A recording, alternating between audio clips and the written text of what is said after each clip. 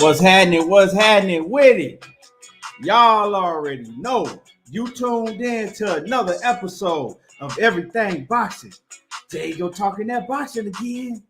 Yeah. And when y'all come in the building, make sure that y'all smash on my like button and then jump in the comments. Let me know you in the building. What's up with it? What's up with it, everybody? Yeah. We got a hell of a show for y'all today.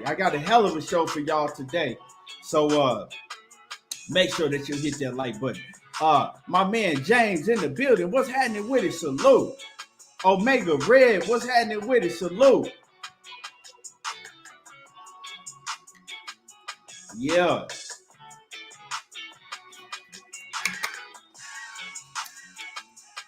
And like I said, we got a hell of a show for y'all today. We coming near the end of the year. And you know what I'm saying? Let's finish it off with a bang. You know. We real close to the end of the year, and I'm trying to finish it off with a bang. I'm trying to get something special going for y'all real soon, before we close out the year. Sheena, the queen, Sheena is in the building. What's happening with it, Sheena? Salute to you. Hope everybody enjoyed their weekend.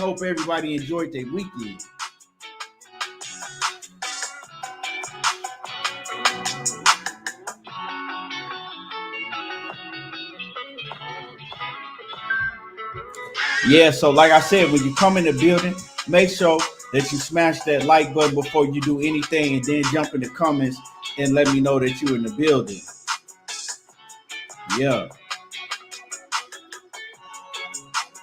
And we got a pay-per-view this weekend, I'm pretty sure that it's very, very few people buying the pay-per-view, but y'all gonna watch it how you watch it, you dig? Y'all gonna watch it how you watch it. I don't know nobody that said or admitted to buying this pay-per-view that's gonna happen this weekend. If anybody in the building that's gonna buy this pay-per-view, and I'm not saying that you shouldn't buy it. You know, I ain't saying that you shouldn't buy Luis Ortiz versus Charles Martin. I'm just saying I haven't heard anybody come on my show or even outside of the show say that they was buying the pay-per-view. You know, I don't know nobody that's buying it. Now, I know Money might buy it. Money Brown, he might buy it because I know he show all the pay-per-views on his Instagram. But other than that, I don't know nobody that's buying it. Cassandra Mason, the queen, is in the building. Cassandra, Sheena, is y'all buying this pay-per-view this weekend? Y'all gonna buy it? Lamaj Brown, what's happening with it? Yeah, I don't know nobody that's buying it. You know? I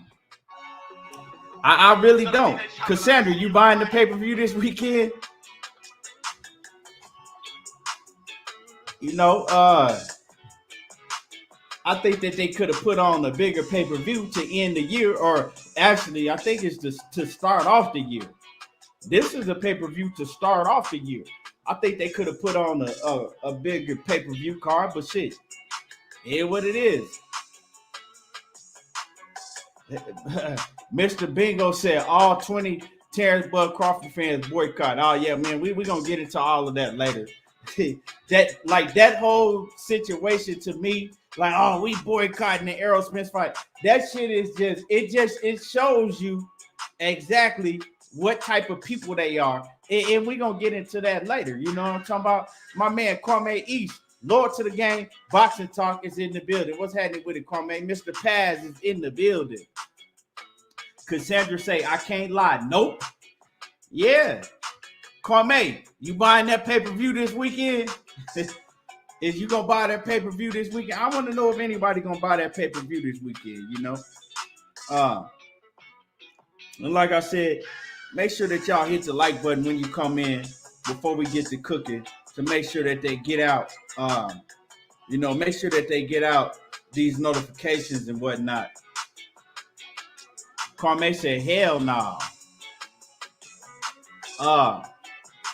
But yeah, so let's get into it. Let's get into it. it's a lot going on. A lot going on. We got actually got a lot to look forward to coming into 2022. You know, we got a lot to look forward to. Oh, Omega Red. Salute to my man Omega Red. Omega Red said he gonna buy it. He said he liked the lineup. He gonna buy the pay-per-view this weekend. I think it's like what, $35.99, so it ain't that expensive. You know what I'm saying? It's not that expensive. Omega Red, he the first one. Omega Red is officially the first one that I heard say that they were gonna buy the pay-per-view this weekend. So salute to Omega Red. He gonna show them brothers support. You know, I could dig it. You know, I ain't gonna buy it, but hey, I ain't mad that he gonna buy it. You feel me? I just want to know. I want to see him do good. And Omega said he hard. And Omega, I know for a fact. I don't know what it is about Luis Ortiz and Charles Martin pay-per-view that's gonna make him come out of his pocket and buy it. But I know Omega Red, in his model, is usually he ain't paying for shit. Omega Red to tell you straight up, he don't even watch half of these fighters like that. So if Omega Red buying it, that's saying something. You know, DP Rocker, what's happening with it? But Omega Red, you know, he the type of brother, he always gonna go the opposite direction of everybody else. And shit, he gonna stand on his square at the end of the day. I know Omega Red was in the military. I know he gave them motherfucking military. I know he gave them hell in the military. If I don't know shit, I know Omega Red, when he did his time in the military, I know he gave them hell. Because Omega Red, he gonna go left while everybody else going right, and he gonna stand on his square. Straight up. There ain't nothing wrong with that as a man. Coach, what's happening with it, Coach? Salute to Coach in the building.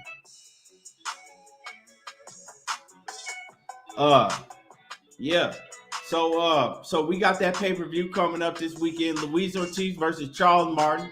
And I see that, right? It's a cool fight, right?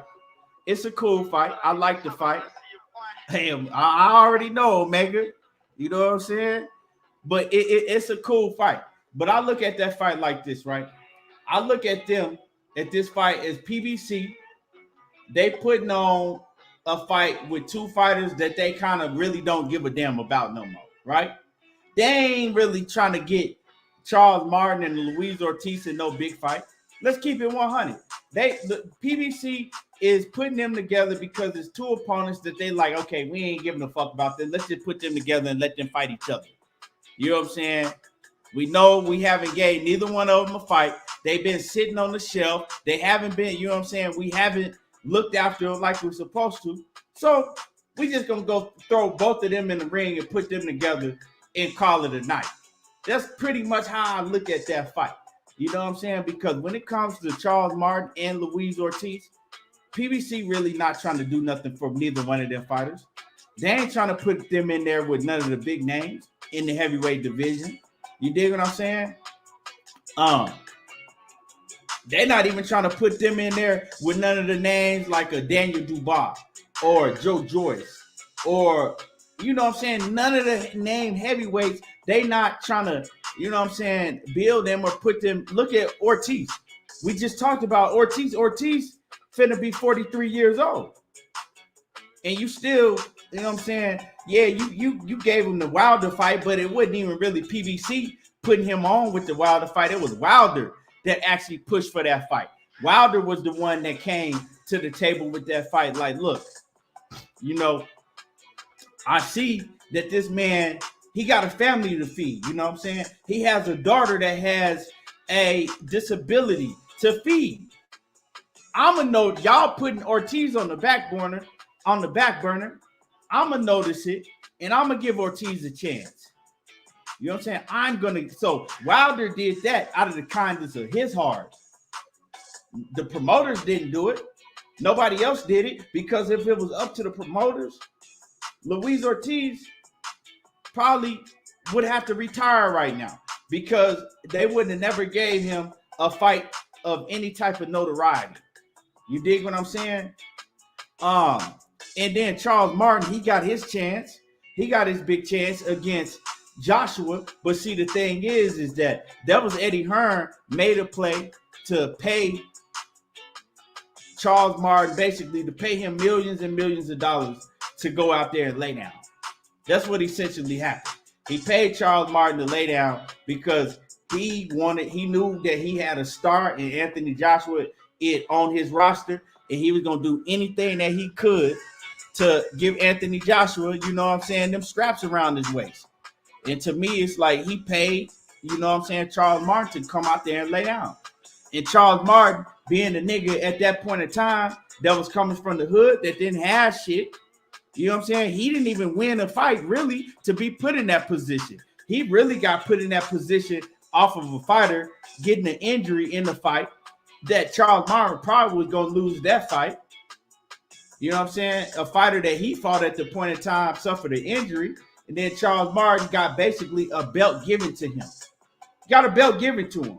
So Eddie Hearn, being the promoter that he is, he noticed that shit, and he said, look, this dude is food.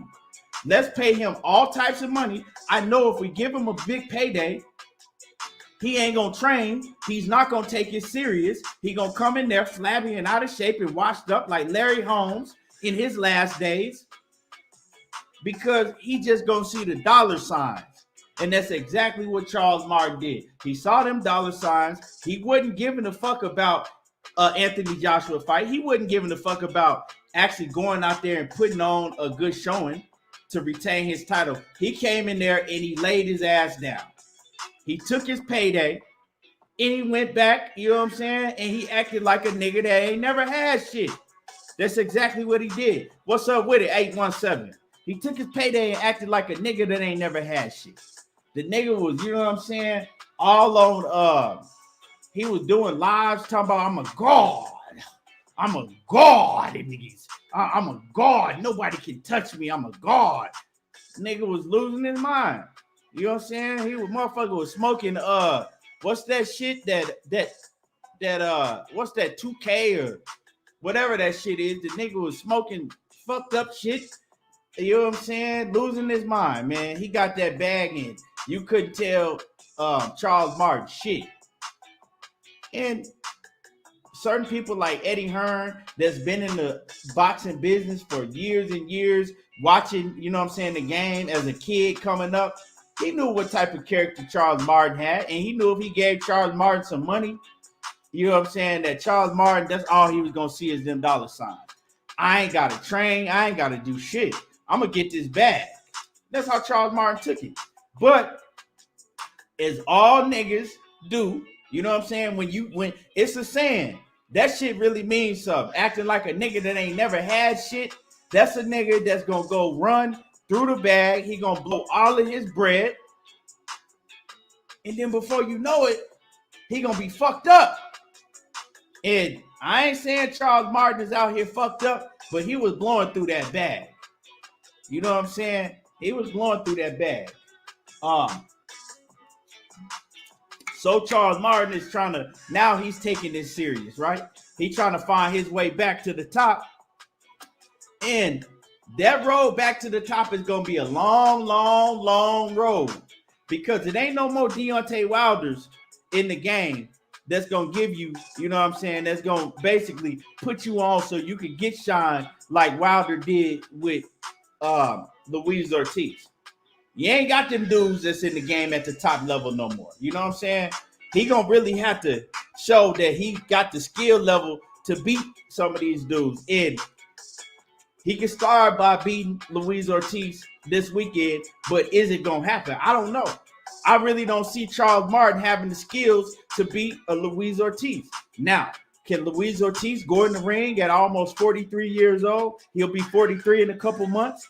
Can he get in the ring? And can he show that age is not affecting him? Or will he get in the ring and will he be washed up and flabby like Larry Holmes himself? Will he let age affect him? Hey, because Luis Ortiz got skills, but hey, let's just keep it 100. You ain't got no power that's going to fucking concuss you like my man Big George Foreman did. He don't got no George Foreman power. So he gonna have to rely on his counter punching ability and his quick twitch muscles. But is he quick like that? Does he have that ability still? Because we know Luis Ortiz, one of his biggest attributes was his quickness. And he was able to counter punch you, you know what I'm saying? Being a southpaw that could counter punch you with the quickness. And he was slick too. He was slick. He'll be right in front of you, but he had good upper body movement. Does he still got all of that? I don't know. But I'm interested in watching this fight. You know, I'm not saying I'm gonna pay for it, but I'm interested in watching the fight. So I really don't fault Omega Red saying that he gonna pay for it. Cortez Bowles, what happening with it? The 616 in the building. My man, boxing matchups with Dwayne Friedman is in the building. What's happening with it? Salute. And everybody in the building, hit the like button. Hit the like button. Everybody that's in the building, hit the like button. Omega Red said he got enough for Charles Martin. Yeah, I think he do too, man. I think he do. But I'm gonna put I'm gonna put think, right? I'm gonna put that shit in big bold letters because, like I said, the man is almost 43 years old. So we don't know when the time comes when he gonna just age right in front of our faces. We've seen it. If you watch boxing throughout your life, you've seen fighters age from one fight to another. They don't look the same. And Luis Ortiz, he ain't been that active. You know what I'm saying? He haven't been. But some might say at that age, you don't need to fight no more than one fight a year. Let's see what Luis Ortiz, let's see when the last time he fought. Let's see when the last time he fought.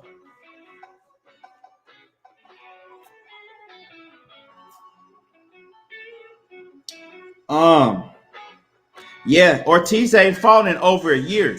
Last time Luis Ortiz fought was November of 2020. He got a KO versus Alexander Flores. So, yeah. So he fought once he fought once in 2019. That was against Wilder, and he fought once in 2020.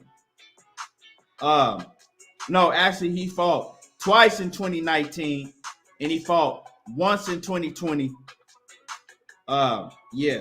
So he ain't been that active. You feel me? But y'all hit my like button. Y'all hit the like button. And if you in the building and you ain't hit the like button yet, let's hit the like button.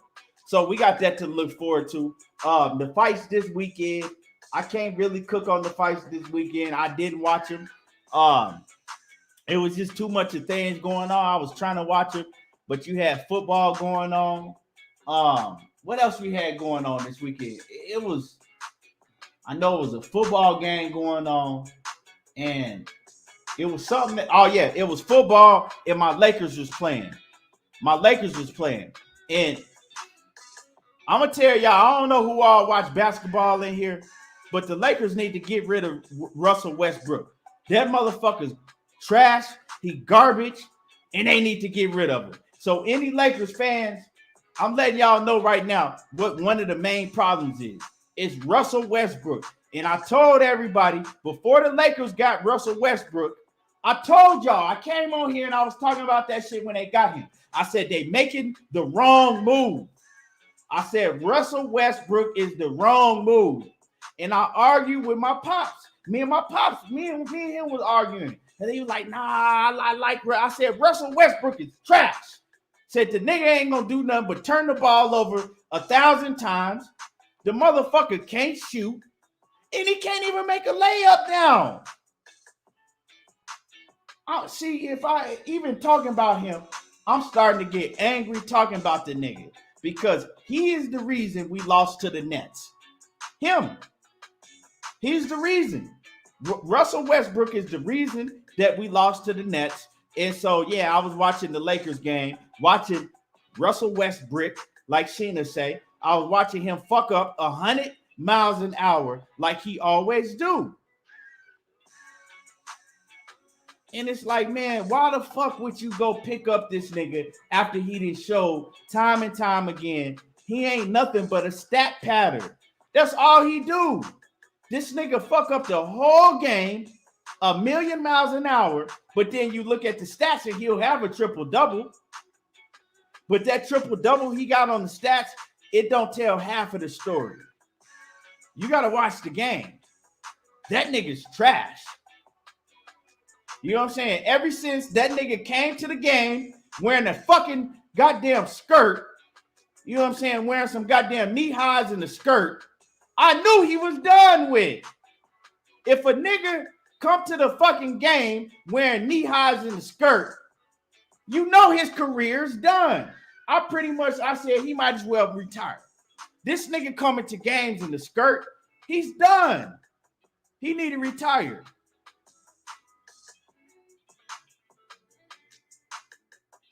Man, fuck Russell Westbrook, KG. If you rolling with a nigga that come to the game in the skirt and knee-high stockings and shit, hey, that's on you, my dude. Hey, and salute to my man KG.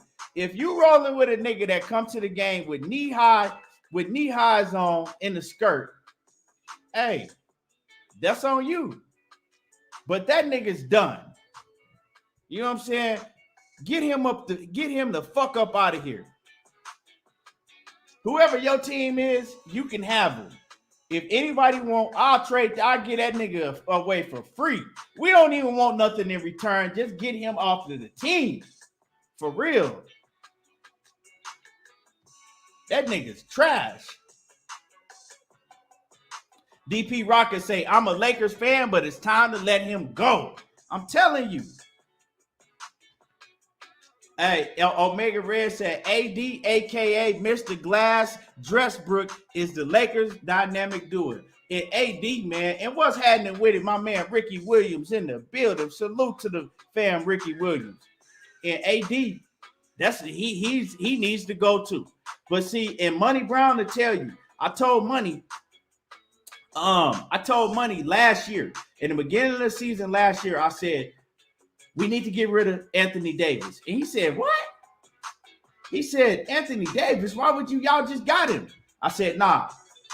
I said, I've seen that Anthony Davis, he injury prone. He was injury prone when he played with the Pelicans. He always stayed injured. The first with the Lakers, he was injury prone. I said, we need to get rid of that nigga while we can still get high value for him. They need to make a blockbuster trade for Anthony Davis. Now, everybody see that he injury prone. They ain't finna be able to get nobody that can pick up Anthony Davis.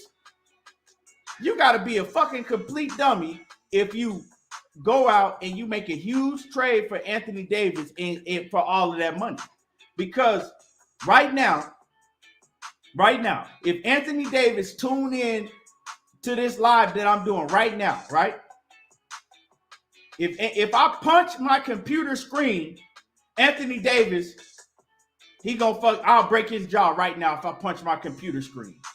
If he tune into this live right now and I punch my computer screen, Anthony Davis' jaw will be broken in fucking 4 places. That's how fragile that nigga is. You can stare at Anthony Davis too hard and he got an injury. You can stare at that. If you stare at that nigga too hard, he got an injury. Matter of fact, I actually met Anthony Davis. And I gave that nigga dap. You know what I'm saying? I just gave that nigga dap. And the motherfucker had to have reconstructive hand surgery just for me dapping that nigga. You know what I'm saying? That nigga had to have reconstructive hand surgery on the offseason just because I dapped him. Anthony Davis needs to go too. Both of them niggas. You know what I'm saying? We got a skirt wearing nigga and a fragile nigga, you know what I'm saying, that you got to fucking take care of. You got a baby Anthony Davis. That nigga, put him in your arms and cradle that nigga and baby him, for real. Where Anthony Davis is right now, what he's doing is where he's always going to be. On the bench, watching. That's him. And y'all hit the like button. Y'all smash on the like button. You know, and we got Mr. Correa in the building. And like I said, when we get into this Errol Spence and Terence Crawford, we gonna drop the links. And you know how we do on here. We let everybody cook. We let everybody cook and we let everybody get their point across. So, you know, we just getting the show started though. But let's get back to boxing. Let's get back to boxing, y'all. Yeah, we got the Cowboys. You already know. You see my Cowboys. You see what we did. You know what I'm saying? We put them motherfucking Redskins in the grave. We dug their grave and put them motherfuckers in it. You dig? Y'all see how we roll. And if Dak Prescott, I ain't no Dak Prescott fan. Everybody know how I feel about Dak Prescott. But if Dak Prescott, if the niggas start playing well, if he start playing like we seen him play this weekend, it's gonna be a problem because we already got the defense healthy. If we got the you see my nigga Diggs, you know what I'm saying? You see my nigga Diggs, what he doing? We got the defense healthy. You know what I'm saying? We got my nigga Randy Gregory. We got my nigga D-Law. You know what I'm saying? The whole and Pearson, my nigga Pearson, he's a fucking problem. We got the best linebacker in the NFL, and I'm telling y'all right now, Parsons, my bad, I don't know why I said Pearson, but Parsons is the best linebacker in the NFL. We got him on our squad. The defense is starting to cause havoc. And if Dak Prescott, if Dak Prescott could play like he do, it's gonna be a fucking problem. The playoffs is right around the corner, and he's heating up. Let's go. Parsons is a fucking problem. And y'all hit the like button. Like I said, y'all hit the like button because we finna have a great show for y'all. And Shamar Parker, my fam, Shamar Parker, man, salute to you, fam. Always coming through, showing love. Always coming through, showing love. And I'm gonna have to get my fam on the show. I'm gonna have to get you on the show too, Shamar. Off in that Cash App. He came through showing love in that Cash App. I appreciate you. You know what I'm saying? But yeah. So let's get into this boxing though. Let's get into this boxing before these niggas get into the comments. Well, I thought we was coming here for boxing. When are you gonna talk about boxing? So let's get into boxing before niggas get to crying and shit. So okay. So anyway, now let's get into it. The first thing I want to talk about, I ain't gonna lie to y'all. I know what the main topic is. I know we gonna cook on Ryan Garcia. Y'all know I be forgetting shit. Let me see. Because I had a couple things I want to cook on. Let's cook on Ryan Garcia real quick. So Ryan Garcia, people is coming out, right? And he coming out talking about that he want to fight Essac Cruz next, right? He want to fight Essac Cruz next. Now, they acting like they serious about it. You see Ryan Garcia, he putting up training videos showing that he back to work. He came out and he put up a video talking about, you know, he went through a whole bunch of mental health issues and that, you know, after he beat Luke Campbell, he just had a lot of things going on outside of the ring in his head, right? And me personally, I think the pressure started getting to him. You know what I'm saying?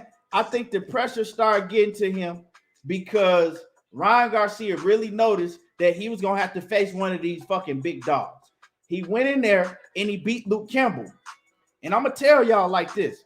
Ryan Garcia, he wasn't really that confident in himself that he could go out there and do what he did against Luke Campbell. Now, when he talks, y'all might think that Ryan Garcia is the most confident young fighter out there. You know, he could talk. He tell you that he gonna knock everybody out and he go in the ring and he do it. And we hear that, right? But I see something different, right?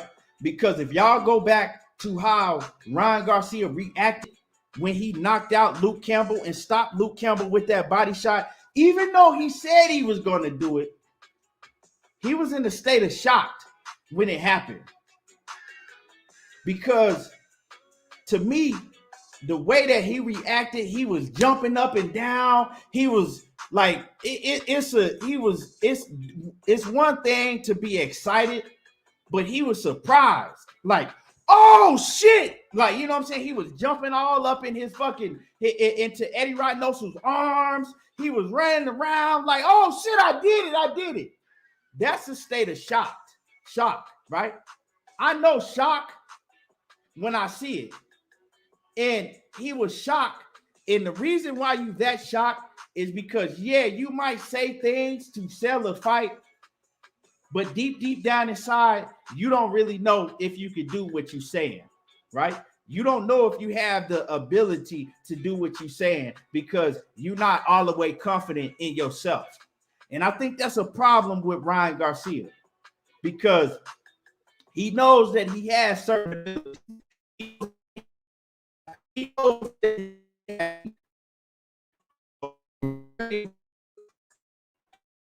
also very aware of all. He hears all the fans, and that's a lot of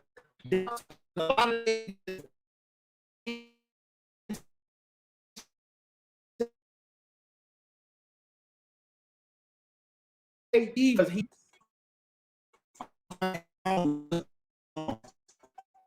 but anyway, like I said,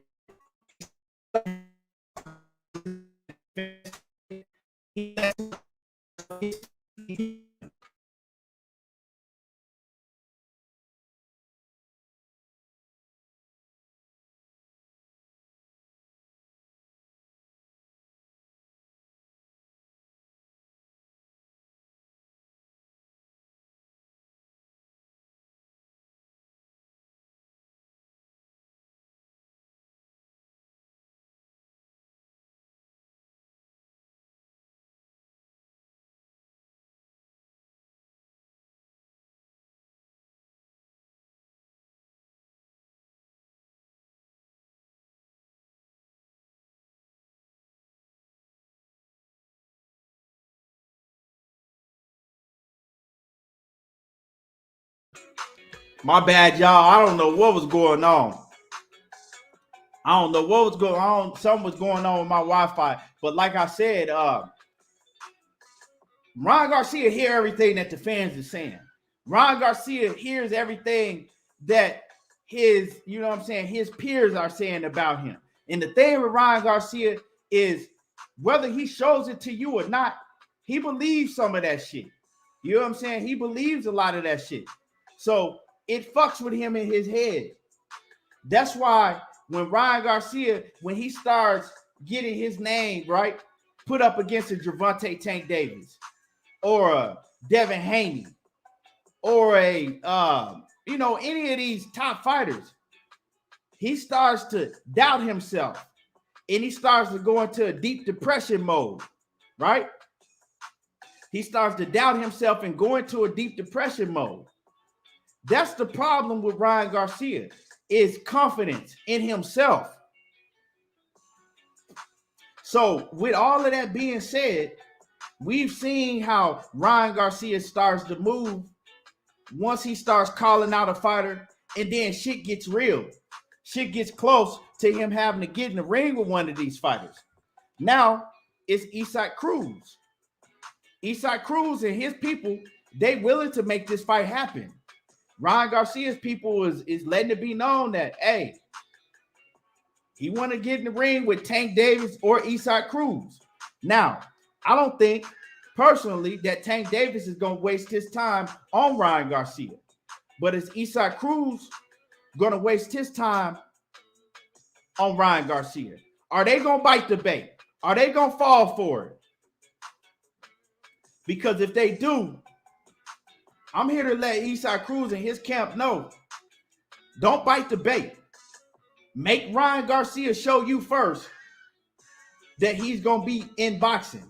Make Ryan Garcia go out there and fight whoever he's going to fight next. Don't bite the bait.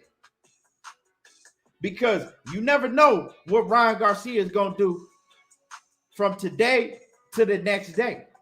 Ryan Garcia is subject to back up out of this fight if they get him and Essac Cruz if they agree to fight next. You can't trust nobody like Ryan Garcia. You can't trust him. So if I'm Essac Cruz, I would advise him, nah, go a different direction until Ryan Garcia get in the ring and show you that he really going to be serious about being in the boxing ring right next. Because Ryan Garcia, especially coming off a long layoff, where do you think his confidence is at? If his confidence was low and he was having trouble, right, with his confidence and having anxiety and mental health issues coming off of a win, what you think he gonna do coming off of a long layoff, having to get in the ring with somebody like Essac Cruz? And I'm gonna tell y'all right now, the way Ryan Garcia fights, Essac Cruz is a horrible style matchup for Ryan Garcia. He's a fighter that's going to come forward. He's going to be very aggressive, right? He's a fighter that has a low center of gravity. He's going to be able to push Ryan Garcia back. And Ryan Garcia is a finesse fighter. Ryan Garcia can't fight on the inside. He can't fight against a fighter that's going to be aggressive on him and push him back to the ropes. That's his Achilles heels. We seen Ryan Garcia against Rolly. Rolly was giving Ryan Garcia inspiring hell because Rolly is a fighter that's going to come forward and he's going to be aggressive on you and he's going to push you back. And he's going to wrestle you. He's going to make you fight inside. He's going to do all of that. So fighters that have that type of aggressive style that's going to be on you like a pit bull, that's the wrong style for Ryan Garcia. See, the perfect style matchup for Ryan Garcia was somebody like a Luke Campbell, somebody that's a finesse fighter themselves, somebody that's going to stay on the outside and try to box you and all of that. You don't want to put Ryan Garcia in there with a strong opponent that's going to push forward, right, and push you back and be aggressive and make it a rough style fight. You don't want to put him in there with nobody like that because the style that Ryan Garcia has doesn't match up with that type of style very well. That's the worst type of style you could put Ryan Garcia in there with. Now, does Ryan Garcia have a chance against anybody? Of course he do, right? Of course he does because Ryan Garcia has the equalizer. He got power. He got quickness. He got speed. And we know the punch that hurts you most is the punch that you do not see. So, a lot of people might think Ryan Garcia is trash, but he has abilities and he has a certain skill set that could, you know what I'm saying, be dangerous to anybody. But it's a lot of fighters that have a much better overall skill set. One thing about Ryan Garcia is he don't have good footwork at all. You know what I'm saying? He's flat-footed and he's going to be right in front of you to get hit. You dig? So with that being said, you get in there with a power puncher. That's a bad style matchup, a la Gervonta Tank Davis, right? Gervonta Tank Davis is a bad style matchup for Ryan Garcia because the motherfucker can hit. Ryan Garcia is going to be right there to get hit. He's going to have his chin up in the air, and he get in there with Tank Davis.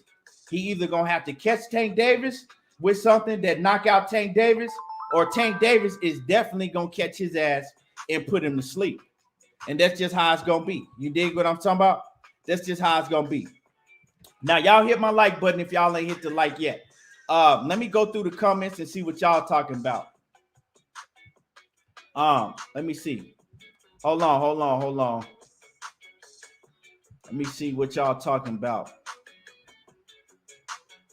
My man, my fan Shamar, he said had to run to the restroom to send a shout out. He says and show some love, salute. We'll finish watching after work. Oh, he at work. Salute to you, man. I appreciate you once again. King Israel, what's happening with it?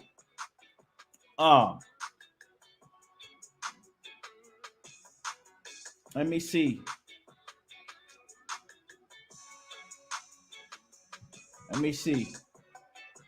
What y'all talking about?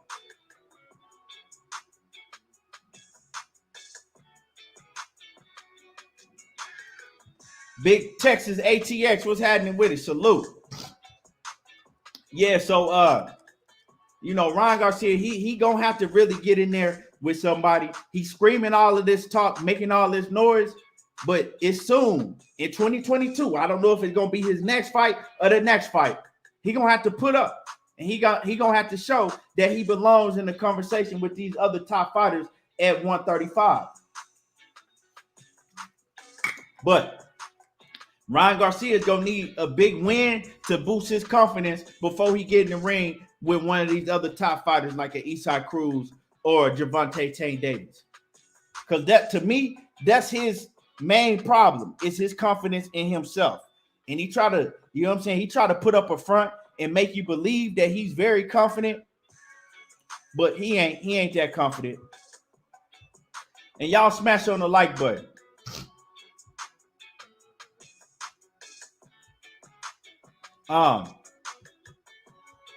And now I'm gonna put in the link, right? I'm gonna put in the link right now. And if you want to jump on the panel and cook, you're more welcome to jump on the panel and cook. I'm gonna put in the link right now. Hold up, y'all. And I see they ain't sending out all my notifications. You know what I'm saying? They ain't sending out all my notifications. And they sure ain't doing it on time. Some people getting them, but most people ain't getting the notifications like they're supposed to.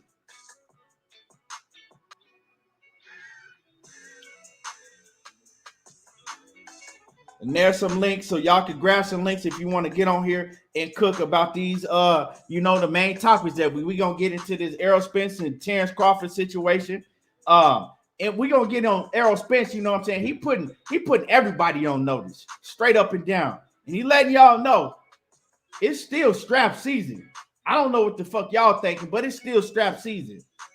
We gonna talk about that, and we gonna cook a little bit on my man Devin Haney. And what should Devin Haney do? What should he do next? So like I said, if y'all want a link, the link is on here. You know what I'm saying? If y'all want to get on here and cook, the link is on here. Because we're going to be cooking. Y'all give me a minute. Hold on.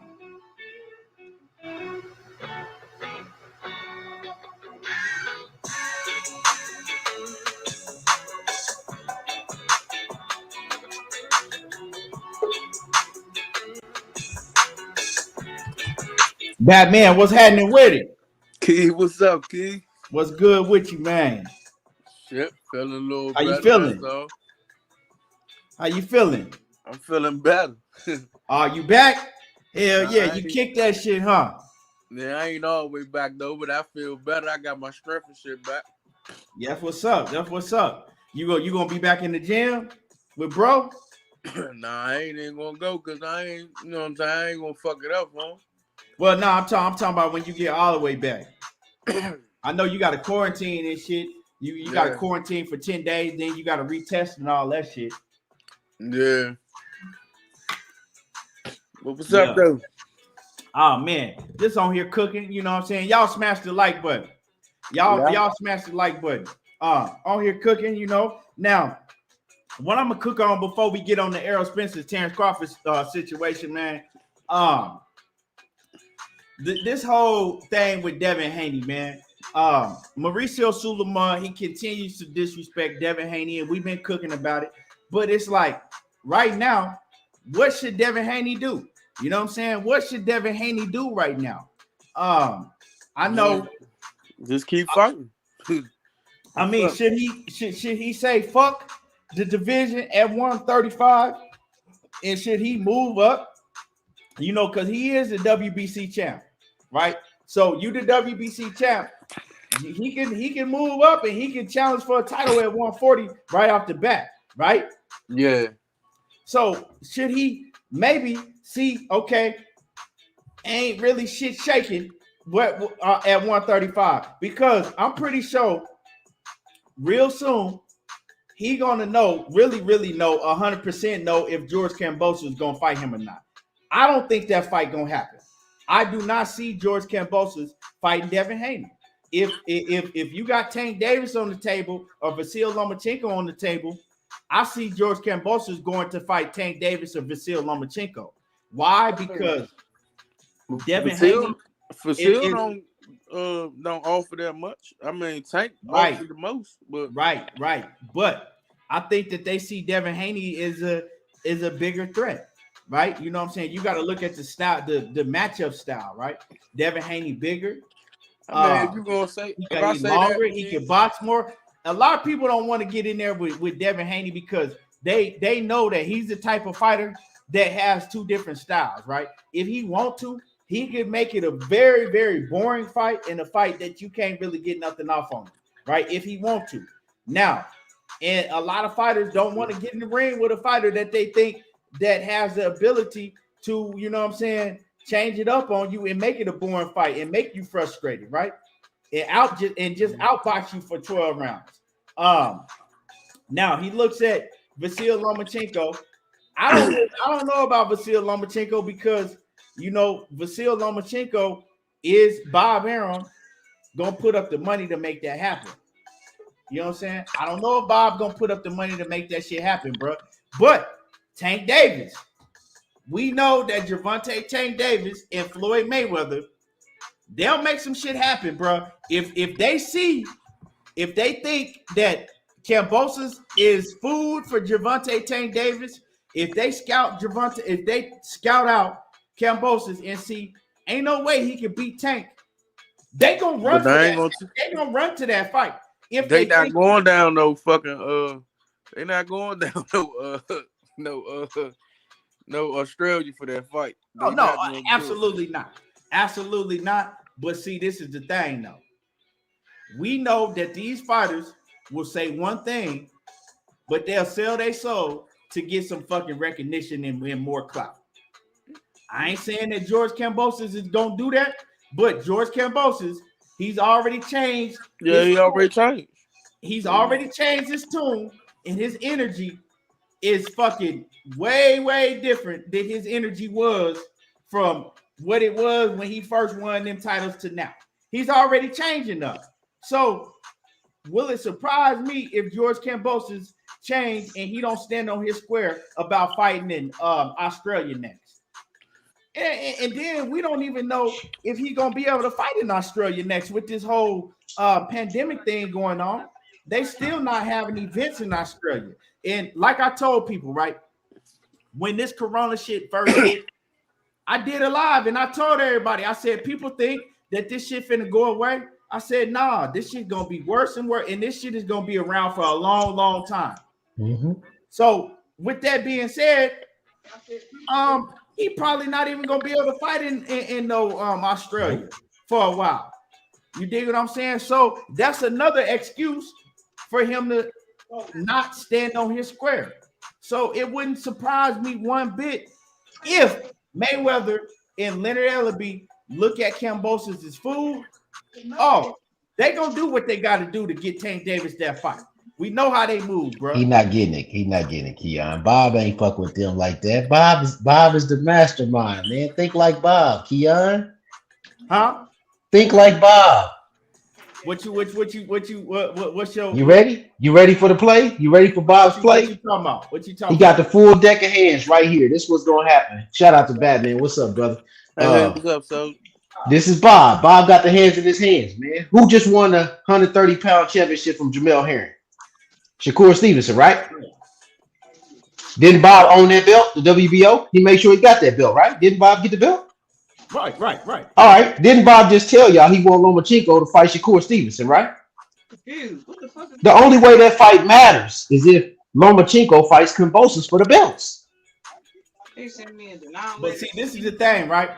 Bob Arum knows that Shakur Stevenson is gonna beat the shit out of Lomachenko. He knows that, bro. He know that. Like Bob Arum know that Shakur Stevenson is gonna beat Lomachenko. And I'm gonna tell you another thing. Bob Arum, he do not want Shakur Stevenson with all them belts. He don't. If Shakur Stevenson is because see, if Lomachenko get them belts, you ain't gonna see a Shakur Stevenson versus Lomachenko. At that wait, point, hold on, Bob Keon. gonna act like he never said that shit. If Shakur is like, I'll move up, Bob gonna act like he ain't never said none of that. If Lomachenko get them belts, hey, Keon, he got to, because if he the 130-pound champion in the WBO, he becomes his mandatory at 135.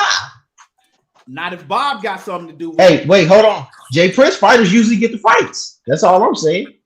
I'd be willing to bet you money that if Lomachenko get them belts at 135 from Kambosos, ain't no way Bob is finna let motherfucking Shakur Stevenson fight Lomachenko. It ain't gonna happen. That's his Keon, that's his longevity play. He don't got no play for longevity with Lomachenko. Lomachenko done. Nah, he got a whole bunch of plays for Lomachenko if Lomachenko get them belts. He gonna do everything that he can for Lomachenko if Lomachenko get them belts. See, Bob was talking that shit at the point in time because Lomachenko ain't had no belts. Right? Bob talking that shit. If Lomachenko ain't got no belts, oh yeah, we'll let him go over there and fight Shakur. That's cool. That's a big fight to make. But if Lomachenko get them belts, nah. Shit. Damn it. I'm telling you something, man. That girl, that damn it, in that hugs, man, she act the same. Man, who the fuck? I don't know what he might hit. No, he went on mute, man. But 817 said, I'm with Key. He ain't gonna let Shakur get Loma like that without the belts. Yeah, like, man, if Loma get them belts, he ain't finna let Shakur Stevenson nowhere near him.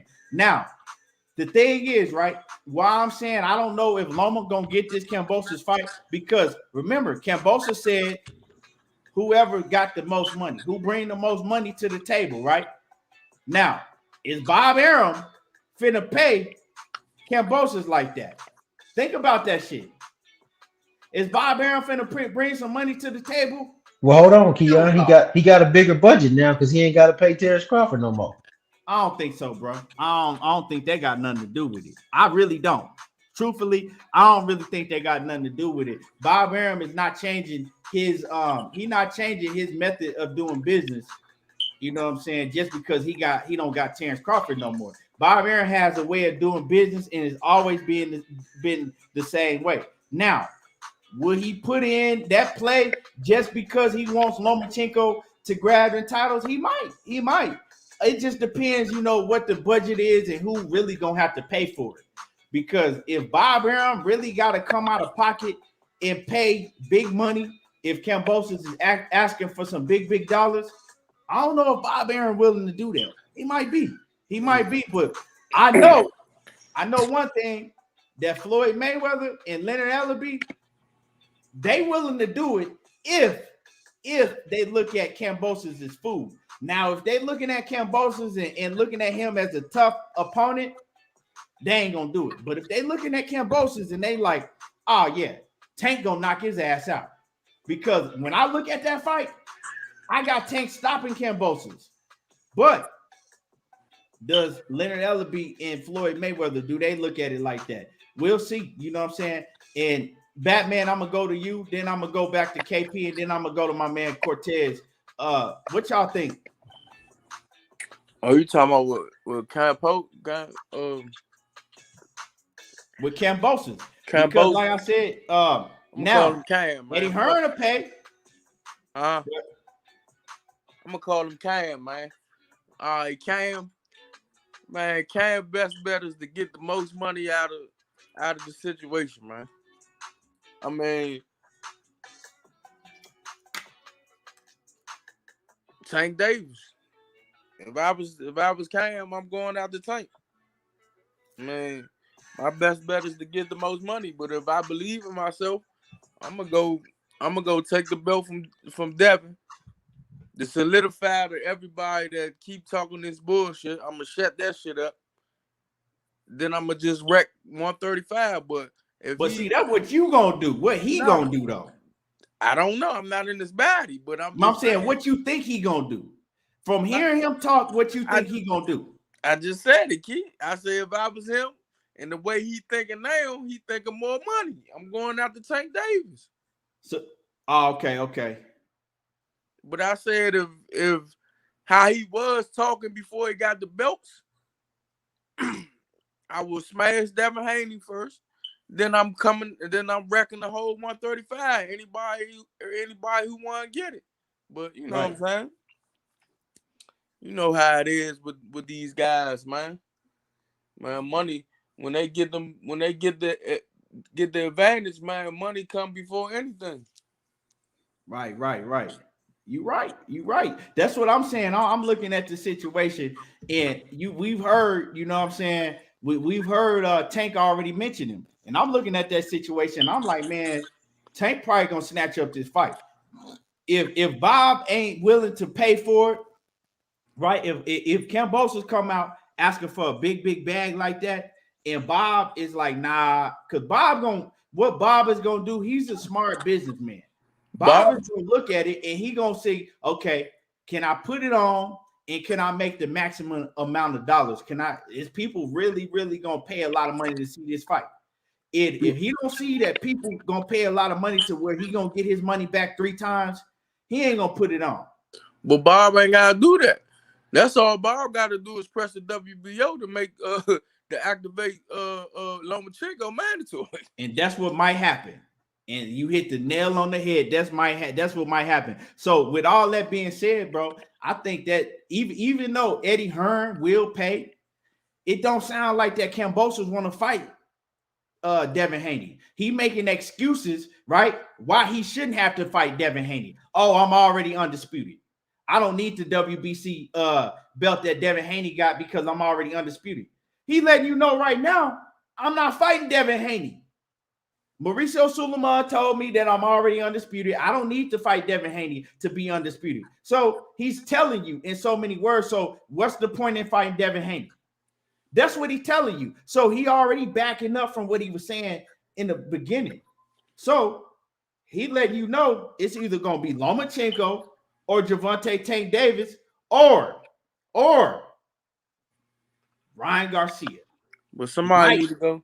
Somebody need to tell Ryan Garcia, dog. Somebody need to go tell Cam though. Keith. Somebody need to go tell him when you look up when you Google undisputed, his name don't pop up. Bro, he knows all of that. He's going off of what that, bro. Mauricio Sulaiman said. He know that. See, he don't. He knows that the majority of fans don't know that. He knows that if people are gonna go off of what Mauricio Sulaiman said, so he's basically laying the play down and letting y'all know, I'm not fighting Devin Haney next.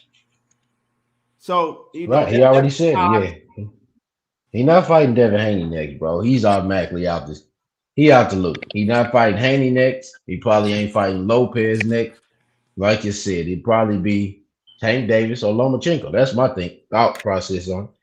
Right. Tank Davis or Lomachenko. Tank Davis comes in, steals the fight, makes the money, blah, blah, blah. That's what happened. So what should Devin Haney do? He better not go to 140 punching the way he punching. Nah, you need to stay at 135. Just Batman, you ain't shit. Bro, you crazy as hell, bro. Nah, I'm just telling the truth. I mean, Batman, don't look at what's the nigga he fought, the last person he fought. What's his name? Diaz, JoJo. Nah, not JoJo, but the person before that. Linares. Linares went up 140 fucking with a C-class fighter and got knocked the fuck out. I had to come back down to 135 and say them boys different up there. It's different work up there. It's different type of shit going on up there.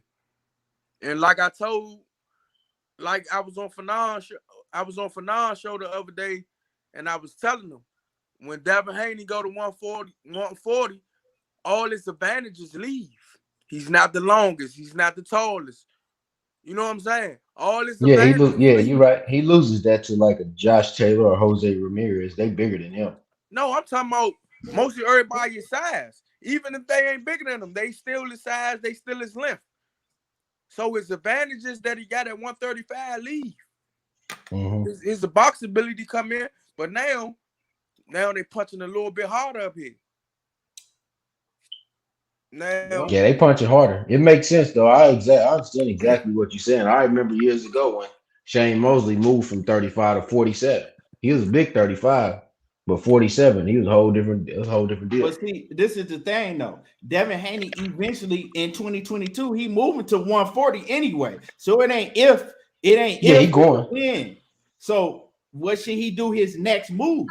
Man, he Because better he's going to 140. His next move at he go back 35 and is holler at my man Blu-ray and get off that snack. That's what he better do. he better go holler at Blu-ray. That Blu-ray shit true. That Blu-ray shit real though. No, that shit real. Nah, Keon, I think I told you I had my son on that shit. That shit real. That shit ain't, you know what I'm saying? That shit real. That shit real. Cortez, what's happening with it? Yeah, I'm here. Yeah, man. What's your take on all of this? My take on all this is already just like this. Kambosos is somebody who is going to fit, and he's going to play the script for Mauricio Suleiman. He going to do what Mauricio Suleiman say. Instead of what he said, that I'm the boss, no, he going to go ahead on and roll the wave. What he going to do is he going to do one or two things. He going to go and maximize the most cash for a loss, or he going to go with them and let them find somebody that he can beat so they can go ahead on and parade and protect him for as long as they can continue to keep on making excuses. Right. I mean, shit, bro. I agree with that. You came up with a good point because he already acting like a puppet. Mauricio Suleiman, first he came, like I said, and he said, even on his social media, he had unified world champion. Mauricio Suleiman came out and said what he said, and he changed that shit from unified to motherfucking undisputed real quick. So he already, playing, doing what Mauricio Suleiman is saying.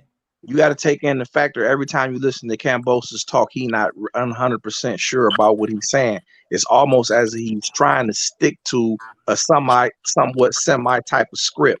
He said, we going to fight to get to the bottom of who is undisputed. Now he's saying and posting on his Instagram that he undisputed. Come on, man. You've been faking, moving fake the whole time. You like a flag in the wind. You keep on wavering.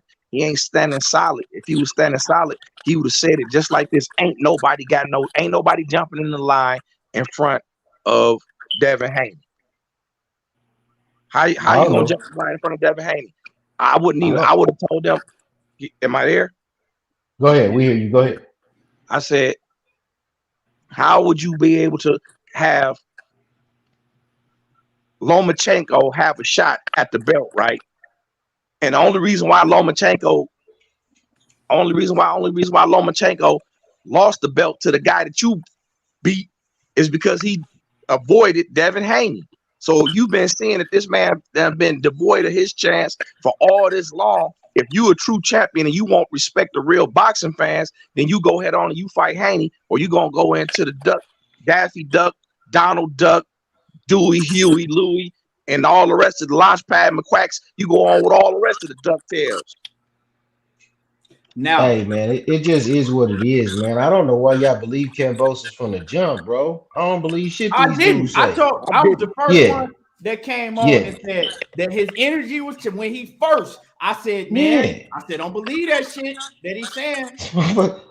Hey, Keon, that shit is just like the dudes come through and gave the Indians a smallpox blankets and shit. It's the same shit, man. All these fucking people believe anything people tell them. People tell you anything every day. Hey, Tyson Fury said he was gonna go for undisputed. They talk about he dropped the belt. Motherfucker died, man. Come on, man. Stop believing this shit, man. People say anything when they give them a mic. Check this out, though. Check this out. I'm gonna tell y'all what can really happen in pride and what will happen. The only thing is does his team have confidence that he can beat Kambosos? If Ryan Garcia jump in that mix, that's who he gonna fight. He gonna fight Ryan Garcia, but is Oscar De La Hoya in Ryan Garcia's team have confidence that he could go off an injury and beat George Kambosos? Because if Ryan Garcia jump in that mix, he gonna take that Ryan Garcia fight over all of them. He gonna see that he know that he in his mind he look at Ryan Garcia as food like the rest of them do. Man, that motherfucker wasn't injured, man. Huh? That bitch wasn't hurt, man. Well, I'm saying what he's saying. He's saying he was injured, so whatever he's saying. I'm just saying, if y'all peep it, right? Everybody ain't peeping. If y'all peeped it, he got injured. He was in the hospital. Probably like a month later, he was back throwing punches. He wasn't even. If y'all really paid attention to it, he wore that little sling one time. He wore that little sling one time when Caleb Plant and Canelo got into that little scuffle. He was talking, but the next week he ain't had that shit on no more. Right. Come on, man. Well, fucking everybody know he a fraud, bro. Salute to Zenith. What's happening with it? Hey, Dwayne, man, what is the next play for Kambosos? And then if it ain't Devin Haney, what should Devin Haney do? So he can't seem to get none of these big names to fight him. What should he do? What he should do is ain't really too many more moves he can make. I mean, speak up a little bit. You kind of low. No, what I'm saying is, it's not even too many more moves he can make. He can either wait on a mandatory or move up to 140. It ain't nothing more that Devin can do. He can't be no mandatory, bro. I said he could wait on a mandatory. It's nothing else he can do. His mandatory. Yeah, his mandatory. Yeah. Oh, they froze. They successfully froze him out. Go ahead, bro. No, I was gonna say, just to confirm, Blue Wave is working with Devin Haney. He confirmed that earlier today on Southern T Boxing. Southern T texted him, and he said he is working with Devin Haney. So is Devin finna fly out to Texas and stay out there for a minute? I mean, how they, you know what I'm saying? Because we know Blu-ray, he in Dallas. If Devin live in Vegas, so is he? They gonna do that shit via what you? He don't really gotta be there, Keon. He don't really gotta be there because he just gives you a program that you follow, bro. Yeah. Is he gonna do it virtually? That's what I'm saying. Is he gonna do it? I don't know all of the details, but I do know that he did confirm and say he is working with Devin Haney. Yeah, he just gives you a program, Keon, that you can follow, and Devin is disciplined enough as a fighter to do the program. Devin, you know what I'm saying? Get out there and get personal, man.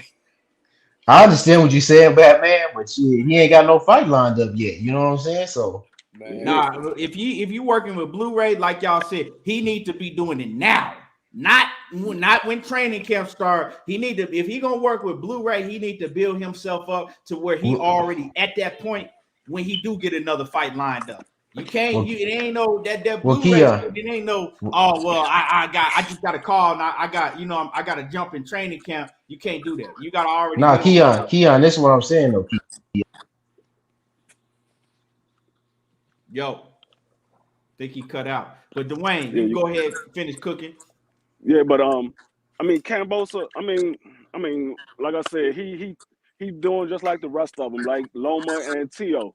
He say one thing and then he turn around when he see that fight is next, he jump boat and decide to go another direction. I mean, the way they moving, you never gonna get an undisputed at 135 because everybody keep jumping ship. The only way you gonna get an undisputed at 135 is if Devin Haney move up to 140 and then that belt is left open and then somebody fight for that belt that they willing to fight. Right. And let me read this super chat. My man Rashid Muhammad off in the super chat, man. I appreciate you. Appreciate you coming through. Yeah, man, I've been saying that the best dad ever. He say gotta stop giving these belts any worth. I've been saying that. And I agree with you 100%. Keon, I got a question. What'd you say? I got a question. I said, if everybody was to go head on and just step away from the WBC, if all the fighters was to join together and just say, look, man, just on the strength of the way y'all doing the WBC, y'all can go head on and make a bunch of fake champions at all of y'all weight divisions. But they see that's what I'm saying. That's the only way they're gonna bring a cause to it. I mean, I would look at it like this: if I was somebody and I was a major boxer and I was holding the belt, I'd make a fit about that whole thing. Like, hey man, this boxing thing, this is a brotherhood. Even though we independent contractors, it's still a brotherhood here. Hey man, we got to go ahead on and stand up to these people and be like, look, man, boxing is gonna keep on giving. They need to make a commercial that's gonna say, y'all gonna keep on getting a bunch of fake champions if they keep on doing it and having it the way they doing it. But because listen, it's starting to get real bad, man. It's starting to get real bad to the point where it's just real upsetting. I'm almost to the point where I'm hating Mauricio Suleiman for coming up with all these old little bitch ass rules. they know the boxers not gonna get rid of their belts because their Now purses give me a will. second. I'll be right back. It's They know. personal. It's personal incentives. But Yeah, damn, you paying the tax to hold that belt. So yeah. basically, you gonna That's pay it. for me. You gonna pay. I got to pay for this problem. But listen, what I'm saying. Listen to me. You know when you first box them, right? Before you get your belt, your purse ain't that much. But when you get Yeah. your belt, your purse amount go up, right? Okay. Yeah. So if they get rid of their belts and when they go to get a fight, their purse amount ain't gonna be the same.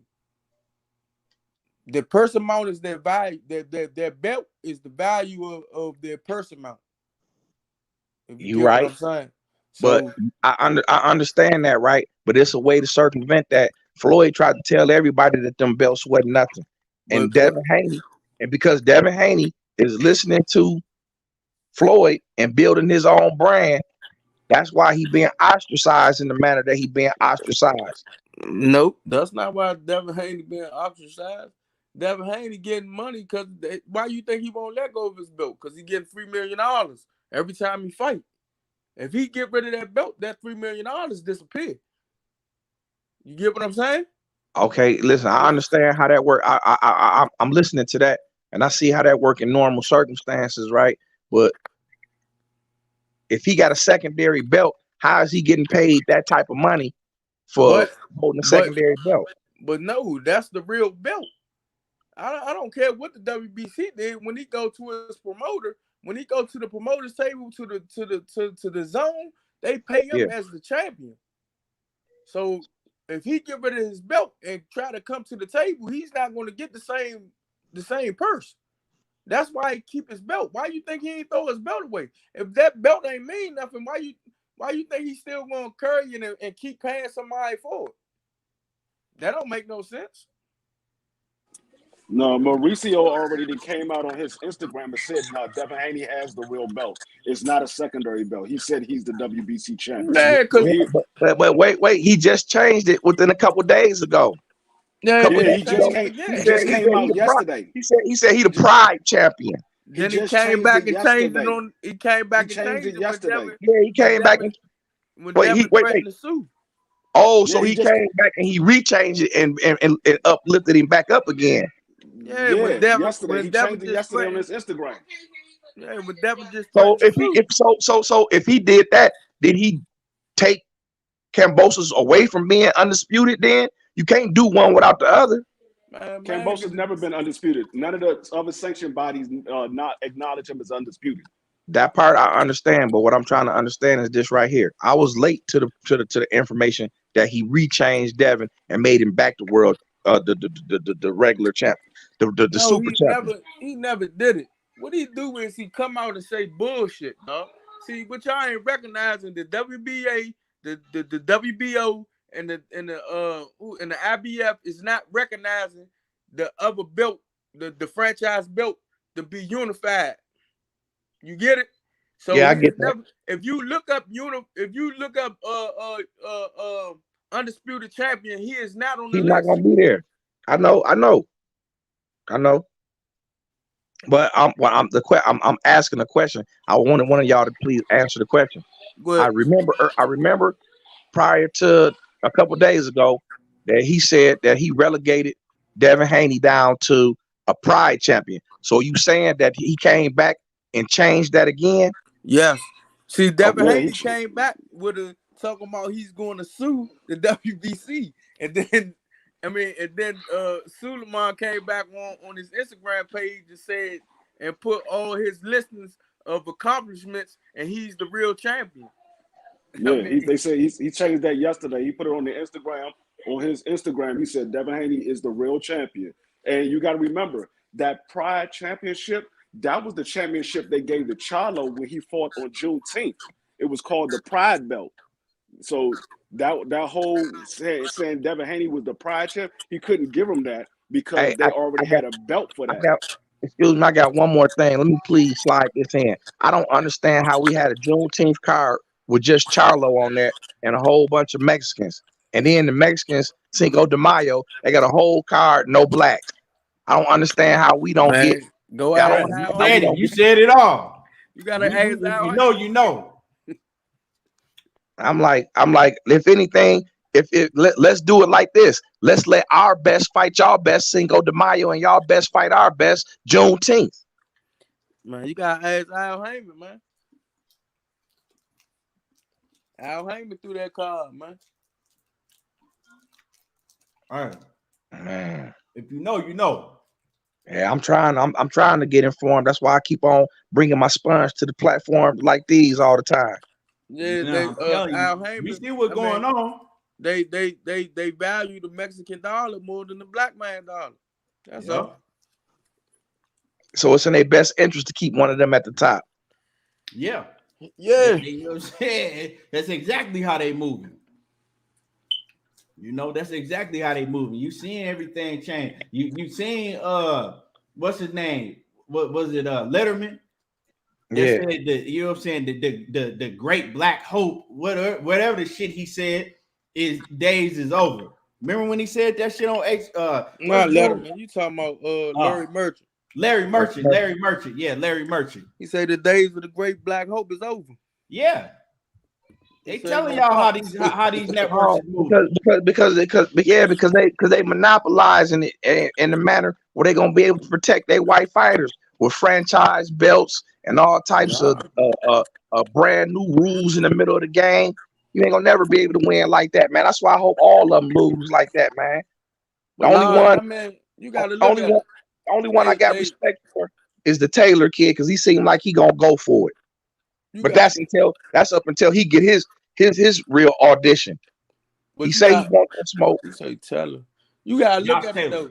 You gotta look at it. They put all the markets in, and they put all the major fights in what market? The Mexican market. Yeah. When they do come to the black market, they don't even bring the thunder. They might bring one star. They don't bring no hell of a undercard or none of that shit. Well, you know what they need to do? They need to start promoting them shirts that every great fighter that was non-black lost their first fight to a black fighter. That's scary to them. That fact is scary. Hey. All they favorite fighters lost their first fight to a black fighter. What do y'all think Mauricio Sulaiman's problem with Devin Haney is? Because he obviously got an underlying problem with Devin Haney. Because I'm gonna let y'all know like this: if it was Tank Davis, he wouldn't be doing Tank like that. If it was fucking Vasil Lomachenko, he ain't do motherfucking Teofimo Lopez like that. He's really doing it to certain fighters. So what do y'all think his problem with motherfucking Devin Haney is? I don't think they'll do it to Tank because Tank money. Right. But I'm saying, what do y'all think his problem with Devin Haney is? Man, definitely need to go with the black market at where everybody value him at. Man, fuck Las Vegas. Fuck all that shit. Fuck, you gotta go to Atlanta, New York. You know what I'm saying? So you think that Devin ain't really gonna blow up like that until he get out of Vegas? Yeah, until he go to where people love him, dog. You see the whole black community love you, dog. Your father tricked everybody. The whole black community love you. Hey, y'all hear how Batman threw that in? Don't bother me, man. No. I ain't mean that. Hey, don't mind me, man. Bro. Don't mind my little slick comments, man. Nigga threw that shit in talking about your father tricked everybody. I was like, this nigga crazy as hell, man. They got a problem with him because don't nobody own him. Nah, he can't do it. Don't let them trick y'all. He cannot do no business without Eddie Hearn. Don't or another promoter. He cannot do it. Ain't none of these guys that got their own promotions can do it without the bigger promotion companies because the network's not going to tie to them. So don't do that. This is why they want. He just need to go where as though he's gonna bring in the fan base, dog. You know what I'm saying? Like he can go down to Texas with blocking them. He'll bring in a good fan base down there. He can go to Atlanta. He'll bring a good fan base down there. He bought Right. to link up. He bought to link up with God damn, with my man. What's it? Blu-ray. Yeah, but Blue. you know what you're saying? You're saying some trill shit, Batman, because we seen him just fight in his hometown in Vegas. And all the motherfuckers in there was booing him and going Mexican. But they was Mexican. They was going for Diaz. They was going for JoJo Diaz. And that shit, to me, I'm like, how the fuck is they booing this man in his own hometown and they all rooting for JoJo Diaz? But that's not his hometown. That Vegas ain't shit for that. His hometown is Oakland. He a Bay Area guy. He a Bay Area nigga. But he grew up in Vegas. I don't care. You still That's a his Bay hometown. Area nigga. Your father come from the Bay Area. See, you gotta understand, man. He's slightly inheriting a Mayweather curse, man. And they see that, man. If he get on top like that, they fear that the boxing league world fear that he'll run it all the way off the way Mayweather did it. JoJo from Cali. That's not the case because Tank doing the same. They doing Tank the same way.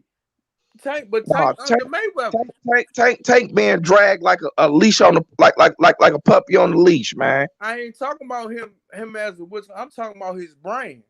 I ain't talking about Tank as him individually getting paid. Mayweather still getting paid regardless. It's the brand. But see, they taking Tank to Tank. They taking Tank in Atlanta. You know what I'm saying? They taking Tank all over. He got marketing in the ATL. If they would have fought JoJo Diaz in Cali, he'd have brought out a bigger venue of people, dog. JoJo Diaz from Cali, he from Cali. If they'd have went to Cali, it'd have been a bigger joint. It's crazy. How come Eddie Hearn ain't opening up the black market for Devin Haney? Why? I mean, I think that Devin Haney would do big if you brought him to Texas or to Atlanta or one of these, black markets, because that's where his fan base is. That's what I'm saying. And then like in Atlanta, you gotta pick somebody that's from Atlanta that y'all got a little bit of name too. Put Devin Haney right there for you can steal the Atlanta crowd. Bring him out with whoever, the little superstar from Atlanta to bring him out. Come on, man. I got to do, man. Same shit I be giving my brother, man. You gotta have a what you call that shit? You gotta have the entertainment before the fucking you know what I'm saying? Before the real entertainment. Devin Pops is from Devin. People from Oakland, but Devin he's from Vegas, bro. But he Oakland, regardless. His origin is Oakland. But see, Oakland don't have no motherfucking. They don't have no fight market out there though. He can build it. You never know. How many events besides Andre Ward you seen? You know what I'm saying? Boxing in Oakland. Only person you seen have boxing in Oakland was Andre Ward. That's what I'm saying. I think they need to go to the bigger markets like Atlanta. If you took Devin to Atlanta, bro, Devin would be big the fuck out there. Atlanta or Texas. That's where his fan base coming from. Man, you take him Atlanta, St. Louis, motherfucking Texas, New York, motherfuckers. See, up in New York, people gonna come out period. Fight fans gonna come out period in New York, regardless. So you just need to take them there with a good enough name to bring people out. And the best dad ever. It ain't about Martin to me, right? It ain't about people want to see Martin in Vegas. I ain't even talking about that. I'm talking about that the people that was there, however many tickets that they sold, I don't know. I ain't gonna get into all of that. I don't know if it was jam-packed. I don't know if it wasn't. That ain't my thing. My thing is that the people that was in the building, they were booing him. You know what I'm saying? Like the majority of people that was in the building, they was booing him and they were going for JoJo Diaz. Get the fuck up out of Vegas with that. You know what I'm saying? Take your talents somewhere where they're gonna appreciate and respect you, because obviously they ain't respecting him. They not appreciating him in Vegas. They definitely gonna appreciate him in Australia. Yeah, every time them Texas boys fight up the Barclays, they get a good showing. Come on, man. They ain't really PBC ain't really been tapping in it with the Barclays no more. Cause you see that shit. They don't even fuck with the Barclays no more. COVID's still up there, man. You gotta have a COVID shot and all that shit. Oh, It's too much shit you gotta have to do up New York. Why you think Kyrie Irving ain't playing? Hey, they need to just go ahead on and just bring that to Detroit. They bring it right here to the D. It'll crack. There you go, Motown. You know what I'm saying? They ain't. What boxing events do you have in the D? You know what I'm saying? Because I go to the D a lot. They ain't really. I mean, it's a lot of fighters. It's a lot of fighters in the D, but they ain't really putting on no events in the D. Yeah, because they ain't trying. It's a lot of markets that But they don't try. Y'all gotta understand, is these promoters and these promotional companies, they afraid to go to places like the D because they think that niggas is gonna act up and tear shit up. Man, look, long they as don't they really get paid, want to go to the D. Long as they get paid, they got. I mean, how much difference is Atlanta in the D? You got niggas that act. Atlanta is more. It's a big difference than the D. Atlanta, a big difference than the D. And Atlanta, when you got cats that come out to shows like Atlanta is more Hollywood black. You know what I'm saying? That shit the black Hollywood. The D, I be in the D. The D, them niggas is, you know what I'm saying? The D different. You can't compare the D to Atlanta. It's a whole different motherfucking atmosphere. Yeah, it's all black folks, but it's a whole different type of black folks that's gonna show up to an event in Atlanta. But they're gonna show up. You know what I'm saying? The D, but I'm trying to tell y'all why they don't do events in the D like that, because they scared to tap into markets like the D. They like, man, them niggas is gonna tear up shit. They might shoot. They might, you know what I'm saying? You get the east side and the west side up in there, bro. You know it's some shit finna go down. Yeah. You get the east side and the west side, a Detroit in there, some shit finna go down. These markets is not finna tap into places like the D. They ain't finna do that. I'm just letting you know. Man, they missing out. Atlanta's a good spot though. They missing out on bukus of money. But you know, it is what it is. Let's y'all smash the like button. I'm from y'all DC. Like, but we gonna move into this. Hey. We've been on here an hour and a half already. We need to talk about this. Errol Spence. Before we go there, Keith. Before we go there, I'm from DC, right? Where every night, okay, Slim. And there was a shooting, nigga got murdered, but the next weekend it was the same at the same place. You just gotta boost up your security, man. But they not doing that. I'm telling you, these white executives and shit that really, you know what I'm saying, that make the moves. Yeah. They not doing that, bro. All of them got the wrong executives around them, man. They not tapping into no motherfucking Detroit and DC and places like that. They just not finna do it, bro. But anyway, but so let's get into this Errol Spence, Ugas, and Terence Crawford situation. Now, motherfuckers been talking a lot, bro. They've been talking a lot. Errol Spence, he been pretty quiet, but he finally letting people know, hey, it's the road to undisputed. If y'all ain't seen it, he got a little mini series, right? That's coming out, and it's called The Road to Undisputed. So what is that letting y'all know? And y'all hit my like button. What is that letting everybody know? It's putting your Danish Ugas on notice. I'm taking your strap, and then I'm doing exactly what I said I was gonna do. Yeah, if y'all thought I wasn't gonna fight Terence Crawford next, y'all got another thing coming. It's the road to undisputed, and I'm coming to take Crawford's strap. You know what I'm saying? The man was training on Christmas. That's letting y'all know, hey, just because I've been quiet and I ain't been woofing like Terence Crawford doing, I'm coming for his strap too. You know what I'm saying? And he clearly, plainly, he hear everything that people talking about. And he's plainly letting everybody know now. Hey, my road to undisputed starts now. And that's why I'm going after. You know what I'm saying? That's why that Everybody's surprised that he fighting Ugas for that scrap. A lot of people didn't see that coming. I didn't even see it coming, right?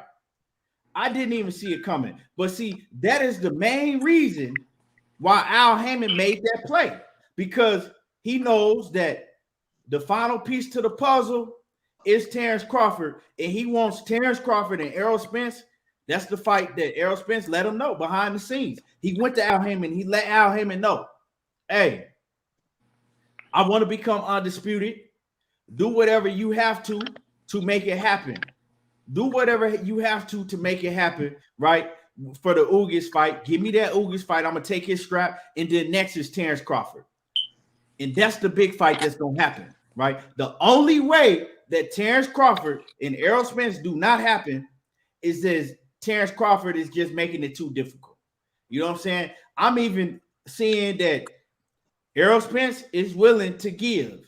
He's willing to give. And what I mean give is he willing to give Terence Crawford a much bigger percentage than he deserved to make this shit happen. He letting everybody know it's the road to undisputed. And so for everybody talking about, oh, he ducking and he this and that.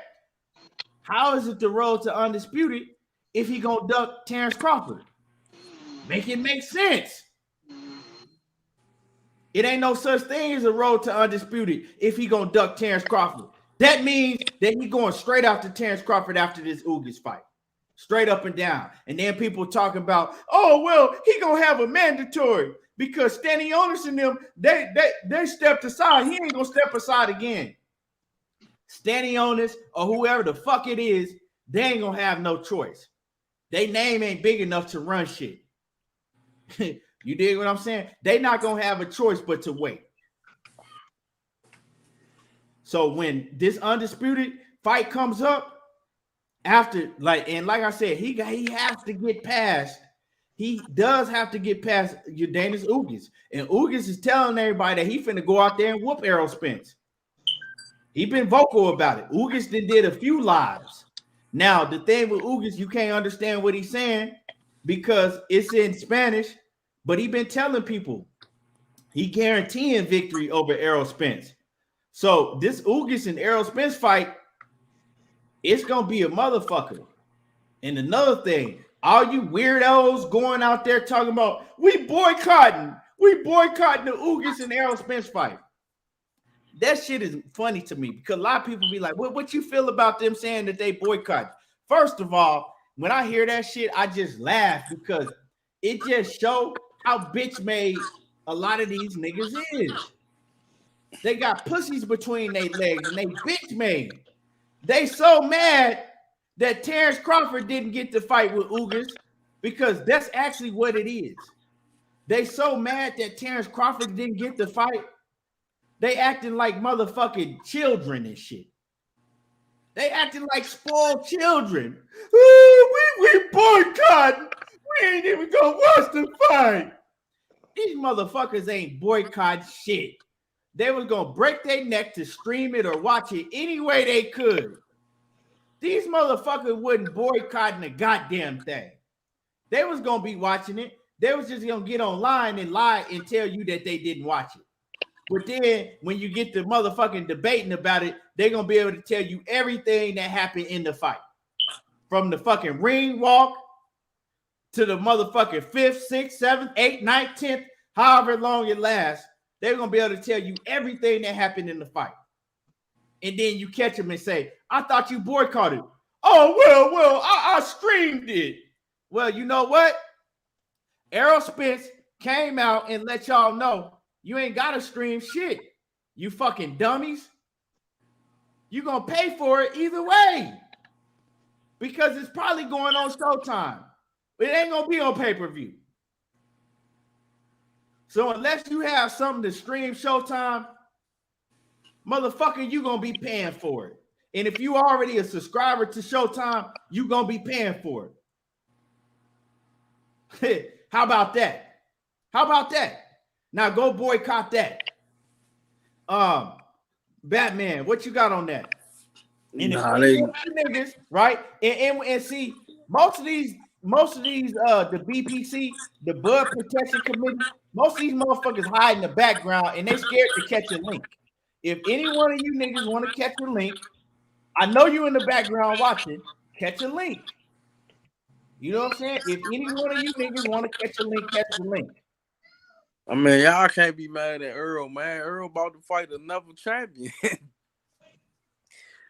I mean, motherfucker. And they mad it's gonna be on free TV. It's going on free TV. So y'all, all that shit y'all talking about, which kind, you ain't gotta stream it, motherfucking boycott it. Just look at the man fight, man. God damn, man. At least he ain't. They gonna watch it anyway, dog. Yeah, but at least he ain't trying to fucking fight Keith Thurman, man. He ain't talking about Keith Thurman next and all this shit. Cause off the break, I never heard Crawford say he wanted Ugas. Never. So how the fuck can they be mad that he ain't get the Ugas fight? I never heard him say he wanted to fight Ugas. Never. Never heard of it. So, you know what I'm saying? These dudes, man, they just gotta get out their feelings, man. You can't be mad that your man signed with the wrong people to get his guaranteed money. All right, he got his money. Now it's time to fight some competition. Errol about to fight another champion. I guess he gonna sit on the sidelines and wait till July to fight Thurman, and then try to fight Errol in October, right? Yeah. Yeah, I'm gonna tell you what all these and some fans, you know what I'm saying, they boxing fans and they fans of Crawford, right? Ain't nothing wrong with that. But then you got the BPC, right? The Bud Protection Committee, and you got these Crawford dick riders. Now, all these dudes, y'all know who y'all are. You know what I'm saying? Y'all know who y'all is, you know. And the dudes that rock like this, oh, we gonna boycott the fight and be doing all that bitch ass shit. I'm gonna tell you what they is. All of them is some tender dick ass niggas, tender dick pillow talking ass niggas. They're the type of niggas, right? I'm gonna tell y'all what type of niggas they is. They the type of niggas, right, that'll get mad because another nigga that ran up in the female that they like, and then they'll hop in her inbox. Why you what man? Why you fuck him? You know I'd have been bringing you flowers. You know I've been doing all that. You gonna turn around and fuck him? That's the type of niggas they is. They tender dick pillow talking niggas. So you know what I'm saying? So that's why I just laugh, bro. When I see him doing all that shit, I laugh. And then look, you don't think that motherfucking you don't think that them Omaha niggas gonna do that shit? Then come on, bro. Like Batman said last time. Hey, they put them niggas on blast in the movie for a reason, because they really like that. Hey, to me, what's up, everybody? What's up, Key? What's up, Batman? I'm glad to hear you doing better, bro. Hey, Real yeah, talk. what's up, ASAP? Say, man, on the cool, man. I just keep saying this, man. If Bud is who he say he is, right, and the Bud fans, you know what I'm saying, and everybody else out here is wrong. If his skill set, you know, he pound for pound, all this, that, and the third. Upstage, Spence versus Ugas. Take on Ennis. You know, you say you so much like Floyd, this, that, and the third, and, you know, people try to say he the closest thing to Floyd we got today and all that old bullshit. Man, well, why is Ennis a problem? Why is he a problem? Actually, Bud has the opportunity to upstage Ugas and Errol Spence, or at least put himself in that lexicon or whatnot while this shit is going on. Put himself in people's face. You know what I'm saying? And destroying the young name, destroying the young prospect if he's such easy work and if he head and shoulders above everybody. That would send a message to everybody to everybody. We couldn't say he ain't beat nobody no more or a half retired motherfucker. That's a hungry line. Everybody recognize it. Ain't no more Jerron need to prove himself and all of that shit because ain't nobody left him to prove himself against. So if Bud really wanted to stop being the Rodney Dangerfield of boxing, goddamn me, and earn some respect and not sit back and wait on a washed ass Keith Thurman, then shit, that's the move. But you don't see him make it. And you also seen Blu-ray advocate for us to stop saying Jerron Ennis name. Why? If he pound for pound number one. Something real quick. And I didn't agree with that shit, 817, and I don't agree with none of these niggas that's talking about, no, we don't want to see him fight.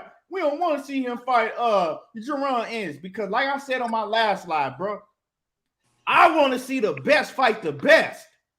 And if Jerron Ennis and Terence Crawford or Jerron Ennis and Errol Spence or whoever the fuck it is going there, right now we already know that Spence, he got a fight coming up, right? We know who he gonna fight. So if Jerron Ennis going there and beat Terence Crawford, well, I ain't tripping because he wasn't the best.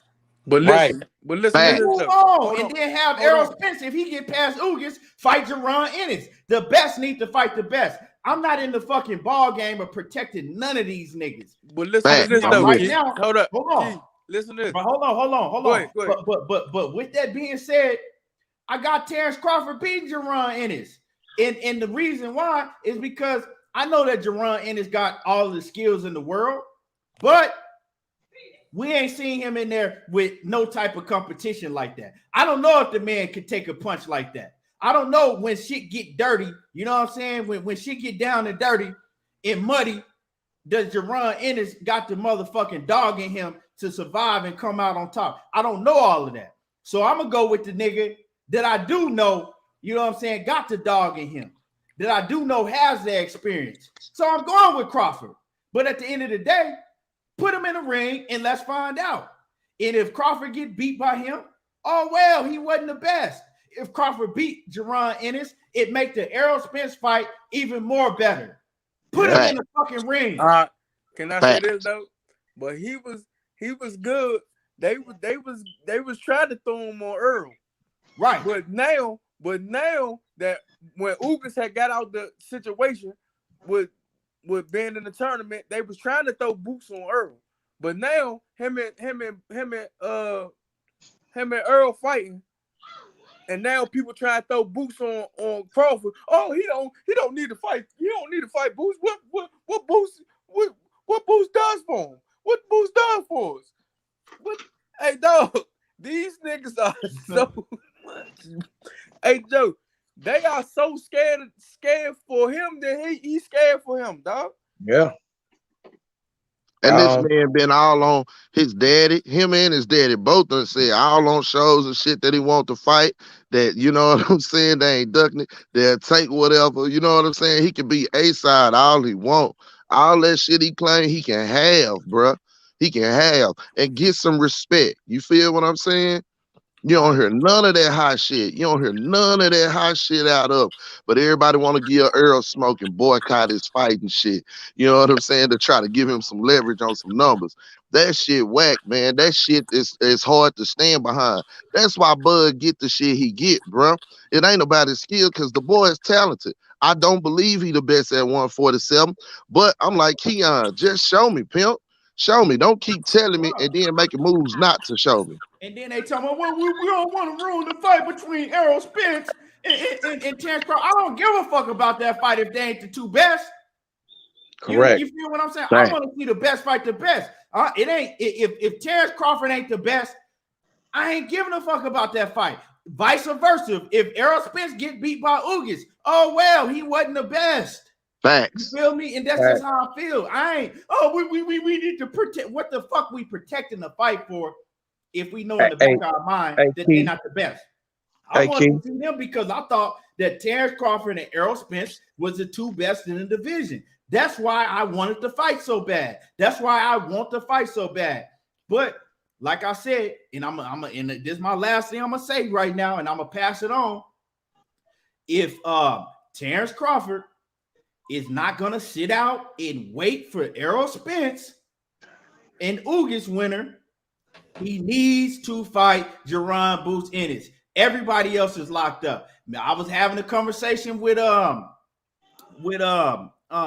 what's my man damn man, I can't L Dub Boxing, right? And L Dub Boxing, he spoke on Terence Crawford is going to announce, right? The first part of this 2022, he said Terence Crawford was getting ready to announce his next fight. And he says, well, and I know everybody gonna fucking complain and not show Terence Crawford no respect because that's what they always do. I said, well, basically you telling me that he finna announce a fighter and it ain't gonna be Boots. And he said, well, I'm just saying, you know, because Boots, you know, he gonna have to have something else. So basically you just told me it wasn't gonna be Boots. So I'm looking around and I'm like, well, everybody is Josh Taylor. That's a good fight. Cool. He locked up. Motherfucking Keith Thurman. He's locked up. Goddamn, who else? Errol Spence locked up. We know that. And Ortiz, right? Virgil Ortiz is locked down. All them dudes got to fight. So what type of fight is he going to, and then, you know, and like I said, I'm not saying this to no disrespect to L Dub, but I'm just saying the conversation that we was having. And so to me, you know, L Dub, he fucked with Terence Crawford heavy. But to me, it's already like you protecting the man. You know that he gonna come out with a bullshit ass fight. And Terence Crawford, he already ran out of all his bullshit ass fights on his resume. It ain't no more bullshit ass fight passes for Terence Crawford. It's not. Ain't no more get out of jail free cards for him. But I'm gonna pass it to my man Ricky Williams, man. What you got on this, Ricky? A salute. Hey, what's happening, everybody? Peace to the gods and the goddesses. How y'all doing? Yes, sir. Hey, man, look, bro. It's as simple as this. I don't. To me, it's two demographics. It's two demographics of people that look at this differently, right? It's one side that, you know, actually, you know, read the writing on the wall, the tea leaves, you know what I'm saying, and actually follow the events in boxing and what's happened and don't discriminate against it. Now, the other half is the people who believe a narrative that's pushed down on them from the top, no matter what it is. You know what I'm saying? Whether it's boxing, whether it's basketball, whether it's football, government, it don't matter, bro. The simple point of it is this, God. Ain't nobody got no reason to lie on the way Bud been moving, bro. I've been saying for years, 817 know what I'm about to say. Bud a good little fighter, bro. He a good little fighter, bro. But to not acknowledge that this dude has been ducking, you are lying. Blame it on Bob, blame it on Bud, however y'all want to call it, bro. How can y'all sit up there? Look, tell me this ain't how the conversation goes. Tell me this ain't how the conversation goes, right? This how it went. 2 weeks ago, going on 3 weeks ago, what was it, right? What was it? Oh, man. Bud didn't beat Sean Porter, right? Bud didn't beat Sean Porter. Oh, man, you know what I'm saying? Now the Ugas locked up, right? Errol got to face Boots or somebody. You know what I'm saying? Wasn't that the story? Boots cornering Errol in. Now that Errol didn't handle business and still doing what he said he was going to do, which is pursue a strap. You know, something Bud ain't did since he got the WBO strap. Right. What other strap did Bud attempt to get? Right? And y'all see Errol. Silence. y'all see Errol going to get another strap. And y'all keep saying that Errol ducking somebody when it's evident that Bud Crawford continues to sit back and keep the WBO belt hostage because he don't want that. He know that's his leverage at the end game. This ain't even about who win the fight, bro. This is not about who wins the fight. If you believe Bud to bet the fighter, he gotta show you. Stop saying like, and it's crazy, and this how crazy it is to me, right? His camp, Bomac verbatim said, "We beat the man that beat the man," right? So Jeff Horn, so that win should count as something. But then when Ugas beat Manny Pacquiao, Bernie the Boxer, somebody in Buzz Camp said, "Oh, he beat the old Pacquiao." But they was crying for Pacquiao. I'm talking about they damn near, you know what I'm saying, shit on themselves trying to get that Pacquiao fight. But then when Ugas get to fight, he was old. Right. And the crazy thing is, y'all don't even ring Bud for stringing y'all along with the Pacquiao fight, because that was the fight he wanted. And then when he had the paperwork in front of him on his desk, he didn't sign it. These are facts. So did he duck Pacquiao or not? And we all know, don't nobody duck Pacquiao, right? Everybody want Pacquiao on their resume, correct? Right. So what is it? Y'all can't have it both ways, bro. Oh, he knocked out Sean Porter. Who cares, bro? He fought Sean Porter. Sean Porter is leftovers of leftovers. Errol beat Kell Brooks leftovers. Bud beat Errol's leftovers. What y'all talking about? Dude said PBC won't allow Spence to fight Crawford. Well, if that was the case, I don't think that Spence would be coming out with a miniseries called Road to Undisputed. Make it make sense to me. And how can you say that in the chat, Dave, when Crawford told y'all point blank after his fight with Sean Porter that Bob was the one not making the fight? Right. Y'all can't have it both ways, bro. Y'all pushing a lie. Y'all believe in a lie. Y'all not making no sense, and y'all don't understand how y'all sound because y'all so emotional into that man and what he can do. And it don't matter, bro. He got to fight first. Y'all say everything, but let's fight, bro. Bud say everything. Oh, Errol this, Errol that. Blah, blah, blah, blah. Everybody, but let's fight. When has Bud said? You never heard, and you on point because you right, bro. You never heard him say, "Let's make the fight." Never. All this side talking about what he would do and can do and would do, and how, oh, don't blame it on the promoters, then you blame it on your promoter. At no time did you say, "Let's make the fight happen." But you have heard Errol Spence say that. Oh yeah, that fight happening. That fight definitely gonna happen. You've heard Errol Spence say that on several occasions. You never heard Terence Crawford once say, "Hey, let's make the fight." Never heard him. The point is simple, bro. Let's see the fight. LSI, let's see it. But to deny that Top Rank or Bud or whoever you want to count it out, blame it on, take your pick. It don't matter, bro. Y'all keep saying that like it means something. They were business partners. They signed a contractual agreement. He didn't sign that contract in the dark with no blindfold, with no gun to his head. He signed a contract. They're not at odds. They're business partners, whether y'all like it or not. Tell Bud to make the fight, God. I've been saying it, bro. Tell Bud to make the fight. It ain't got nothing to do with Errol. Errol ready. He been ready. Even when he coming off a car accident or straight off a eye injury, he ready. What is wrong with y'all? Well, because y'all hate him so much for no reason. Oh, he a drunk. He got, like you ain't never made it home tipsy, nigga. Right. Motherfucking Bo-Mac. It's funny because Bo-Mac one of the main ones that be saying that shit, and Bo-Mac can fucking drink everybody on here and everybody you know under the table. Oh, he don't live a fighter lifestyle. Do Bo-Mac live a fighter lifestyle? Bo-Mac can, like I said, everybody on here that's watching, Bo-Mac can drink everybody on here under the table. Man. Y'all some hypocrites, bro. Y'all some hypocrites. If you just say what it is, bro. Hey, I like Bud, man. Fuck Errol.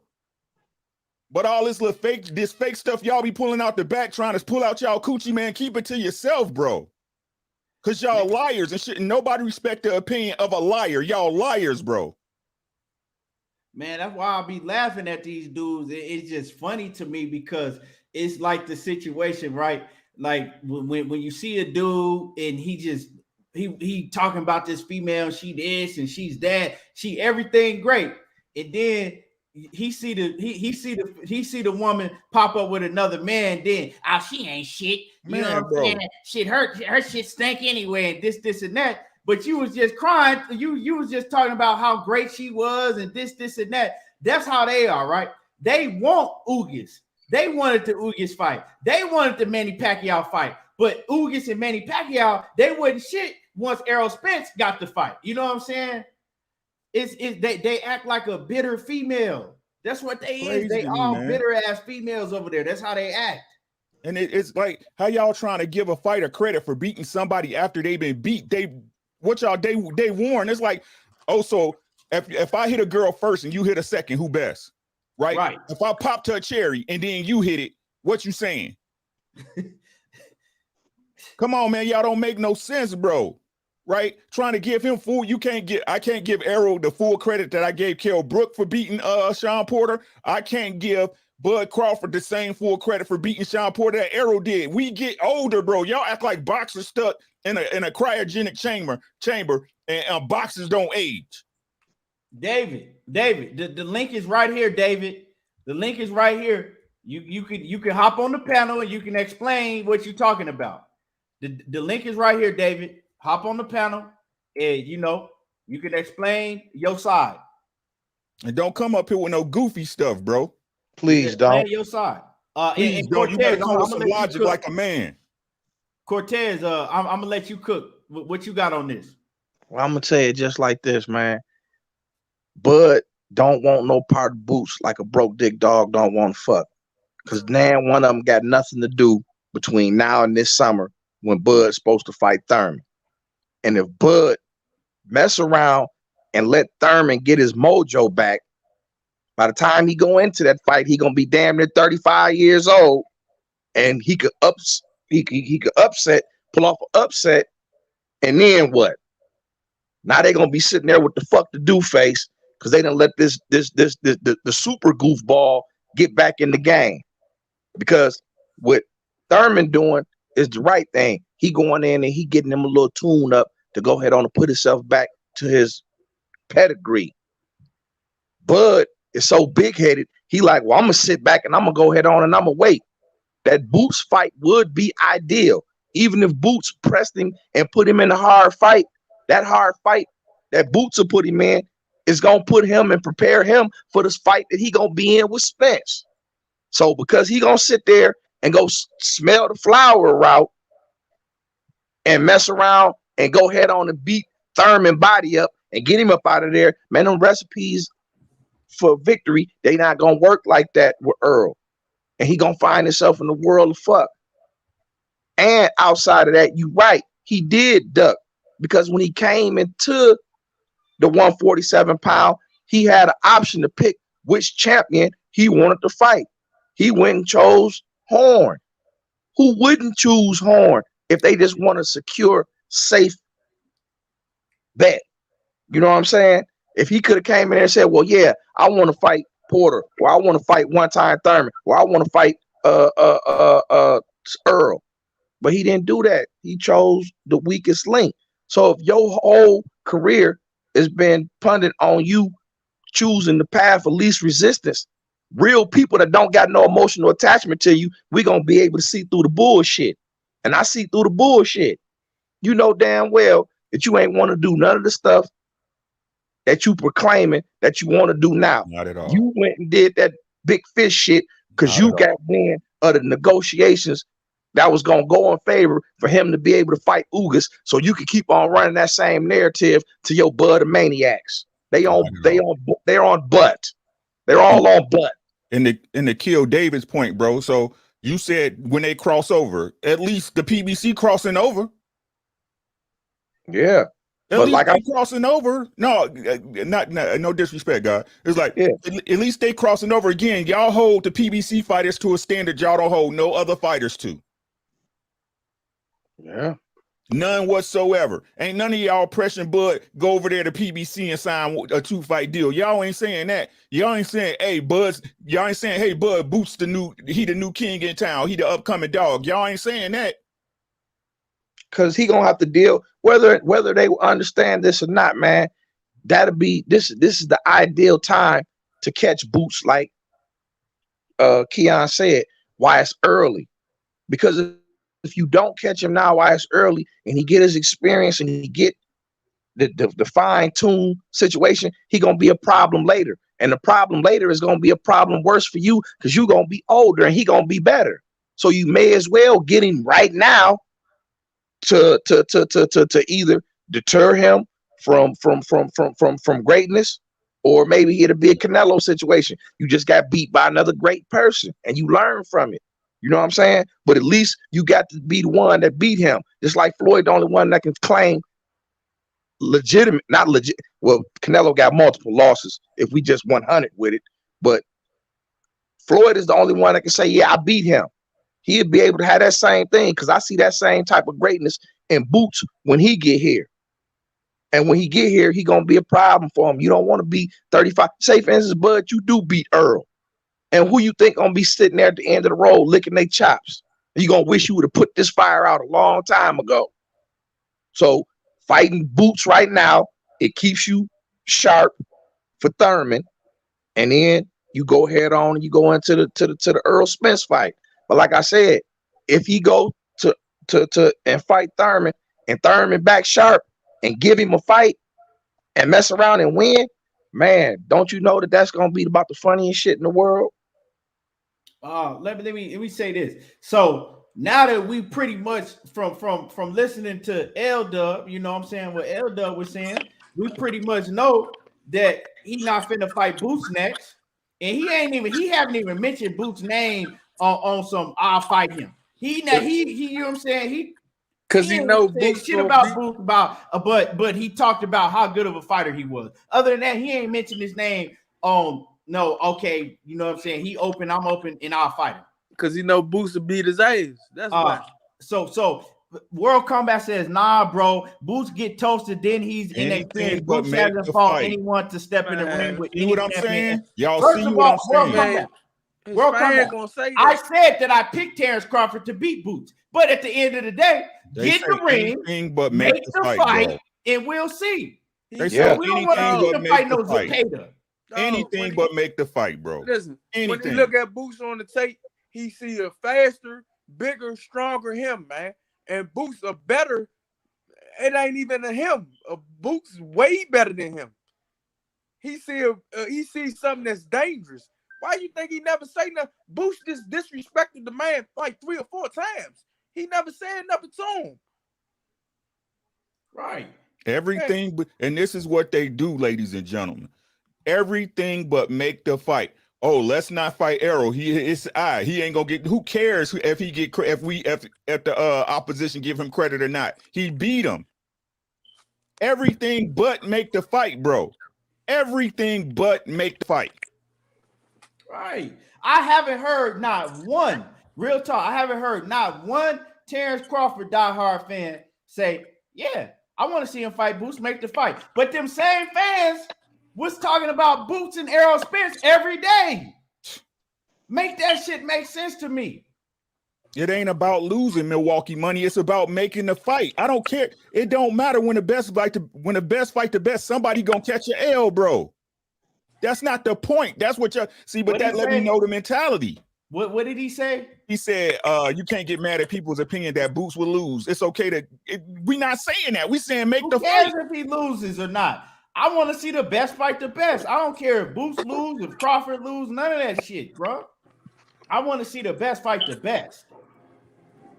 And it's crazy, bro, because like I said, if you can find one Terence Crawford fan that you've heard say, "Yeah, I want to see him fight Boots next," I ain't seen one. Man, that don't exist. That don't exist because them Bud fans, they got an emotional attachment to it. If you got an emotional attachment to a dog and you in the dog fighting game, you're gonna be scared to put your dog in there because you might not go home with your dog. You and your family love this dog. And you got to go and explain to your kids that your dog done got killed. So you gonna naturally have that type of fear. Man, they don't bring your dog out there. World Combat. That's Bud. That's what I'm saying. Like Ricky Williams say, World Combat. I ain't heard you say anything about you making every excuse for Boots not to fight him. You making every excuse for him not to fight Boots, but you were the one of the main ones talking about Errol Spence and Getting Boots cornered fighting. in. Getting cornered in. Like I said, bro, y'all want to hold Errol Spence to a standard that y'all don't want to hold Bud to. The simple fact of the matter is Bud ain't did nothing at welterweight except win the WBO belt. So World Combat. Man, Who do you want to see? Let me ask him this. But Who do you want to see Terence Crawford fight next? Out of the opponents that's available, who do you want to see Terence Crawford fight next? I want to really know that. Serious question. I want to know out of opponents that's available, who do you want to see him fight next? And y'all smash on my like button. If y'all ain't hit the like button, smash the like button. Why he doing that, Keith? Let me ask. Why is it okay at this point in his career for him to be associated with any 140-pound fighter? If Errol Spence said he was fighting any 140-pound fighter, he will be slayed. He will be slayed. At this point, I don't give a damn what Josh Taylor got going on. At this point, I'm at 147 pounds, and I got to fight the best competition up here because I have it. All that shit World Combat saying about Jerron, I can turn right around and say about Bud. So, but check this out, 817. So he come back. So my man World, and y'all sub to World Combat. That's my dude. He say Spence Jr. He said he just stepped out. Well, he says that he wants him to fight Errol Spence Jr. He says he just stepped out the ring from Sean Porter smoke. What's the rush? Wait for Spence. Okay. All right, bet. So you want him to wait for Spence, right? Now, I don't have a problem with that, right? I don't have a problem with him waiting for Spence because I said he either needs to wait for Spence. Hold on. I said he either needs to wait for Errol Spence or he needs to fight Jerron Boots Ennis, right? But the thing is y'all want Errol Spence to do all of the heavy lifting. Y'all do want, and that cannot be denied. Y'all want Errol Spence to do all the heavy lifting, take everybody out, right? And then for Terence Crawford to cross his legs, you know what I'm saying, fold his arms, and just sit back and wait. Nah, You but know listen though, Keith. They don't want that. Listen, the man said he's going to fight Keith Thurman. Why you niggas not crying about this shit? Why you Bud fans not crying about him going to fight Keith Thurman? Waiting for Keith Thurman to fight Keith Thurman in the summertime. That's why he likely to get upset. Y'all crying about him fight. What the fuck he gonna get from Keith Thurman too? Y'all crying about him fighting the Boots. What kind of fight well, Combat, you said you want him to rest up. The nigga only fought one time. He only fought one time last year. So I don't understand why he needs so much rest. He only fought one time last year. But he about to fight Keith Thurman. That he only fought one time. The nigga didn't have plenty of rest. If that's your thing, you just want him to rest up. He's had plenty of rest. I mean, it ain't like that he been fucking putting in work. It ain't like he just been putting in work, running through niggas. Ain't like he was in a war with Sean Porter either. Yeah. He got to stay in the ring to keep fresh. Man, he about to fight Keith Thurman, man. Y'all niggas, come on, dog. Well, I'm saying L-Dub said that he's about to announce, right, the first part of right now in a few weeks coming up. He said that, I don't know, because L-Dub be knowing a lot of shit. That's one thing I do know. L-Dub do be knowing. But he be knowing a lot of shit, and he said that Terence Crawford is soon getting ready to announce his next opponent. So if he getting ready to announce his next opponent soon, it ain't finna be Keith Thurman because Keith Thurman got a fight coming up. No, I'm just saying he's gonna wait for Keith Thurman in July. That's what he said. So you telling me that he gonna say I'm announcing that I'm waiting for Keith Thurman? I don't think that's gonna happen. Nah, it's not even gonna be Keith Thurman. It's not even gonna be Keith Thurman. I'm like Keith. If L-Dub saying that he finna announce it soon, he can't be announcing. He can't be announcing Thurman. I ain't saying he announcing it. He already said he gonna wait for Keith Thurman in the summertime. But he's not finna come out with an announcement and say, you know what, my announcement is that I'm waiting on Keith Thurman in the summertime. That ain't making no sense, Batman. He might fight a bum ass fighter. Well, that's the point. We're talking about who is he gonna announce that he gonna fight next. Yeah, Who it's gives a gonna be a fuck bone. if it ain't Boots? Who gives a fuck? Who it is? Who you can rack on your brain and say, damn, who he Yeah, gonna fight next? World Combat say he's not fighting Thurman next. He's not fighting Thurman next. We It's So know gonna that. it's gonna be some voluntary name that David Averdesian or some you know what I'm shit. saying, Avenesian or who was they slotted to fight before? Zapata. Zapata or somebody like that. So why is anybody, right, not named Jerome Boots Ennis? Why is that okay for Bud Crawford? Because if it's Errol Spence, it's not okay. That's what I'm saying, man. Like when it's Errol Double Spence, standards. it ain't okay. But when it's Bud Crawford, Bud don't need That's to. what He I'm can saying. fight anybody. That's He what can I'm do what saying. he want. That's what I'm saying. Let me read this super chat. Zenith360 says, I have no issues with Bud waiting for Spence, but Boots was brought into the mix by Bud fans. But Boots, he says, by Bud fan. But hold on, it skipped on me. Let me move it back up. He says, but Boots was brought into the mix by Bud fans when they thought Ugas was occupied. So if Boots good enough for Spence, why not Bud? Boots bad, Bud free. For real. That's So all I'm why, asking. why is he good enough for Spence, That's all I'm asking. but not Bud? Right? That's all we want to know. Because he dangerous. Boots was putting Arrow in the corner, right?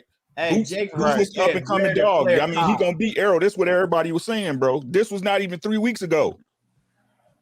Wasn't even 2 weeks ago.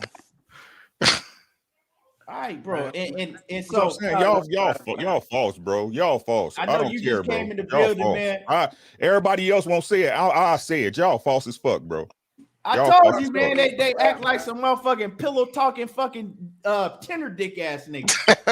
That's what they is. They them type of dudes that are fucking, and I ain't talking about you, World Combat, you my guy, but a lot of these dudes, they the type of dudes that you know what I'm saying, them tender dick pillow talking dudes that are, you know what I'm saying, get mad, lay up with a female and tell all the next nigga business and shit because you know that's the When I came back and I said he was a bully, right? And I talked about and I nicknamed him the PP boy and shit, right?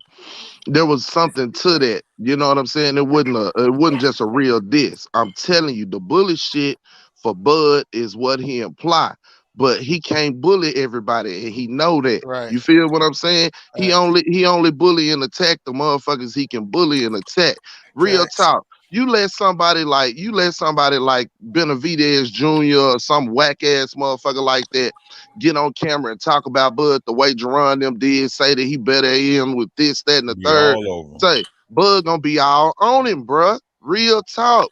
I'm just saying, for Scotty and all those guys out there, okay? I can respect you just saying you like him better or whatnot, you feel he gonna win, something like that, bro. But when he keep giving evidence, he keep giving things for us to say. I mean, there is no valid argument for him not fighting Jerron Ennis None right now. whatsoever. There is no valid argument. There is no valid argument for him choosing Jeff Horn when he could have came in and took control of the division. He wouldn't be having to ask for shit. He could be demanding shit. He could be in Earl's position now. We've went over it numerous times. He could have had the Manny Pacquiao fight.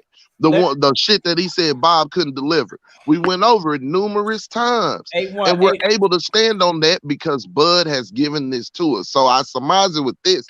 At the end of the day, this is an opportunity that Bud has here, guys. He has an opportunity to solidify himself at 147 pounds and do some shit just in the ilk of Floyd. Make motherfuckers respect you. Again, stop being the Rodney Dangerfield of boxing and asking for respect. Go in that square circle and earn it. Let me read this. Right, was a good man. Stop this shit. Hey, I'm gonna read this and I'm gonna let Kwame, you know what I'm saying? I'm gonna let Kwame you know what I'm saying, give his take on what Dundada just said real quick. Oh, you knew I was going there. Dundada, right? So this is what Dundada has to say, right? He says Boots was brought up because Boots was in a serious position to become Spence's mandatory. Now, the last time I checked, It looked like he was in a serious position to become Bud Crawford's mandatory, but I might not know. I'm gonna let Kwame, what you feel about what Dundada had to say? You know me so well, brother, because that's the comment I was ready to just reply to. Like, first off, Boots in the IBF is ranked 3, right? We all know in the IBF for a lot of years, even when Errol Spence was there, the number 1 and the number 2 spot would be vacant because the IBF be keeping it real. It's like you got to fight for that title eliminated to become the mandatory. Boots is number 3. There's nobody in number 1 or number 2. So basically Boots needed to fight someone to fight in the title eliminator to become the IBF mandatory challenger. But as we see, a lot of people don't want to fight Boots, so those spots remain vacant. So what happened was everyone started to say he was Spence's mandatory when it wasn't true. But the last time I checked, in the WBO, Virgil Ortiz was number 1 and Boots Ennis is number 2. And Virgil Ortiz has announced the fight already. You know what I'm saying? So last time I checked, 2 is higher than 2 is last I checked 2 higher than 3. I mean, that's just I was taught to count very young. It went 1, 2, 3. You know what I'm saying? And I see that Boots is number 2 in the WBO. You know what I'm saying? And 3 in the IBF. So I'm confused to why he would be lined up to fight Errol Spence first, and Errol Spence is fighting a unification. But in the WBO, he's free. Terence Crawford is free, and the person in the number 1 spot is occupied. So could we imagine, and I gotta salute 817 for saying this because I said the same thing. Could we imagine if Errol Spence was being mentioned? They went after Errol Spence for Mikey Garcia. We've never heard Josh Taylor come out and say, I want Terence Crawford, I want you next. We ain't never heard Josh Taylor say that, but we heard Mikey Garcia on numerous occasions say, I want to fight Errol Spence, I want to fight Errol Spence, I want to fight Errol Spence, when it was nobody else would step up to the plate to actually fight him, and Mikey did that. So my question is, you know what I'm saying, why is Bud Crawford getting the pass? Because last I checked, Boots Ennis said, I do everything better than Bud. I speak to people in his camp. To keep it 100, they think Terence Crawford is food over there. They think he have no chin. They think that that's the word out of their camp. Like they will take that fight in a heartbeat. They believe he have no chin and he's food, and he won't be able to take the power. Which I believe it too, and I've been saying it for a while. People disagree, and I respect people's opinions. Kwame, I put up the video with all the footage. I saw it. With the audio footage in there with them saying that. And Boots' brother was like, the dude is a fucking regular fighter. He's some garbage. That's what they think about him. Facts. But I don't agree, but they said that. Hey, and I just want to add this to you too, lawyer. Real talk. You standing on something. Think about this too. For everybody that say I'm just an Errol Spence rider and all this, Errol Spence acknowledged him, right? But but all you hear out of Errol Spence is he getting undisputed and he going to 154. So I just think, myself, this is my opinion. Earl feel like he need them extra pounds when he fight Jerron Ennis. I think I said the same thing. Thing. But y'all ain't gonna give me my credit. I've been saying that shit about Bud right. before we all been saying it. You right, Batman. I ain't said that. I wasn't saying that about Bud, but yeah, some of y'all was. No, I wouldn't. Before Boots and them was on his ass, I've been saying he ain't got no chin. He's a regular fighter. I've been saying it for the last 3 years, Batman, and everybody was looking at me like I was crazy. Right? He don't have an all around game. He has a good quarter distance game and an outside game. Yep. Other than that, for Bud, where Bud's effective at is at the end of his punches, bro. Yep, 100% correct. 100% correct. And again, I've been putting it in everybody's chest. I've been saying for the longest, man. I feel like if we talking about the best fighting the best, you feel what I'm saying? The best at 147 pounds to me is Boots and Errol. And to me, again, this is an opportunity for Bud, you know what I'm saying, to prove it, for us really to get down to who the best fighting the best. Because Ugas did his part. Ugas stood on his shit to be in the mix, man. He did his part. I respect it. You feel what I'm saying? And He could have anything ran. can happen when you get in that ring. So Earl gonna have to come with his shit. But He at could have the ran end the of the other way. day, thank you. At the end of the day, we really have the 4 best fighters at welterweight right now available to fight each other. We just got one that ain't willing to do his part, Facts. y'all. And I wanted to address Vincent. He said, how do y'all have a problem with Bud fighting Jeff Horn? We didn't. That's the whole thing. But let me tell you what happened. Tell you what happened, Vincent, right? And again, this is y'all fault. This the Bud Sexual's fault. This y'all fault, right? This the thing. When Errol said the easy road, everybody knew what he meant. We knew he meant it business-wise, correct? I knew that. Can I get a yes in the chat? Can I get an amen? Yes, sir. Right. We So knew what he went, but they tried to switch it up. Right? But let me land this plane, right?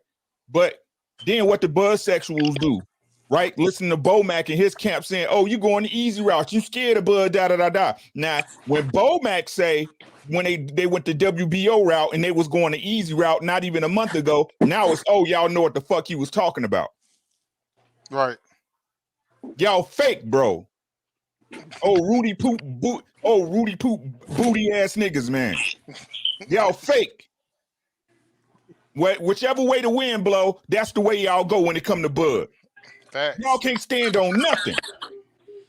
See, with Bud, Bob thought he was gonna have leverage when Bud got there, but he didn't. That's why they went. That's why they went the route they went. It would have had to be on when he got. If he'd have fought Earl or Keith, it had to be on PBC. PBC would have got to share the money. He went out there his own fighter to try and thought Bud was going to be that showcase when he got there, but he wasn't. Right. Right. That's 100. That's 100. Batman, read the comment from Bole. Bole, I think that's how you say it. Bole. He said, Bernie tells a story when he reviewed Gary Antoine Russell's last fight. He called Antoine's style crude, which tell me they don't like the inside fighting. Well, y'all saw that. Y'all saw that in the Sean Porter fight. Whenever Sean Porter got close, what did Bud do? I was just finna say that he tied his ass up. Huggy Bear. Man, make the fight, bro. He ain't gonna be able to do that with EJ.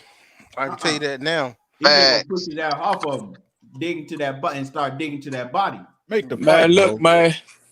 And I don't even bring y'all. See, I don't even really bring my little brothers in none of these conversations. Please do, Batman. Please do. Antoine will dog Bud Crawford, dog. Antoine would take that man to another lane, dog. I'm trying to tell you. Because all that bullshit ass at the end of this punch is Shorty gonna bend his chest, and when he open up the fight, he's gonna get hit on his chin and he's gonna want to quit. I'm trying to tell y'all, all these dudes gonna do that, dog. When they give Shorty his chance, when Shorty be hitting them with these 3-4 punch combinations, when that shit just get to touching them and they don't know where the fuck this shit coming from, watch all these dudes gonna want to quit. I tell y'all, man. Come on, man. And y'all can see it when him and Boost was young. He was in Boost's chest the whole fucking fight. Facts. Yep. Yeah, man. It's shit crazy, man. I don't understand, why it's such a problem for him to fight someone who's available. They talk about, they love to talk about pound for pound, right? And I always say pound for pound ain't just a title, man. It's a mentality. Facts. And Floyd was the epitome of that. And I'm gonna give you two things Floyd did to show that, right? In this situation here with Boots, Floyd did it with Canelo. Floyd knew Canelo was going to advance, and he was older, and he went and proved this point, against Canelo at the right time, early, yeah. Like what you're supposed to be doing with Boots. Early. You know what I'm saying? He did it early, and he straight outclassed him. Second thing is, with the pound for pound thing as well, with the whole situation with Floyd and De La Hoya. Look, if you really believe in yourself, a split is not going to be the problem for you to make a fight, bro. You know what I'm saying? Floyd took from De La Hoya gloves, weight, ring size, split, but he knew what came out of it at the end if he won. You know what I'm saying? And then people were sitting around talking, you know, real crazy, you know what I'm saying, in regards to,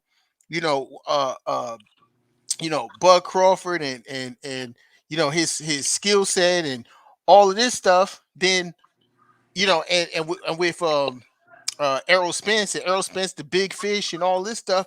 Well, Bud know if he beat the reason he can't really see no one or keep Errol Spence's name out of his mouth is because he know what that fight, how significant that fight is for him. You know what I'm saying? He's Now, irrelevant without it, bro. right? I keep telling people that. Yeah, if you talking like, oh, you could just run through the man. Well, what the split got to do with it, bro? Just go run through the guy, run through the guy and take his fan base. Once he do that, he's at a different level.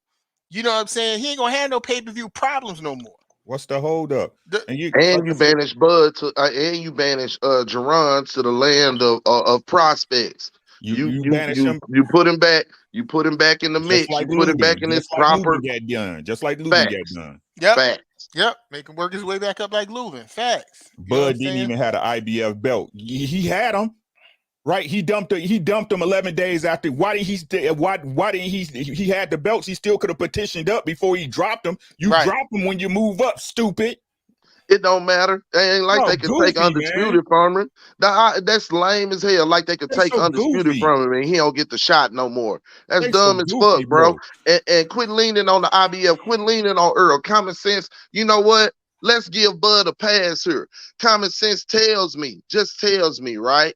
Even though I might think I'm the baddest motherfucker, everybody around me might say, bro, that 7 pounds is different. And you don't want to jump in there with the baddest motherfucker at 147. But say, that WBC belt, you know Thurman don't want to fight you. You know he claiming an injury already. Let's petition him for that motherfucker. Because he going to drop it anyway. They finna force him to drop it now. And then guess who I'll fight? Danny Garcia. Now, according to Earl, he said it was a possibility he could have snuck in there too. But generally, how the rules go, if he'd have petitioned for that WBC belt, he'd have fought for that vacant belt at a 50-50 split. Fuck what Bob want to do and what he want to pay for. We seen T.O. pull it. Mm-hmm. Win that belt. Go back to the WBO. Get Jeff Horn belt because nobody was in the WBO rankings that was going to take the belt from it that was with another promotional company. Sell that shit to somebody else. Now you got 2 belts. The man ain't want to fight. And then you turn around, and then you turn around and you had a Manny Pacquiao fight. Then you turn around and you had a Manny Pacquiao fight. You feel me? Goddamn, bro. Fight Danny Garcia because Danny throw the no left hook, no look left hook, and if you get hit with it, you might would have got knocked out. That's why he ain't never want to fight Danny Garcia. Don't people understand, bro? Oh my God, bro. These guys, man. God, man, y'all sorry. He ain't fought nobody that he lost to in the amateurs. I know that. And everybody want to bring up Castano. Everybody want to bring up Castano beating Earl. But both of them done said they willing to fight each other again. You feel what I'm saying? You ain't heard him say he was willing to fight a Ugas. He ducked Ray Robinson as long as he could. Facts. And he ain't take no opportunities to fight Danny Garcia. That was the first opportunity he passed on. Then when he came back around, they lowballed him and turned around and paid Amir Khan more money. Oh, hold on. 2 times the money. Oh, hold on, Vincent. This what they do. If everybody's so emotional, click the link. I want you to get up here and I want you to state your facts. Click I want the to link. hear because I'm interested in hearing your facts, Vincent. Since everybody's so emotional, and you putting a whole bunch of laughing emojis and all of that. Well, here's a link right here. You get up and you state your facts. We want to hear what you got to say now. You know what I'm saying? Now go ahead. Here's the link. Here it is right there. Since everybody emotional, we want to hear what you got to say. Other than that, if you don't grab this link, go ahead and time him out. If you ain't got a passion for boxing, then what the fuck you doing here? Why you if here? You ain't got a passion for boxing, you here? Why you here? A chance to say what he got to say. I'm emotional about the truth. I'm emotional about the truth. When you gonna tell the truth? When you gonna tell the truth? Go. Link is right here. That's all I'm saying. Yeah, I don't understand these guys, man. Look, I think Bud Crawford is a really A good good fighter. little fighter, bro. Bud, A good little fighter, bro. I think He a good little fighter. I think he's a great fighter. I'll give him. He ain't that. proved that he great yet. I don't care what nobody keeps saying about these accolades, bro. He had the easiest route to undisputed at 140 in history. That's a fact. True. That's a fact. Fact. Man, Hey, Jimmy, in the background, you put your camera on. Somebody named Jimmy in the background. Put your camera on real quick. This is no diss to this man. It's just the truth. Right. He beat him. I ain't knocking. He did what he had to do. Any man can lose any night. That's why it's called boxing, bro. It's mano y mano. He did what he had to do. But for us to keep trying to put this man above another guy who's done all the heavy lifting in his division is ludicrous to me, bro. Yeah. Even Canelo's undisputed at 168. As shitty as it is, at least he fought Caleb Plant. Right. At least he fought Caleb Plant. There's context to it, bro. When you look at them undisputeds, Bud undisputed is shit. Shit. Man, Keon already did the rundown on it.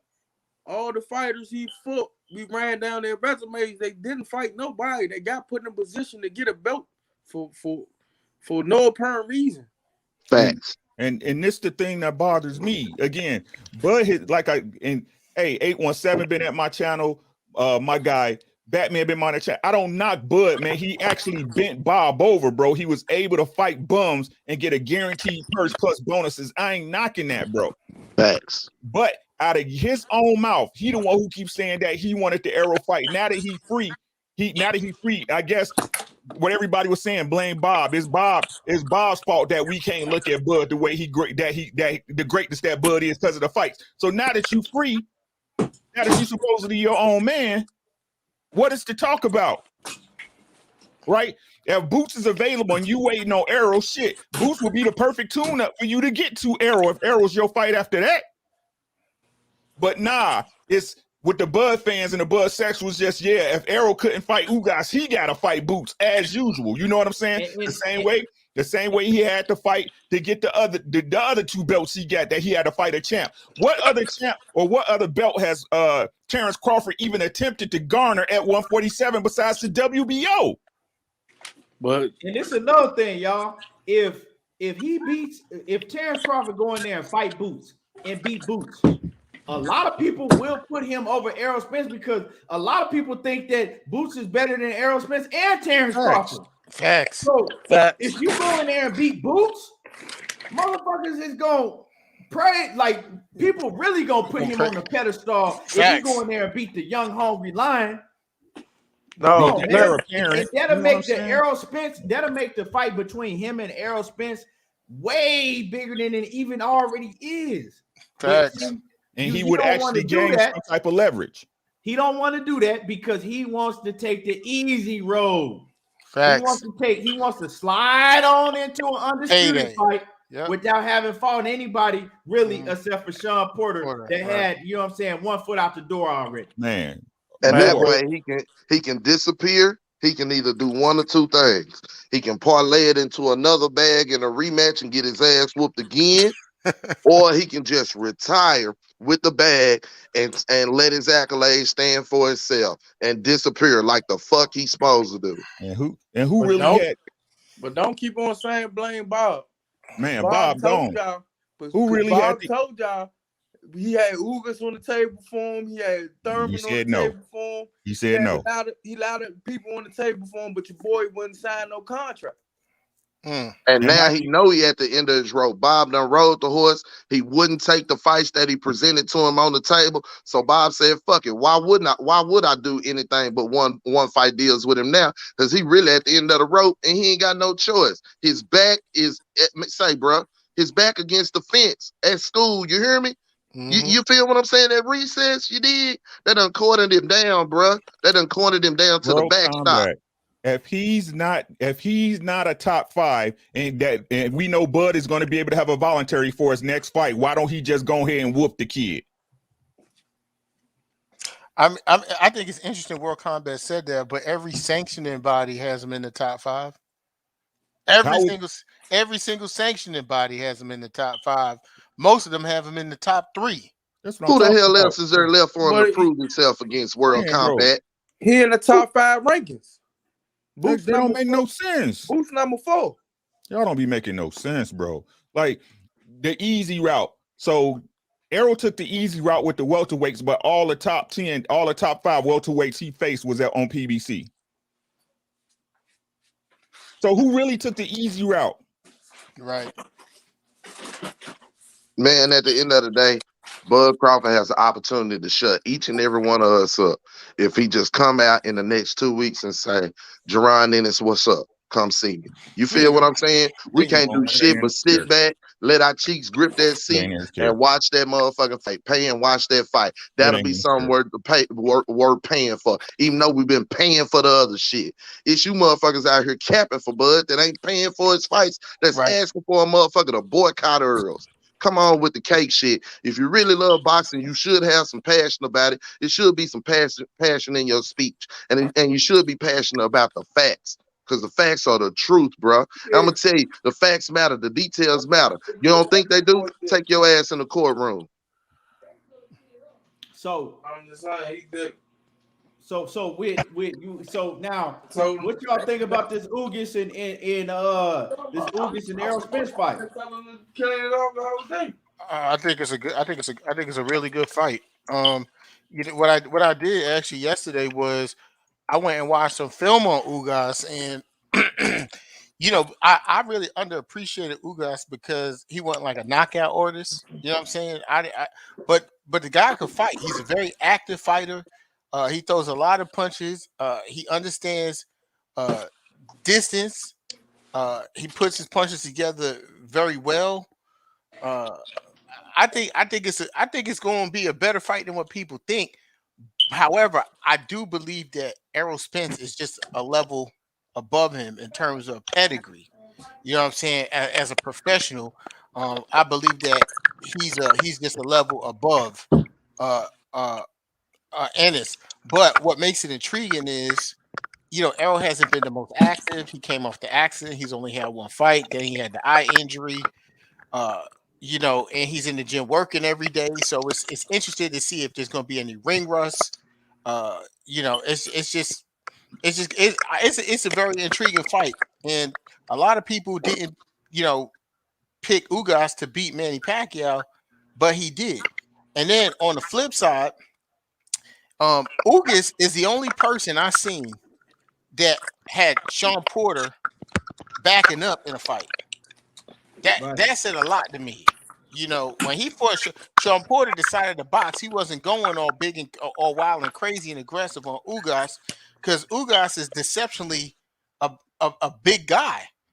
At the weight, he's deceptionally big. People don't see how big he is at the weight. I seen him and Terence Crawford. I think they had taken a picture together, and neither one of them had a fight, and he was bigger. He's bigger than Terence Crawford. So I think it's gonna be a good fight. Shit, I'm gonna pay to see it. I'll be happy to pay to watch Well, that it's fight. for free. They said it's gonna be on free. So Really? let Vincent. I think you know what I'm saying. That's who I dropped the chat for. He on the panel right now, and he was laughing and saying that we emotional. So go ahead and explain what your take is. What's going on? First of all, respect, salute to all the people that's on the panel. Yes, sir. So as far as emotional, I'm saying like emotional because I'm saying I'm having a regular conversation and niggas coming at me like, with profanity. But look, that's near here there. But there you go. This is the thing. I'm not like a Bud fanatic fan. You feel me? I love both fighters. Both fighters are dogs.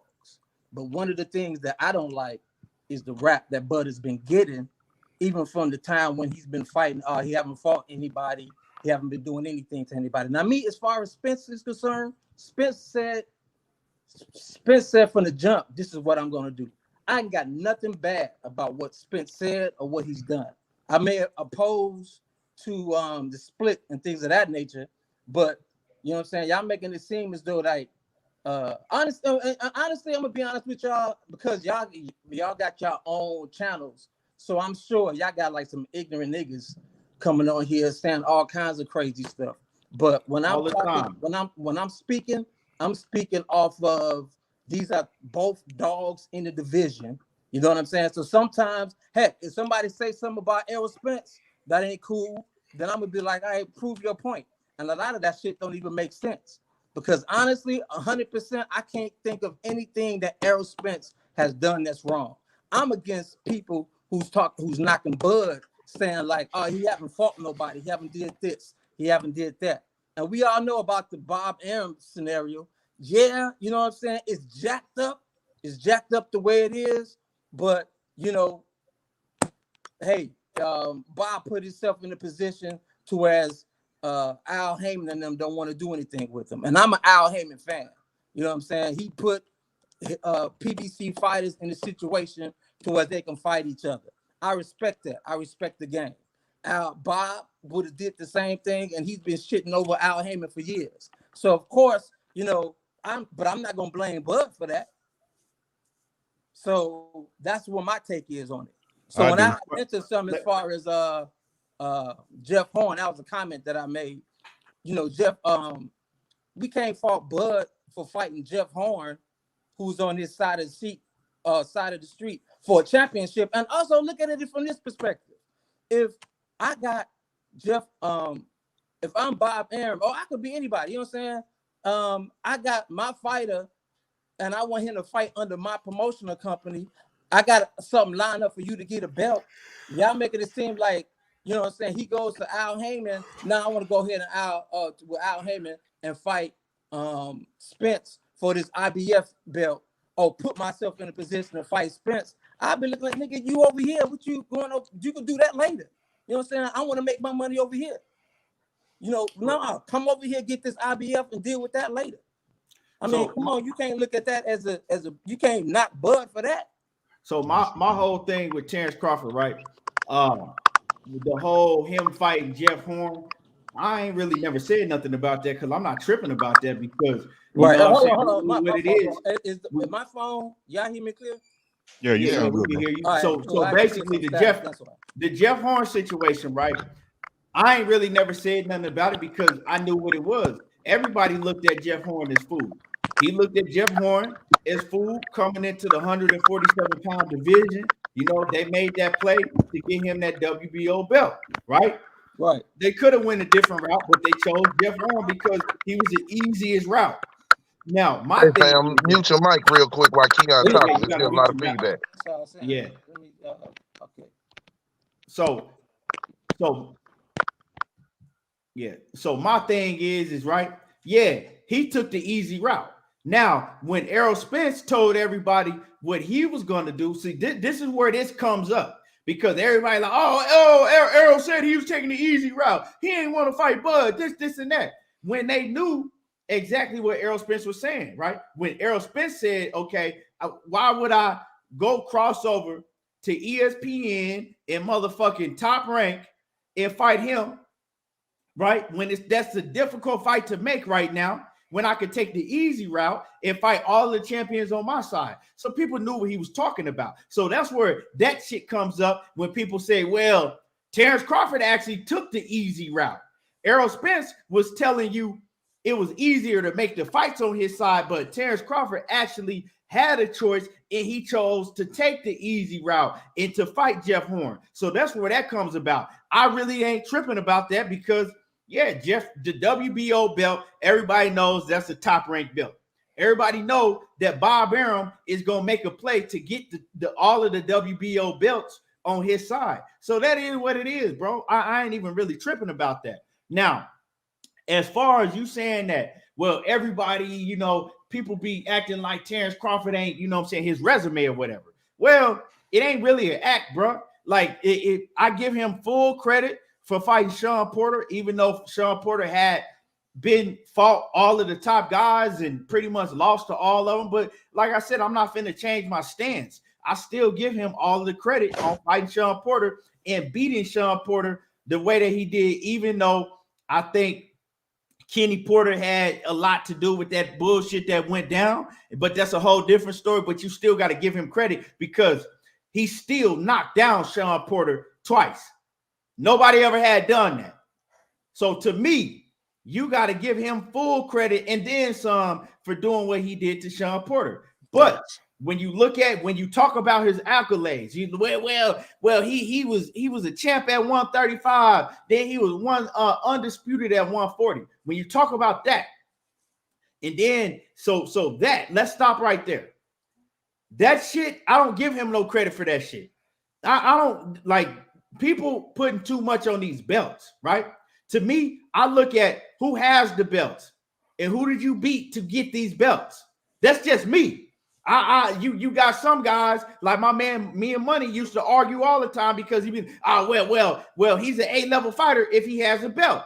And to me, nah, you're not an A-level fighter just because you have a belt. It's just move right sometimes. Yeah. A lot of fucking trash ass fighters fuck around and get belts. I've seen it. Everybody's seen a fighter that ain't shit, maybe a C- level fighter, and he fucking end up with a belt because of all these belts is around. So when I look at what he did at 135, right? I think he beat, was it Gamboa he beat at 135? Or was that? Yeah, he was at 135 when he beat Gamboa, right? That's cool. That's cool. But Gamboa was coming off a layoff, a 19-month layoff, and Gamboa was, you got to mute your mic, bro, because you got a lot of feedback. Yeah, and Gamboa was hold on, man. So Gamboa was coming off a long ass layoff, and on top of that, he moved up in weight. Right. Terence Crawford was 5 inches taller than him, right? Because you want to talk about Mikey Garcia, right? Well, Terence Crawford was 5 inches taller, and he was way bigger than Gamboa, and so cool. You know what I'm saying? Because we gonna compare Gamboa and we're gonna compare with him with Mikey Garcia. Well, Gamboa actually never did nothing in his whole career. Who Gamboa beat? If we really want to break it down, who did Gamboa ever go on to beat in his career? Nobody. You dig what I'm saying? Now, you can't say that for Mikey Garcia. Look at Mikey Garcia's resume, and it's a whole different. So we gonna go right there. Gamboa, yeah, he beat Gamboa. Is that impressive to me? No, that's not impressive to me. Then we're going to go to 140.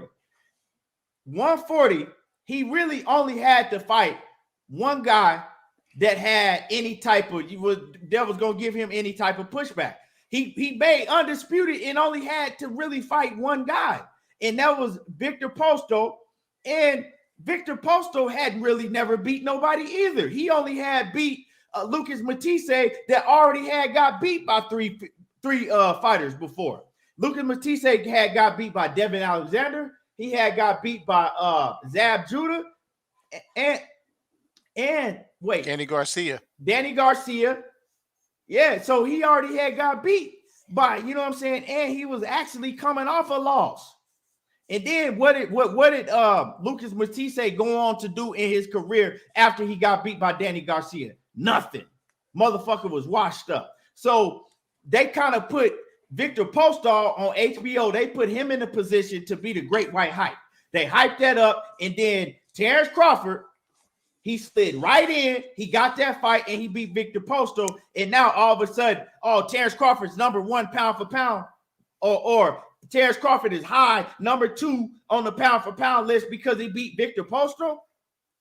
Dude ain't beat nobody. You dig what I'm saying? So then at 140, he tops that off by beating, you know what I'm saying, later on down the line, he still ain't fought nobody. He topped that off by beating fucking Ndongo. Right. Now, Terence Crawford own people came on my show, his cousin and Bo Mac's son, and they said, hey, Ndongo, they was like, yeah, you right. Ndongo was some trash. They said this is what they said. They said Ndongo was getting the shit beat out of him by amateurs in sparring, right? In their gym by amateurs. Amateurs. Yep. They said Ndongo was they said so he was some trash, but that's how he became undisputed. So My thing is like, okay, that's your resume. Then you move up to 147 and you fight Jeff Horn, which is some fucking trash. You fight Benavidez, who had one leg, really, and we just seen what Benavidez did. You know what I'm saying? Benavidez was basically coming off a layoff when he got in the ring with Crawford because he only had fought 7 rounds in 3 years. You know what I'm saying? So these are facts. Then you get in the ring and you fight you fought Amir Khan, and we know Amir Khan was washed up, right? And then you fight goddamn Green Machine. Now, Green Machine, he was a solid opponent. I'm gonna give him he was solid, right? He was solid. You give him credit for beating Green Machine and stopping Green Machine, right? You give him credit, but you don't give him the type of credit to say, well, he needs to be pound for pound number 1. Then now you give him credit, but you ain't give him that type of credit, right? You give him the same type of credit that you give Errol Spence for beating Lamont Peterson, right? Ain't nobody said Errol Spence is pound for pound number 1 because he beat Lamont Peterson. You give him credit, but you don't put him as pound for pound number 1 or he's the best at anything because he beat Green Machine. Now, we seen what Virgil Ortiz did to Green Machine. Nobody's calling saying Virgil Ortiz need to be pound for pound number 1 or none of that shit. Then you you beat Kell Brook. And Kell Brook, let me tell y'all what Kell Brook just said. Kell Brook, and this is in reference of Kell Brook going into a fight with Amir Khan now. Kell Brook says that he hasn't trained this hard and he haven't been as up as he is right now since he fought Errol Spence. He said he ain't trained this hard and he haven't been as up for a fight that he is right now ever since he fought Errol Spence. Now, what that tell you about Kell Brook? Also, some fun facts about Kell Brook going into the Terence Crawford fight. Kell Brook had like 5 weeks training, and his own trainer left him and said he's not giving himself a chance to beat Terence Crawford. I'm not training him. We need time. We need way more time. Nope, he's gonna have to do it by himself. The motherfucker didn't even have his trainer in that fight. Facts. And these are facts. So is that a fight that you say this is the best fighter in the motherfucking world right here? No, it's not. So when we talk about his resume, that's what I'm talking about. Now, Sean Porter, if you say he went in the Sean Porter fight and he did Sean Porter, he did to Sean Porter something that nobody else has done before. Okay, cool. Straight. I'm gonna give you that. Cool. So up to that point, if you want to say, okay, well, what he did to Sean Porter, that shows me that he should be, number 1, 2 on the pound for pound list. That's cool. I ain't got no problem with that. But up to there, his resume some trash. It's not spectacular. So that's what we talking about when we talk about his resume. You know what I'm saying? That's what we talk about. All right, can I respond? Yeah, go ahead.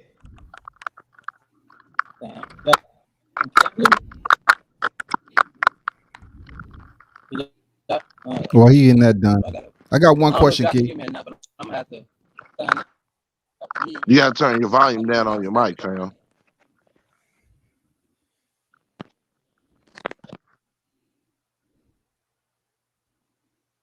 Hello? I guess you could go because he's frozen. I wanted to ask about Jerome Ennis. Wouldn't it be okay for him to take a non-fighter fight with Terence Crawford? A non-title fight? Why would he do that if he's ranked in the WBO? Because belts don't matter. Keon said belts don't matter. Why would Bud make an exception to remove his belt? Why don't matter though? 817. I didn't understand your question. Repeat what you said again. Like, wouldn't it be cool? Y'all high on Boots, who did shit to get a fight with damn Crawford yet. Wouldn't it be good for him to take a non-title fight? Because he ain't did shit to get a fight with Crawford. Against who? Bud?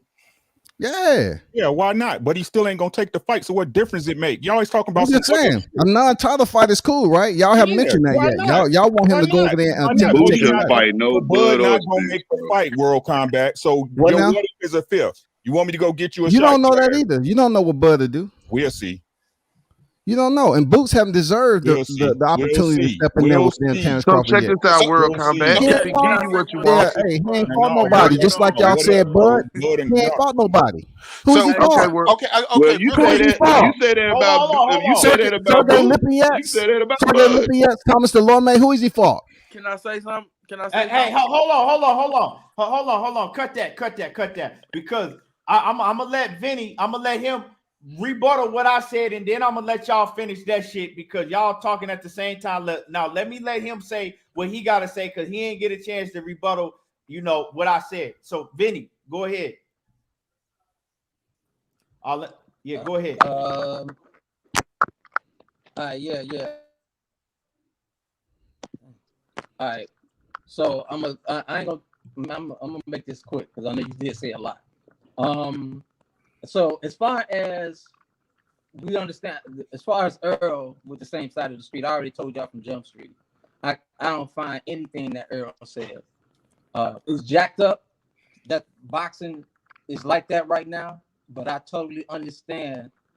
Like Al Heyman saying, "Look, I'm promising my guys to make sure that they can make a bag of money." So he want to ensure that his fighters are like that, and he had all the top the top welterweights on that side of the street. So I can't fault him for that. So as far as that is concerned, that's cool. As far as resumes, bro, you got the triangle theory, you got all of these type of things. I get it. That's people's opinions. My thing is you can only fight the best that's available at the time that you can fight. People was giving Mikey Garcia hell for calling out Errol Spence because they were saying it's cap. It's all cap. You know what I'm saying? Me at the time, I looked at the situation because at that particular time when Mikey was calling Errol's name out, there was nobody else out there for Errol to fight. And at the time when Mikey was calling Errol's name out, people didn't believe it. Hell, I don't think Errol Spence even believed it until somehow they was able to market it in such a way by using Mikey, his undefeated record. He was probably on top 10 pound for pound list. He wants to move up. I see something, I see something. So they sold that, and it was a great marketing way. I don't even think that it was something that was planned, but it worked out to as Errol Spence. I think that was his first pay-per-view fight, and it became real big. You know what I'm saying? So some people want to say love Mikey, yada yada yada. I always ask people, well, who else was at that particular time? There was nobody out there that was willing to fight Errol Spence. So I get that. I give him credit for that. I ain't tripping off of that. My thing is, if a fighter fight whoever, if he fight Gamboa or whatever the case might be, that's all they have to fight at that particular time, then they should fight him. You know what I'm saying? I'm not going to discredit that for him. Even when people saying Earl's Bud ain't fought nobody in the welterweight division, yeah, but he's knocking out everybody in the welterweight division. That's people's opinion. You know what I'm saying? Who did he fought this or who fought that, whatever the case might be. Yeah, some people may say, well, at the time when he became undisputed, the division was weak. Well, I don't know what to say about that. You know what I'm saying? That might be true, but you can only fight the best at the time of people that's available at the time. Hey, let me also say this: Danny Garcia was considered, in my opinion, like one of the top welterweights, and I feel the same way. But now people kind of like knocking his record down. He lost against the top fighters or whatever. I ain't running with that theory. You know what I'm saying? He did some things at 140, and I see that when he transitioned to 147, maybe those things or those accolades that he did at 140, it carried over. Whatever the case might be, you know what I'm saying? That's just how I see it. He's knocking out everybody in the welterweight division, and that's just what it is. I'm not gonna say, well, who has he fought? That's just name. That's how boxing is. You know what I'm saying? Now, if it's a situation to whereas there's some people we want to see you fight and you're not fighting. Then that's a different story. And maybe Bud fans can say, well, that's what Errol Spence was doing. Well, I can't blame that on Errol Spence because he already said what he was going to do from Jump Street. So that's just my take. That's how I look at it as. Now, another thing is he cut out. But yeah, I mean, I feel what he's saying, but since he cut out, I'm gonna go back to what y'all was cooking on. So World Comeback, your whole thing is, why should Boots have to fight? Why should Terence Crawford have to fight Boots? Boots ain't did nothing to deserve a Terence Crawford fight, and if they do fight, it should be a non-title fight or some shit like that, right? Well, my whole thing, World Combat, is that you was advocating for Boots and Earl to fight. That was like you didn't have no problem with that. So you got to make it make sense to me, World Combat, because you never had a problem with Boots and Earl fighting each other. You know what I'm saying? But now it's a problem, and Boots don't deserve a fight with Terence Crawford. And why it's got to be a non-title fight? Why you feel like Jerron don't deserve a chance at a title when he in the top 5 in every sanctioning body? I mean, he number 2 in the WBO. So if it was Victor Ortiz, then Victor Ortiz would deserve a shot because he number 1. Victor Ortiz got a fight, and he chose not to fight Bud. He chose not to fight Bud when the WBO went to Sean Porter. So why in the hell don't he deserve an opportunity to fight at the belt? Why it's got to be a non-title fight? Because Bud got some money on the line. So if Bud get his ass whooped in a non-title fight to Jerron Ennis, you think he got enough leverage to go in with Errol Spence and ask for more than 40% or fucking 35% at that point, 30% at that point? Does that make sense, Scotty? I think Scotty ain't in the building no more. I don't know. No, I just want to make sure he finished because 817 like cutting people off. You finished, my brother? Okay, so Keon had mentioned earlier titles don't matter, right? So I just chimed in and said, okay, hold on. I never said that titles don't matter. I said because you win a title don't mean that you're an A-class fighter. So you don't twist my words around. Check this out. It's been said previous time before titles don't matter, especially when it comes to Terence Crawford. His WBO title don't mean nothing to nobody. You know what I'm saying? But yet y'all still trying to get everybody and their mama to try to fight the man to lift the title off of him so he can fight Errol Spence. Who gives a damn about heavy lifting? You in this game to make the most of it, to build your legacy up. So it's going to be some heavy lifting any way you look at it. So why all of a sudden this new term pop up and y'all want to say, oh, the first person to ever do it, the first fight ever did, Errol Spence, he's doing all the heavy lifting. Don't nobody give a damn about that shit. He in this game to heavy lift. He's in this game to earn titles. Scotty, where was he when Crawford was getting his world titles and he was doing the heavy lifting? I don't give a damn who he fought. I hear that. I don't care who he fought. He still goes down in the 4-belt era as an undisputed world champion. No matter what anybody say on this panel, he still go down in history as a 4-belt era. Scotty, I agree with you on that. The question I want to ask, because you came on and you said, what has Jerron Boots Ennis done to deserve a title shot or to even fight Terence Crawford? So my rebuttal to that is I'm going to ask you, what did Jose Benavidez do to deserve a title shot or against Terence Crawford?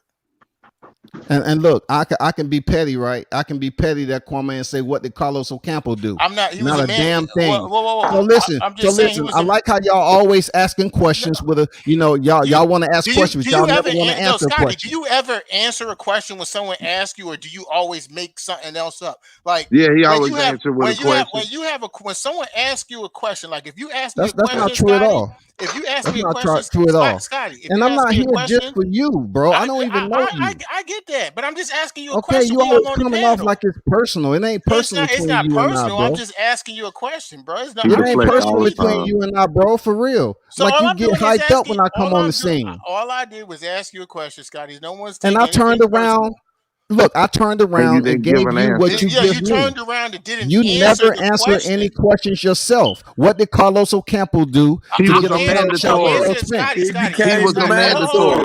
That What was did he 817, do? Oh, they 817, drug 817. look, Let they me, drug yeah. Carlos let me, Ocampo from the bottom of hold the on, barrel, man. 817. Yeah, Nobody let even me. knew who Carlos was. That's See, cool. that Y'all was up an here answer. talking on Hold on a script Man, second. for. Hold on a second. Y'all he I was just the talking on script, talking mandatory. about he was a mandatory. No shit, he was the Hey, mandatory. hold on a y'all second, gotta Scotty. talk one at a time though, for So real. so You again, can't so even I hear want to shit.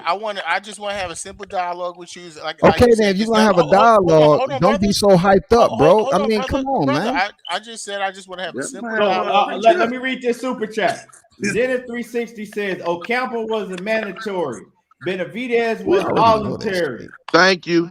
So you answered your Who question. That's cares? an answer. Who Right. So cares? right, but Who that's a question. cares though? But what I want you to notice, right, is that's a question Scotty asked me when I asked him a question. So Facts. now that that's been That's right, answered, because y'all right, acting like right. Jose Now it's who Benavidez don't cares. mean All right. shit. Now that that has been answered, Scotty, now you've gotten the answer to the question that you asked. Once I asked you a question, I would now like for you to just answer the question that I asked you.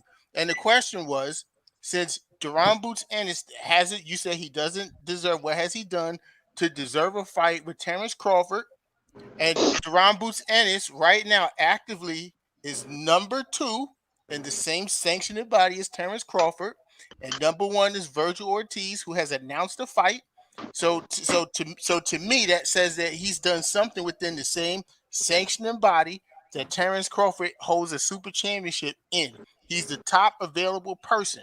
So all I'm asking you, based on those facts through boxing, how can you say that what has he done to do that, but Jose Benavidez got a fight with him and hadn't fought anybody and only fought seven rounds in 2 years.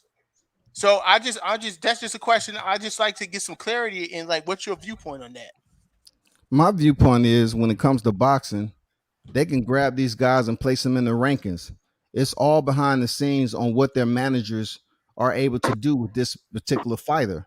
We know Boots Ennis was locked in with Victory Boxing Promotion. We knew he had to go through some shit with Chris Menendorf. When he was done with that, he was able to spread his wings a little bit more. But that's just happened not too long ago. My point to Jerome Ennis, I don't discount any of his skill set or whatever, how he's looking in boxing and how he's raising himself up to be a contender. My point is, if you're gonna say Terence Crawford hasn't did shit in the welterweight division after defeating the champion and go on and stop everybody that he's defending his belt against, what in the hell has Jerome Ennis done? Absolutely, he ain't fought nobody. I don't care where he sits in the ranking. They're pushing him hard. And you can make that happen now. You can make that happen with a record like Jerome Ennis. You just have to have the right people behind you. Cameron Duncan. So therefore, if he's at where he's at and his best opponent is Sergey Lipinets, how are you all pushing him into the direction of Terence Crawford and he ain't fought nobody? Why he fought Albanesian? Why he fought He doing Sandor the same Martin? thing. Hold on. Why he fight Sandor Martin? You know Hold what I'm on. saying? Why he fight Sandor Martin? Goddamn it, You David ain't never Albanesian, Same answered thing. no somebody like that. question, bro. You know what I'm You saying? ain't Everything, never Why he fight answered. somebody outside of everything, Crawford? All right, everything but Scotty, make the fight, Scotty, bro. hold up, Ricky. He's Listen, doing the listen, same Rick. thing Hey, Terence Ricky, Crawford I did. want to see the fight for real. No, I want to Then see he's the doing the fight. same. then make I'm trying that to point and ask you a move on, But question. Scotty. my argument is, why are you all so heavy on new terminology, heavy lifting? Because you in a sport where it's physical. No, He's in I'm a trying to sport ask where you a it's question, physical. Scotty. Hey, let And Batman speak. Let Batman say Nah, what he I'm got to trying say. to ask the Scotty question. He's doing the same thing Terence Crawford did to get his championship fight at 135. That's what he's doing. That's what he did. so we back at 35, and we just No. gonna I'm ignore the fact I'm at the that 40 is opportunity. before 47. No. He's a young fighter, just as well as Terence Fighter was when he got his first opportunity. He's doing the same thing Terence Crawford did when he got his first opportunity, is win. Say, man, this shit crazy, man. He Hey asked him man, a direct, hold on, man. He asked him a direct question. That nigga asked us 20 different questions. That nigga took us down the trip and said 20 different things, And man. see, I'm Look, not up at the here end to of the day, convince you look, of bro, it's anything, my cool. brother. Look, bro, I'm Scotty, not here to check it convince out, you of bro. anything. I'm It's just here to cool, get a point fam. out. Fam, look, You know how it's many of you cool, all bro. are for Errol Spence, right? So I don't come on It's here and expect myself to be right, or I don't expect you Scotty. to be nah, bro, I it's don't not receptive. want you to about. be right. I don't It's, expect you to be receptive. Hey, Period. I don't expect it can at I say all. something? Can I It's say no something? disappointment. Go I ahead. don't expect y'all to be receptive to anything that I say. Period. That's why I don't have to come on here and try to so-called spit all these facts and all that, because y'all gonna try to find a way to discredit it. Nah, Period. I'm gonna Because you're say you not this. can't willing to. discredit the Hey, Y'all facts, not bro. willing to hey, listen to anything I talk hold on, about. 817. Scott, I'm gonna say this, right? You gotta respect Scotty, whether you agree with what he's saying or not, because he will come on here and he will. I think what he be talking about is some bullshit, but he'll come on here. He will come on here. It don't matter who on the panel. He gonna come on here. He gonna stand on his square, Right. and he gonna say what he feel is right. So you gotta respect it. You ain't gotta, you know what I'm saying? You ain't gotta agree with what he's saying. But at the end of the day, a lot of these motherfuckers will be in the chat and they'll type a whole bunch of shit in the chat for hours and hours, and you send them a link, they won't get on. So at the end of the day, I don't be agreeing with half of this when it comes to this subject. I don't agree with hardly nothing that Scotty say, but I respect him for being a man and standing on this square and saying what he gotta say. You ain't gotta, you don't have to agree with him, but you know we gonna be respectful and You want he some do stand on cornbread? this square. Huh? I don't discredit the man for standing on his square. Everybody entitled to their own opinion. You dig what I'm saying? I'm just saying, hey, look, I'm just saying, bro, in school, okay, I learned, say, if my mama asked me a question and I answer back with a question, I got my face slapped, bro. It didn't take too many times for that. So I learned at an early age, hey, man, provide an answer. Keep your mouth closed till you can provide an answer. You know what I'm saying? And make sure it's based on something. You did? So when this man asks you a flat out question, you can't go ask him 20 more questions about the shit. If your mom say, look, take it like this. If you got in trouble in school for talking and shit, and your Jones asked you why you was talking, and you went to talking about everybody else and what they was talking about and shit like that, my mom say, bro, generally you get the shit slapped out of you and say, I wouldn't ask somebody about everybody else. I was asking about you. So what he asked you was about Jerron Ennis being number 2 in the WBO and qualifying to fight Bud Crawford. Obviously, within the sanctioning body, he's done enough to be there. And the number 1 contender don't want the smoke. He's turned it down twice now. Twice. So all he asked you was, why is it different for this man who's fought his way into position and Benavidez didn't? He was just selected. He was grabbed. Give him a answer in regards to that. Don't ask another question in your answer. Well, so Okay, I'm glad. Look, Key. Let me hold on just real quick, Scotty, and I'm gonna let you cook. All I gotta say is I just asked one question, right? My shit ain't got answered yet. Why was it okay for Errol Spence to fight Jerron Boots Ennis? And you said it, you were saying it too. World Combat. I heard you say it. It would have been for a belt. It would have been for a belt. But why is it not okay for Terence Crawford to fight him? And then if he does fight him, why does Terence Crawford have to? Why does it got to be a fucking a no title match and shit like we in WWE? That's all I want to know. But we gonna let Scotty cook. We gonna let Scotty cook. Go ahead. It's hilarious that 817 is talking about what his parents did when you be out here acting like a kid that had no home training to begin with in the chat. There you Starting go. shit all the time. There you go. Don't You get into talk it. about Man, can we Don't keep get it bob? into it. you talk about respect, though, King. But there you go. Don't get No, upset. they Don't get ain't emotional. Hey, don't get emotional. I'm old enough to be your Don't worry papa. about it. I'm gonna drop I'm old enough my to be link your to my papa, bro. email. Look, Oh I'm my old enough to God. be your papa. You can And you personally sitting up tell here me trying that. to tell a grown ass man how to answer a question. What I also learned too in life is that when you around individuals and you get familiar with them and you see how they act,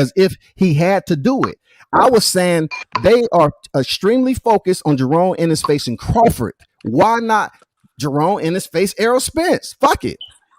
You Nope, know, that all ain't I'm what. hearing is a Nope, push for him to face Crawford. So I'm saying that if ain't what titles that don't was, matter, Scotty. if That titles ain't what don't that fucking was, matter, Scotty. I can goddamn go back fight for a non-title fight. Scotty, that's not how that went. I can Before go back to on your before camera. If you, everybody knew. hey Go ahead, coach, go if ahead, you Hold on, can't hold tell on. Let me me say something, what fat line man. I did it go ahead, on, I coach. don't want to hear it. It's an opinion. Pause. Before he got the Ugas fight, before he got the Ugas fight, everybody was pushing for him to fight Boots because we didn't know Not who Errol Scotty. Spence was Not fighting. Scotty. Not Scotty. That's a lie. You can't put Everybody that was off on pushing me, for that. Coach. Coach, you can't put that off on me, everybody. No, that's a I'm lie. not saying I don't know if it was I don't know if it was you or not, but I'm saying what people were saying in the chat, people were saying on other channels that Errol should fight Boots and all of this. Now that Terence Crawford is in the corner, now that he's in the corner, now people can't say that about Terence Crawford or the Terence Crawford fan base is saying that, you know, oh, they making up all kind of excuses. And he's the number 2 in the division. Right. Ortiz has a fight, so why not fight the next man? I mean, that's how Ortiz it has a used to fight go in because the he boxing turned down game. the fight, right? Huh? Ortiz turned down the fight, right? Right. So you got your number 2. Okay. Boots not going to turn down nothing but his collar. So I'm just saying. So why not fight Boots? They was pushing hard for Errol Spence to fight Boots when we didn't know that he had if he wasn't gonna fight Ugas. So everybody was like, if he ain't gonna fight Bud next, and I was an advocate for it.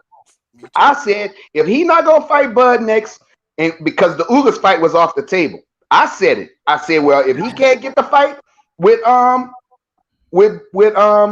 Terence Crawford and Ugas is in the tournament, well, shit, I want him to see either fight Ortiz or Boots. That was my word. Terence Crawford, Ortiz, or Boots. Because I want to see the best fight the best.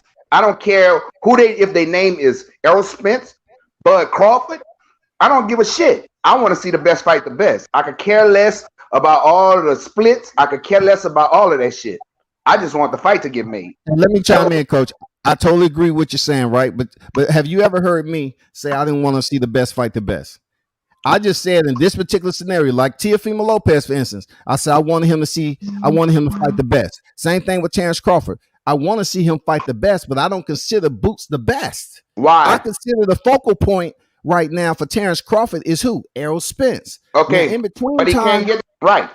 Check this out, Coach. If in between time he's able to get the Keith Thurman fight, the former unified champion at welterweight, then cool. Keith Thurman only has one loss against a legend.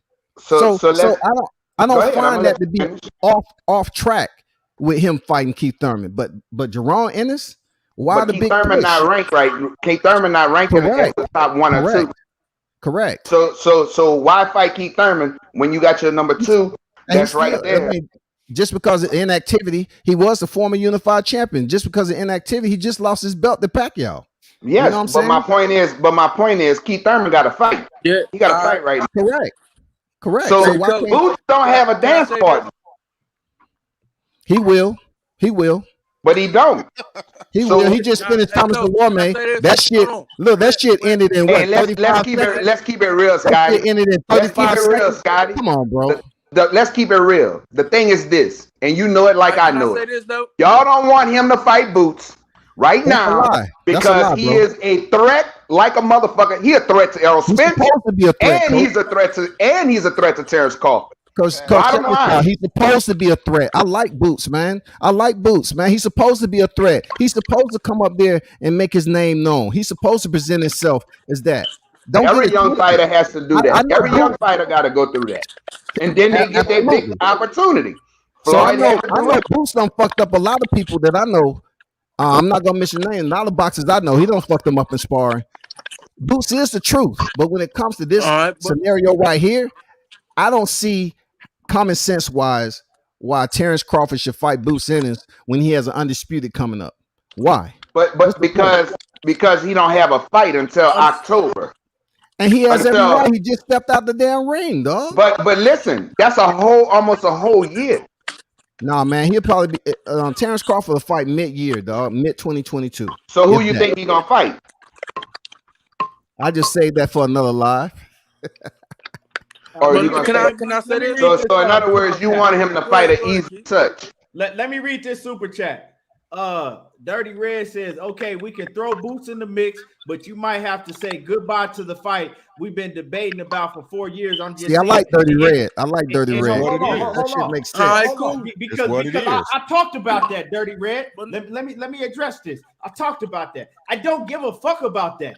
My whole thing is I want to see the best fight the best. I Right. don't know how many times I gotta say it. If Errol Spence and fucking Terence Crawford ain't the best, I don't give a fuck about seeing it.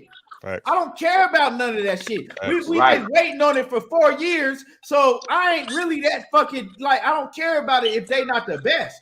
If Can I it's say something? hold on, if Hey, it's Keon. Errol Spence, if it's Errol Spence and Boots, if they the two best, I want to see them. If it's fucking Crawford and Boots, if they the two best, I want to see them. Or if it's Crawford and Errol Spence, if they the two best, I want to see it. It ain't no protecting Terence Crawford or Errol Spence or nobody for nobody. I just want to see the two best fight the best. If The two Ugas, best in the ring. I don't And care that's who it is. Spence and Crawford there, if Keon. hold on, Spence hold and on. Crawford. If Ugas beat Errol Spence and Boots beat Crawford, hey, bro, it's Ugas and Boots. That's what I want to see. I could care less. I just want to see the best fight the best. Keon, So that's what these see. That's what now we get into the nitty gritty. You know what I'm saying? Go. Instead of Let's just go. saying, look, I don't want him to fight motherfucking Boots because Boots is too big of a threat and he might lose. Instead of just saying that, we got to go all the way around the corner, come back, go again, make a turn, make a U-turn. No, let's just get down to the bottom of it. No, I don't think he'll lose. I don't think Terence Crawford will lose against Boots. That's Well, not. why You never said heard me say non-title that. fight then? I just said that because people act like titles I don't matter think when it Boots comes to is- Crawford. I think They Boots act like stop. Jeff Horn title don't Bro. matter. They act Boots- like the title he got from Jeff Horn don't matter. They act like the WBO It don't matters, freaking Scotty, matter. 'cause So you just Man. fight him for a you non-title undisputed. fight. It Boots matters, shouldn't bro. fight Bud or Spence. Okay, then stick to the strip. If it matters, it is- matters. Listen, Stop acting That like is it the don't. script. No, Listen, no, it no. don't. See, hold on. That's not. That's Earl. that's not. Earl and Bud. That's they fight. That's they super fight. Boots got his own super fight that he got to worry about, and that's Batman brother at 140. Scotty, that's not what Man. they're saying. When Man, they said Antoine belts ain't don't moving up matter, They anytime got soon. I history. like Scotty. Antoine, dog. They but got history. damn. Scotty, when they said belts don't matter, they was talking about the 140-pound titles. That's what they're talking about. Of course, Look, the I'm WBO gonna say belt this: matters. it don't matter if it's 140 or not, bro. When belts don't matter, how all of a sudden when you up here clearing this man's accomplishments in welterweight, you clearing them out as if he ain't did shit. Then belts Scotty. don't matter, but yet you trying to send Boots over there to scoop that WBO title up. Why? It shouldn't be a problem. It shouldn't be a Because The only problem. Boots reason has y'all earned want the Boots right. to fight Crawford is for the belt. Boots has earned the right to fight Crawford. Let He me I earned don't it. think Boots should fight neither one of them because we all want to see Spence and Bud. No, I Boots want to should. see. That's We all don't I'm need to saying. see no Boots fight You know how now many? one of them. I agree, bro. Like we've been talking about this shit for years and years and years. Now we have YTC community up here trying to plot and scheme for Boots to come in and scoop the WBO title. Y'all not gonna be satisfied, man. No, how But is you he just plotting and scheming? And you think Boots not gonna win? right. So it's That's what not I'm a plot saying. and scheme. You don't know if he gonna win, Batman. You But you a Terence Crawford You fan. You just think said your man better than Boots. but Right. see, You just Batman don't like Terence Crawford, so I can say the same about him. He don't like T Bud. but Scotty, you just said that you believe that Terence I don't Crawford. give a I like fuck. Bud. Absolutely, I I do like believe Bud. he'll So- beat so- Jerome so- Ennis. So what's the problem? What's the problem? Absolutely, Because you Hold on. just At the said end of we the want him day, to it come ain't in no here and problem scoop. with me because I'm not in the equation as the respect all these management. It fighters. ain't no problem. Come on, man. Only thing I'm saying is I don't think At he the did end of the enough on day- his resume to step in the ring with Crawford because y'all pushing it. Just because y'all up here I He pushing did it. enough to step in the ring with Errol Spence, though. That's He all the I number did. two. Don't none Man, of the I top. told you listen, I wasn't listen, I don't wasn't none of the at top. a point where I was being extremely serious about You Jerome Ennis said it, stepping in though, with Errol World Spence. Comeback. You full You baby. said it. Whenever you ask somebody who said it, or whenever you ask somebody who's a Bud fan or whatever, or a Bud supporter, it's never it's always it wasn't me. I never said that, even though You y'all don't saying speak it for the about entire me, global bro. consensus, I my know, brother, but and that's that's what all y'all respect. always say, And that's Scotty. all It's respect, cool. my brother. It's cool, Scotty. I'm not even saying I'm pointing out what's happened, bro. Take it how you want. If you want to hold it close to the vest, you hold it close to the vest, my guy. But listen to this though. All right, I respect all these guys. I don't give a fuck about none of their careers because none of them do shit for Batman. At the end of the day, Right. I just want to see all these guys fight. And at Right. the end of the day, Boots would have the credibility if Sean Porter bitch ass would have fought him. If Keith Thurman would never fake like he don't fucking know him. Who else? Who else?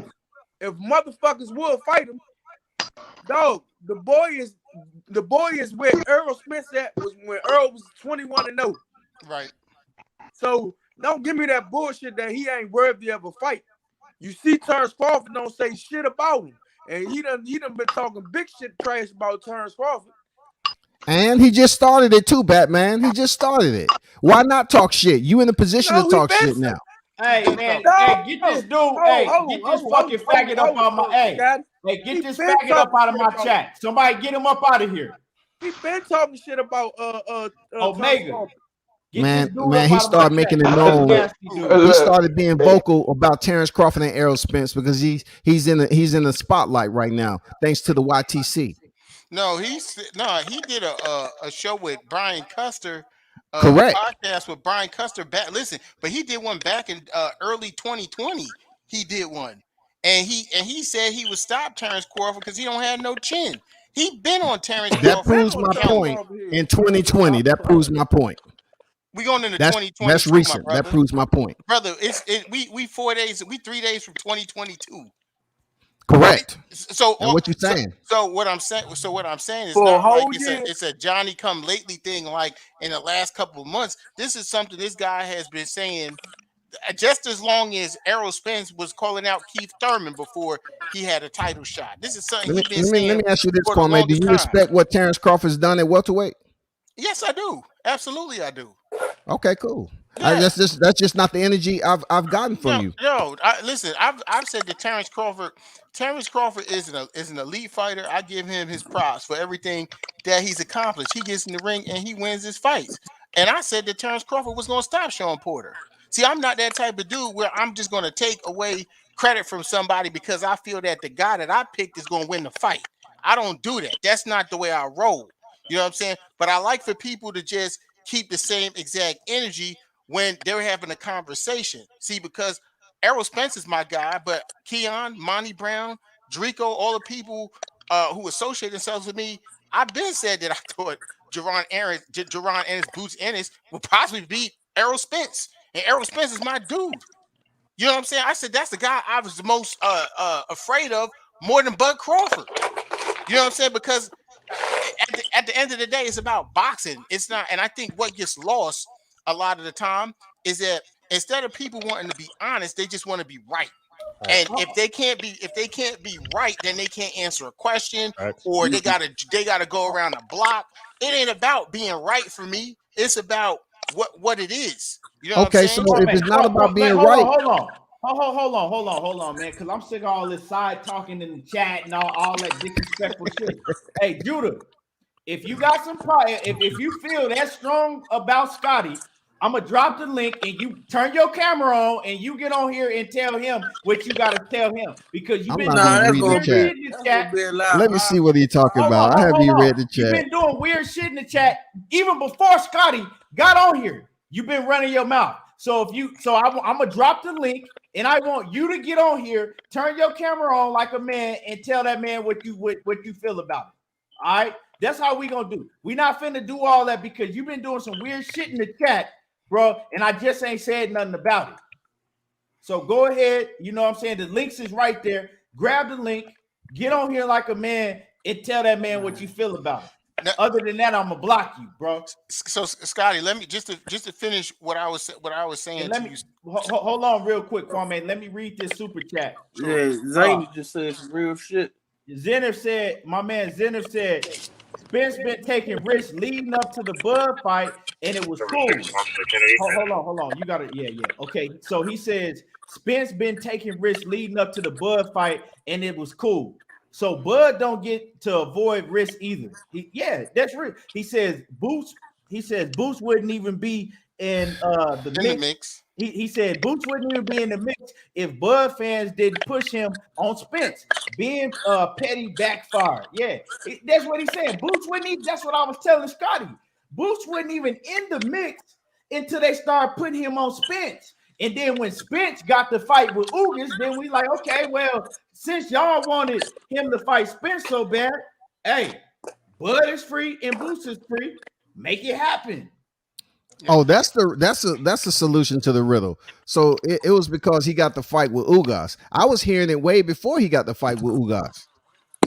I was hearing the push for Boots. You was hearing anyway. Fans What were say you that saying, Errol Spence should fight Boots. Yeah, you was hearing that. Yeah, No, that I was hearing that's Boots why fight we Crawford. that's I was why it's saying Boots should hypocrisy. fight Crawford. You see that's why we feel that it's hypocrisy at its finest. It's okay for Errol Spence to fight Boots, but Right, no. it's not okay for Bud to do. And as I was saying, I just want to finish this, Scotty, just so you have, because I think you may have maybe a unclear view on my perception of the situation. Terence Crawford, I actually like Terence Crawford a lot as a fighter, a lot. But I have a group where his family members is in there, and they're just very disrespectful people. So just because Errol Spence is, the guy that I choose to win the fight.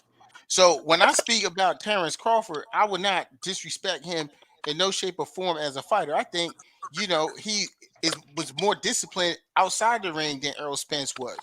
You know what I'm saying? That's why I had picked him to beat Sean Porter in the fashion that he did beat him. So it's nothing personal, and I would never take anything away from that man, because that man could fight. I mean, he just straight up, he could fight. But I just feel like me personally, and I think this is where people, should have these type of conversations, is that if you talk about matchups and things like that, I just don't think that he has a really good inside game. I don't think that his mid-range game is as good as Errol Spence, and I don't feel like he has a solid chin or can take a shot as great as Errol Spence. And I think just based on the past of all Errol Spence's fights and the pace he fights at and the range he fights at, I think that's a disadvantage for Terence Crawford, because Terence Crawford is just great at the end of his punches, as someone said earlier. But in terms of trying to discredit everything he did and all that, no, I'm not going down that road. But what I will say is that if that man is a super WBO champion and the guy who's number one has a fight, and the guy who's after him, who's number two, is Jerron Boots Ennis, I just don't understand what's the problem with him making a fight when there's no one else that's available. Josh Taylor's not available, Keith Thurman's not available, Errol Spence not available, Ugas not available, Virgil Ortiz not available, and you can't show me one person in the WBO rankings who's better than Jerron Boots Ennis who's under him. So I'm just saying, I don't want the money to get effed up, because I do want to see Spence and Terence Crawford fight. But Zenith 360 makes a point. People were saying, oh, Spence might lose. Every time Spence get announced with a fighter, oh, he might lose. Danny Garcia, when he came back, oh, he might lose. Sugar Ray Leonard said he lose to Mikey. People say he lose to Porter. So if he's taking risk after risk after risk, I just trying to understand, why is it a problem for Terence Crawford to take a real legitimate risk in a route to being undisputed to his payday?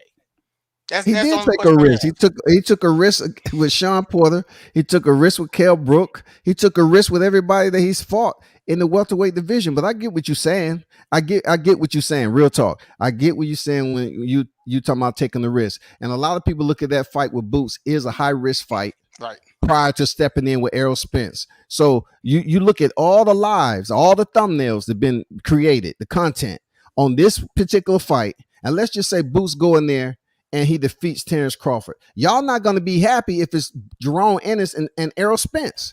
Y'all not going to be happy with that. I will. Because I will. They're not, because it's a familiarity with talking about Crawford Spence up to this point. Over years and years and years, people been talking about the same damn fantasy fight. I want to see the best fight the best.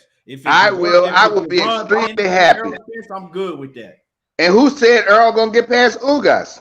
Right. That's a hard fight. Yeah, you're right. All right, let me let is Jay Cooley. I don't know if he's still. Oh no, he ain't in here no more. What's good with it, Kyle? The boxing section, TBS man, in the building. What's going on with my brothers, man? What's up, guys? Good. Hey, listen, this is why I banned Terence Crawford versus Errol Spence talks on my channel. I mean, dog, the shit that we talk about as far as this fight goes, man. I mean, bro, we're getting absolutely nowhere with this shit, man. You know what I'm saying? That's why I don't like to talk about it. The Ugas fight is a good fight. It's cool. Is that what we want? Hell no. You know what I'm saying? We want what we want, but are we gonna get it? Hell no. The business of boxing has been doing what the business of boxing has been doing for years. You know what I'm saying? Fucking us over. You know what I'm saying? And then say, oh yeah, we got you on the next one. This it's gonna happen. It's gonna happen. It's gonna happen. And then you got the grudge match. You know what I'm saying? Remember that movie with Al Pacino, was not Al Pacino, but the nigga that played on Meet the Fockers? Robert De Niro. Robert De Niro. Remember that movie with him and the other dude that was old as hell in a boxing match? Yeah, I know. That's what we got. That's what we always get. Two old ass niggas in the ring together. But you know, I do want to tell y'all this though, man. Listen, I got a documentary coming out January 1st, man. If I want to support it, man, hit me on Instagram, man. DM me, man. Y'all can pre-order it. It's $7. It's my life's work, man. She was one of probably the best things I've ever done, man. But yeah, man. Shout out to everybody on the panel though, man. I got much love for y'all boys, man. Well, it's a documentary about you, your journey. So it's a boxer. His name is Joshua Jones out of Philly. And basically, man, him trying to just continue to box with all the extra shit that's going on in his life. You know what I'm saying? You know, murders and being a father, but still trying to keep that dream of being of staying pro, right, and not giving up on the dream. So that's what it's about. Let everybody know how they can, you know what I'm saying, get a hold of it and when it's coming out again. Yeah, so basically it drops January 1st. I'm gonna end up doing a website, but right now just DM me the boxing session on Instagram. Just DM me, man, Cash App, and then January 1st I'll send everybody a link, and then you can watch it like that. No doubt, definitely. You know, everybody gonna go show love and support for sure, definitely. Yeah, man. But as far as what you said, I think the fight gonna happen, bro. If the fight don't happen, it's gonna be because Terence Crawford in a money situation. Other than that, it's gonna happen. Errol Spence wouldn't be coming out with the road to undisputed if the fight wasn't gonna happen. You know what I'm saying? The fight gonna happen, and it's like Terence Crawford needs this fight. Who else he gonna fight? What other big fight is he gonna fight? Because if it don't happen with Errol Spence, he ain't gonna be able to get the Keith Thurman fight. He ain't gonna be able to fight Ugas. He's not gonna be able to fight Danny Garcia. He ain't gonna be able to fight a Jermell Charlo. None of them dudes, because they all with PBC. So who else he gonna fight? He don't need it. He don't need it for his legacy, Keon. Bro, y'all can talk about all this. Oh, he can retire tomorrow and he'll be in the Hall of Fame. Okay, that's cool. Motherfucking Mickey Ward is in the Hall of Fame. Okay. Arturo Gotti is in the Hall of Fame. Sylvester Stallone is in the boxing. That has nothing to do with Terence Crawford. I mean, he don't need Errol Spence for his legacy. That's all I'm saying. Let's not act like the boxing Hall of Fame is equivalent to the NFL Hall of Fame. You're right. Let's just keep it 100. You're right, but I'm talking about Crawford. I ain't talking about Mickey Ward and Gotti in the Hall of Fame till they fight. But see, that's y'all thing. Oh, well, he can retire tomorrow and be in the Hall of Fame. If he retires tomorrow, and I'm letting you and everybody know this, if he retires tomorrow, 15 years from now, nobody will give a fuck about no Terence Crawford. And you know why? And it's not, and I'm not knocking him. The reason why is because nobody will be able to go back to a memorable fight that Terence Crawford gave. Other than maybe, man, you know you on some bullshit, Keon, for real. Well, okay, what memorable fight can you go back and say, man, that you shit on some bullshit, dog, for real? He got one. He got one. He got one. He got one. Other than Sean Porter. He got one from stopping all the gifts I sent you for Christmas and your family. You up here talking this bullshit on here, bro. Let me know which one, other than Sean Porter, who you got on there. That people are gonna be talking about his overall legacy, dog. His overall legacy and what he was able to accomplish. Bro, legacy is when people can go back and they remember you for the fights that you had. for what That's for why your we remember accomplishments, Sugar man. Ray. That's why we remember Muhammad Ali. That's why we remember Roy Jones. That's why we remember Mike Tyson and Evander Holyfield and Sweet Pea Pernell Whitaker and Floyd Mayweather. We remember them for the fights that they was in. Not because, they was undisputed, but they didn't fight nobody in that way. We don't remember that. That's all I'm saying. So he could be in Hall of Fame, but 15, 20 years from now, nobody's going to remember him. Maybe they might talk about the Sean Porter fight. But if they don't talk about the Sean Porter fight, it's nothing else that he could fall back on. And it's a Sean Porter fight at the end of his career.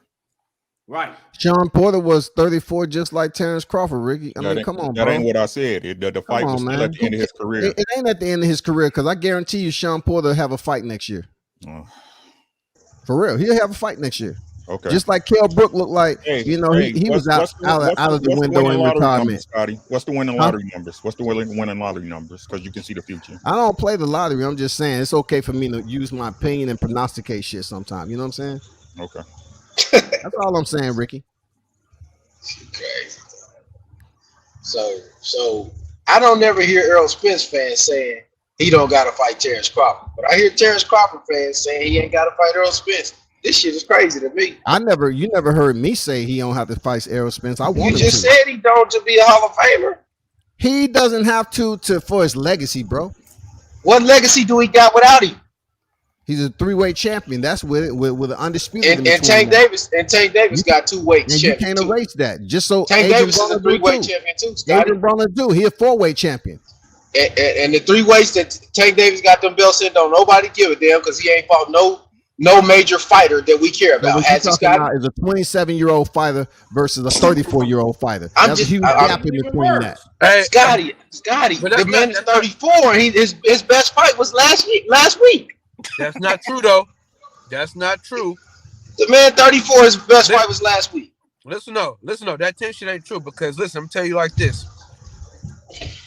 It's one of my female friends today. She asked me, when is Tank fighting again? So that shit you talking about, nigga, he ain't got to fight no fucking body. Listen. But you talk about fandom, sir. That's fandom. That's what it's about. That's who give your legacy. That's what legacy is for. Okay. Hold on. That's goofy. Come on, man. That's goofy shit, man. That's goofy shit. Nobody tell me 20 years from now, fans are gonna fucking be talking about Bud Crawford if he retired tomorrow. They're not. They not. Don't nobody care, bro. Don't nobody care. You gotta fight somebody for us to care. Listen, bro. They gave us all this shit about Deontay Wilder not fighting nobody. He fight 5 fights between Fury and Ortiz, and he's a fucking legend right now. Right. And everybody's hoping he come back right now. Even after him losing. Even after he lost the way he lost. People praying and hoping he come back. Yeah. I'm talking about Devin Davis. I ain't talking about Terence. No, I'm just giving you what it is though. Like, bro, Gervonta Davis is a cool draw, but he ain't drawing more than Deontay Wilder at his peak right now. No I don't give a damn what Floyd and them talking about. No one never said that. No, I'm just saying that to the boxing section because that's Kyle talking that. But Tank Davis is a good draw. He's a good draw, but if he was so great a draw, they wouldn't be running around here talking about how bad the numbers was a couple weeks ago. He's not that great of a draw. Nobody about to pay for that goofy shit. They gonna pay for it because he have the suspense of power. You know what I'm saying? He had the equalizer. It don't matter if he didn't stop freaking Essac Cruz. He still has that it factor when it comes to them potentially stopping his opponent. Okay, Scott, who would you pay for Tank Davis to fight right now? You as a fan, tell me who would you pay for to see him fight? Oh, I'll pay for him to fight Devin Haney. Facts. I'll pay for him to fight that because that fight makes sense to me. Keep naming the names because they ain't gonna put him in there with him. Go keep naming the names. Teofimo Lopez is gone. He's at 140 already. So I don't want to sit up here and sound crazy by saying Ryan Garcia, but in a way, I will pay to see that fight because I want to see Ryan Garcia get the cap knocked out of his ass. And that's why that's what I'm saying though, guys. Like, right. Like, so it's the same thing with Terence Crawford. You would pay to see him fight Errol Spence, but people are saying goofy stuff like he don't need him for his legacy. That's a fight that we'll pay for. Wilder needed Fury, bro. Wilder needed Ortiz. Nobody, like when Wilder was fighting these dudes, nobody was saying goofy shit like this. This is some goofy shit, bro. Wilder's quite different from Crawford though on the come up. They fight different, but they need other fighters, bro. They were saying Wilder at the amount of fights he was at. You know, he didn't fight anybody until he actually gave Tyson Fury. Tyson Fury his first fight. I mean, I bagged that up. Luis Ortiz. 40 fights in himself, and people were saying the same shit until he fought Sean Porter. But see the thing though, Keon too, is Wilder's in one division. He didn't move. He couldn't move, so he had to fight guys that was bigger than him, right? More likely than not. And then the guys that he fought that was only in his division, he had to fight that division. So like this dude is at his highest division, and his fans are saying he don't gotta fight the quote unquote best guy in his division. His contemporary. I never said he don't have to fight Errol Spence, period. I say for his legacy, he doesn't. That's just my opinion, bro. Terence Crawford got 38 fights, bro. 38 fights. Yeah. So he right there pretty much where Wilder was. You got 38 fights, and can't make it up, you didn't have a big fight into Sean Porter. Wilder wasn't unified, man. Even though you know that's my boy, he wasn't unified though, man. I feel you, bro, but then nobody's gonna go back and talk about because he was unified. Oh, he at 140. Yeah, that don't matter. Right? Okay, of course they're gonna talk about it because you watch what they put up on there about the four belt champions. You talking about ESPN? Since Canelo, ESPN shit, right? It's only a few names. It's only a few names, collective names in that group now. It's only a few names in that group. People remember you for the fights. Scotty, I got a question for you. I like Bud. And I like y'all got 100 questions. I'm done with college, bro. Hey, bro, come on, Scotty. Stop acting like that. Hey, Scotty, they only ask you the questions because you be doing them like politicians, bro. Hey, the only reason I'm saying this is this. All right, which out of the two fighters, out of Errol Spence and Bud Crawford, who is doing what they say they're gonna do? In this division, Errol Spence, because he wanted it. Okay. Errol Spence wanted to unify and go undisputed. Okay, so Bud said he wanted undisputed before too. So they both said that. But my thing is this. Why does Bud say one thing and then say something else instead of because the fighters does not negotiate their fights, man. It's a lot of in between. We know at that this level they can't. Bud is not making phone calls. Errol is not making phone calls like that. They have individuals they pay to do that shit. Well, my thing is this. They both in a position where they can call and talk to each other and say, let's make the fight. I mean, Sean Porter and Bud Crawford did a different structure there, coach. It's a different structure, even with the promotion that he was at. We know that. I mean, I understand him dealing with Bob at the time, but it's not that. That's not the part I'm talking about. The part I'm talking about is him saying, I don't want to talk about it no more. The fight not happening. We not making a fight. Then he out in the ocean talking about where you at, Errol. And then, you know what I'm saying? Like, why he not consistent in what he say and what he do? And I would have to ask Bud that. I know you can't answer that for me. But Errol Spence said he wanted what he was going to do. I'm going to get all the belts, then I'm coming to holler at you. So that's my only problem with Bud. Like, Bud is inconsistent as far as what he say. You know what I'm saying? Like, dude, stop. You know you want that fight. And you know that Errol going to end up being the A side in the fight. So just, bro, you're going to have a legacy to where if you beat Errol Spence, you the man you're going to you're going to be Canelo. You're going to be the next Canelo Alvarez, bro. Which you never had that opportunity. Never be Canelo off the strength of Errol Spence. Never. No, you're not listening. He will be the Canelo if he beat Errol Spence. And Errol Spence got 3 belts, and Bud will be a 2-division undisputed world champion in 2 divisions. Correct, bro. Nobody ever did that. But he'll never be a Canelo. It don't matter. He would be a Canelo then because now he calls his own shots. I'm telling you, bro. He would. That's true. Yeah, I agree with you, Scotty. Let me read this super chat from Zenith. Zenith 360. He say, no one remember what belts Hearn or Hagler had. We remember epic fights. Spence and Wilder got epic fights. They begging Wilder not to retire, but Bud retired now. He will be forgotten. his lack of fights. Right. Lack of fights. Yeah. Right. He lacked fights. And that's all I'm saying, bro. I'm not knocking Bud and saying that he's not a great fighter or none of that shit. It's just we remember 20 years down the line, after we didn't see all type of other fights and great fighters come along and retire, we still remember what great fights we can. Okay, Aaron Pryor, he fought such and such. Sugar Ray Leonard, he fought such and. That's what we remember, right? We don't remember. Oh man, he was champion and he had 2 belts. I remember he was the welterweight champion, and then he went up to super middleweight, and we don't remember that shit, bro. That's all I'm saying. So he needs an Errol Spence fight. If you look around, who else is in boxing right now? Terence Crawford needs an Errol Spence fight. Man, I see him having the opportunity to move up to 154 before he get up out of here. He fight once a year or whatever. He has preservation in his body, you know, on his body is not extreme wear and tear, even with 38 fights. You know, He so still needs. he might move up to 154. So and why fight would he move somebody up to there 154, Scotty? Wow. for another division? To fight who, though, Scotty?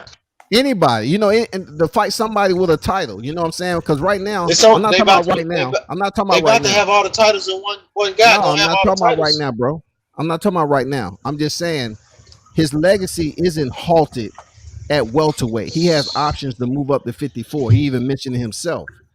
I'm not saying right now because in both divisions the titles are tied up. You know what I'm saying? Hey, They're gonna be Scotty. tied up. Hey, Scotty, they need each other like Arguello needed Pryor, bro. Just like he just made that example. Arguello needed Pryor. Pryor Just like needed Floyd. Arguello. They need each other, bro. Just like That's it. Floyd needed De La Hoya, bro. And Zenith 360 made a good point in the chat.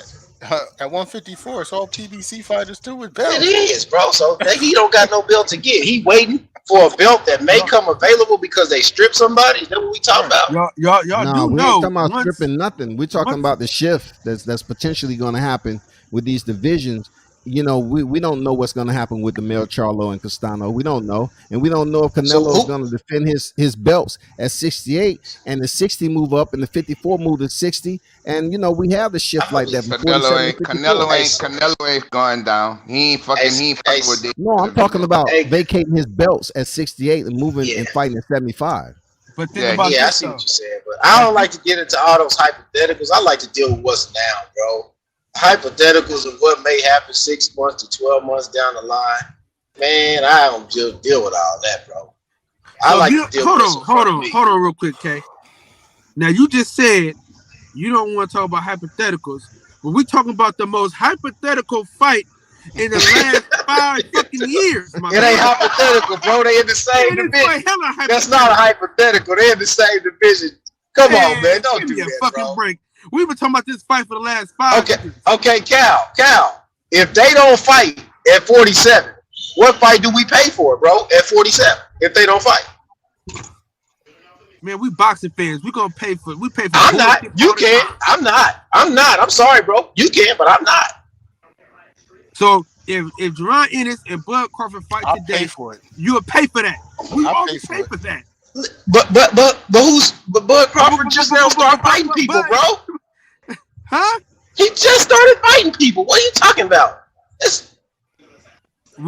Everybody on this panel, I feel confident enough to speak freely for everybody on this panel. If Bud Crawford fought Jerron Ennis, we will all dig in our pockets and buy that fight.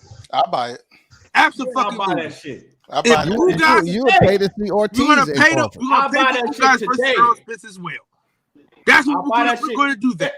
Check this out. Check this out, though. Let me shake something up for y'all for a minute because you know, shit, we need to know this. Because in my opinion, when Errol Spence fought Danny Garcia, he didn't look that great to me. And I'm just keeping it 100. He beat Danny Garcia. You know what I'm saying? He beat him clearly, but he didn't look that great to me as far as, you know, how Errol Spence usually look. He really just didn't. Niggas would come on here and cap and be like, oh man, he looked great. He beat Danny Garcia better than everybody did. He didn't look that great to me. You know what I'm saying? I'm just being honest. So with that being said, Do y'all think that Errol Spence could go in the ring and look the same as he did versus Ugas and win? I mean, the same as he did versus Danny Garcia and beat Ugas. Nope. No, Nope. no. Nope. Nope. He got hit a lot in that fight, bro. Yeah. Nope. I don't think.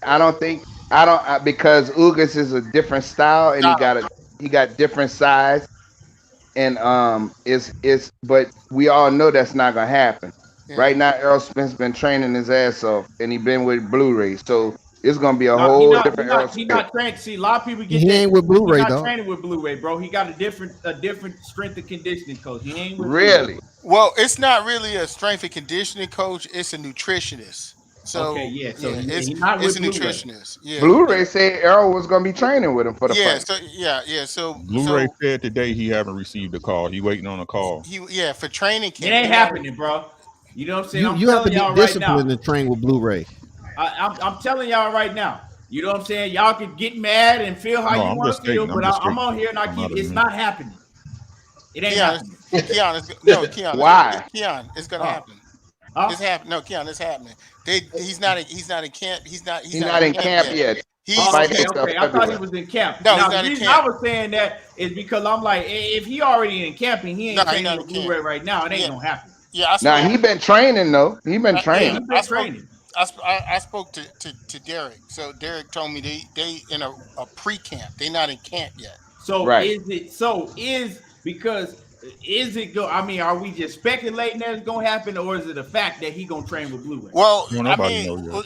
what I can't say it's a fact because it hasn't happened yet. So, but what was said was he worked with Blu-ray for the Manny Pacquiao fight, and he told Blu-ray that he's going to use him for the rest of his career. So he's going. So what we're waiting for is the phone call for camp.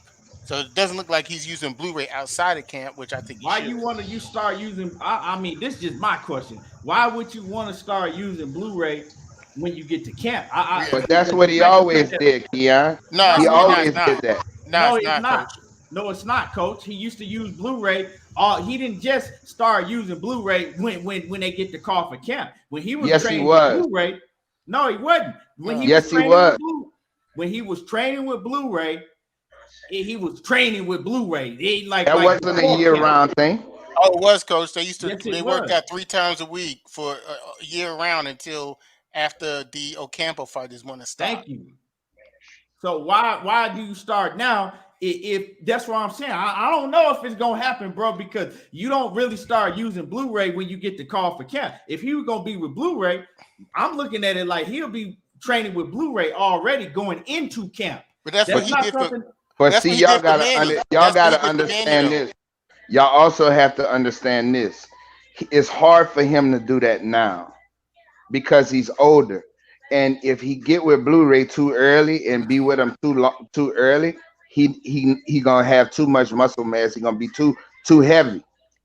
That's why now he's getting He gonna use Blu-ray for camp because before Errol was younger, but Errol's starting to get older, and it's hard when you start putting on muscle mass like that. He's gonna be too heavy. It's gonna be too hard for him to get that weight off. It's defeating the purpose.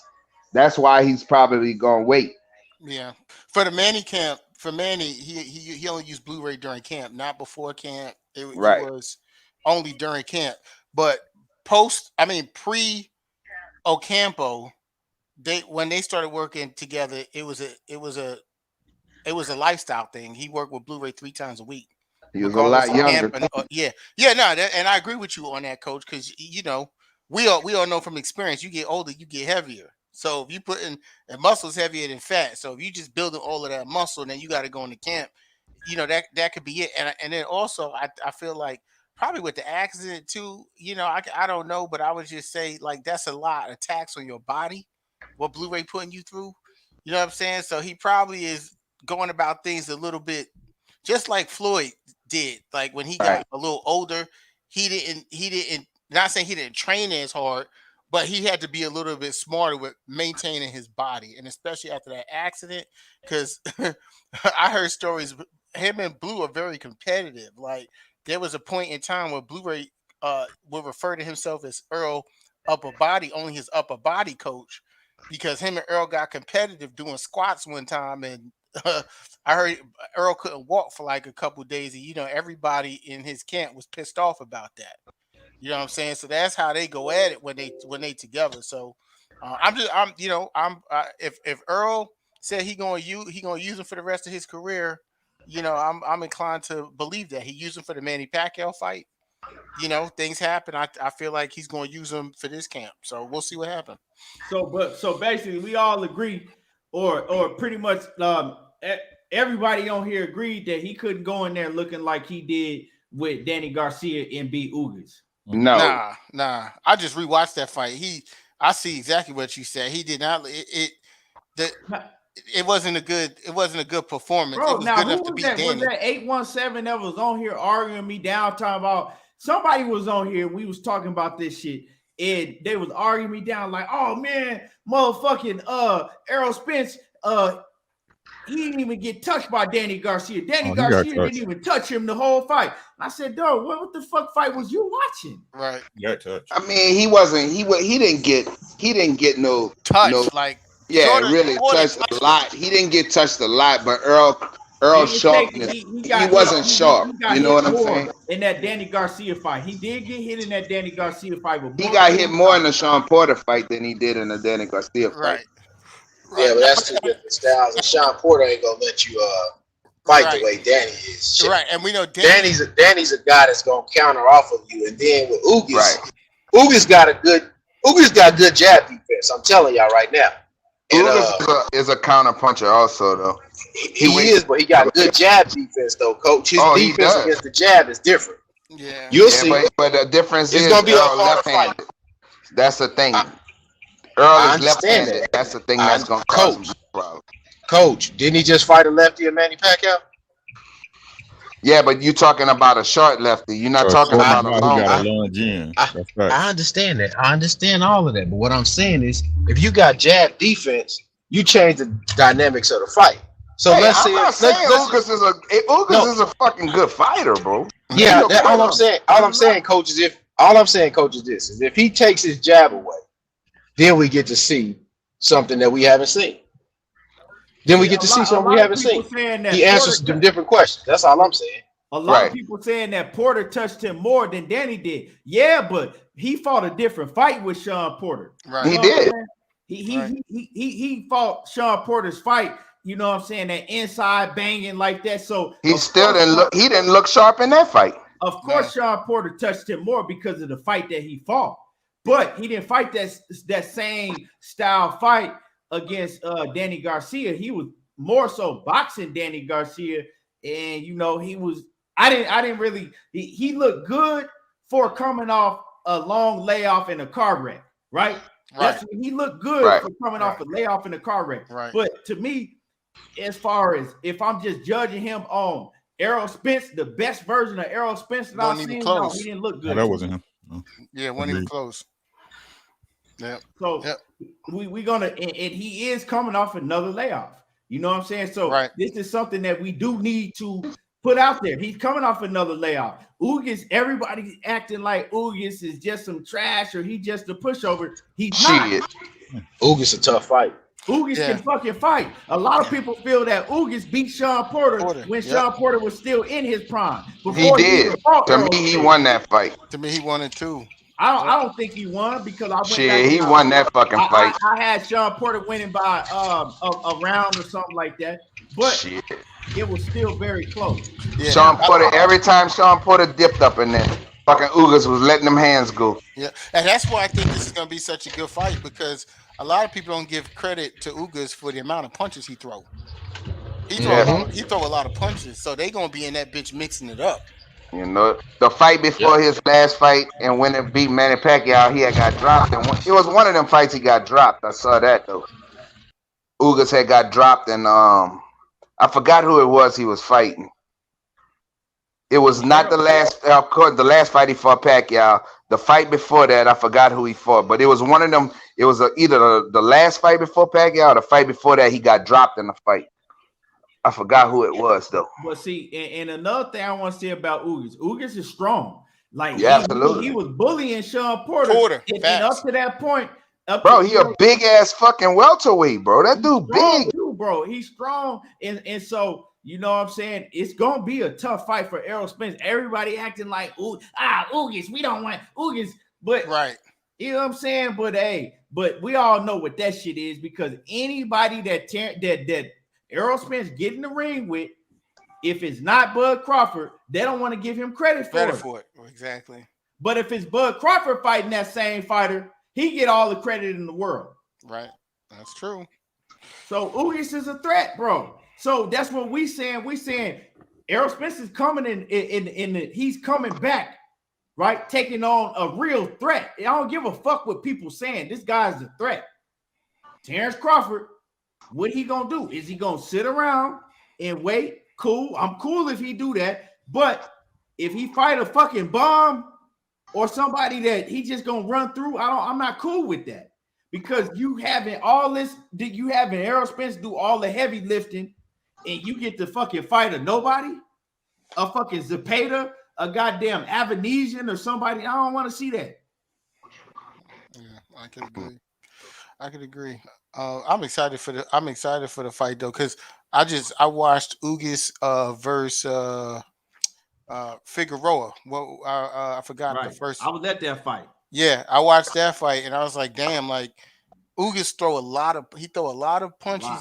He's a very intelligent fighter with his punch selection. He's a very intelligent fighter.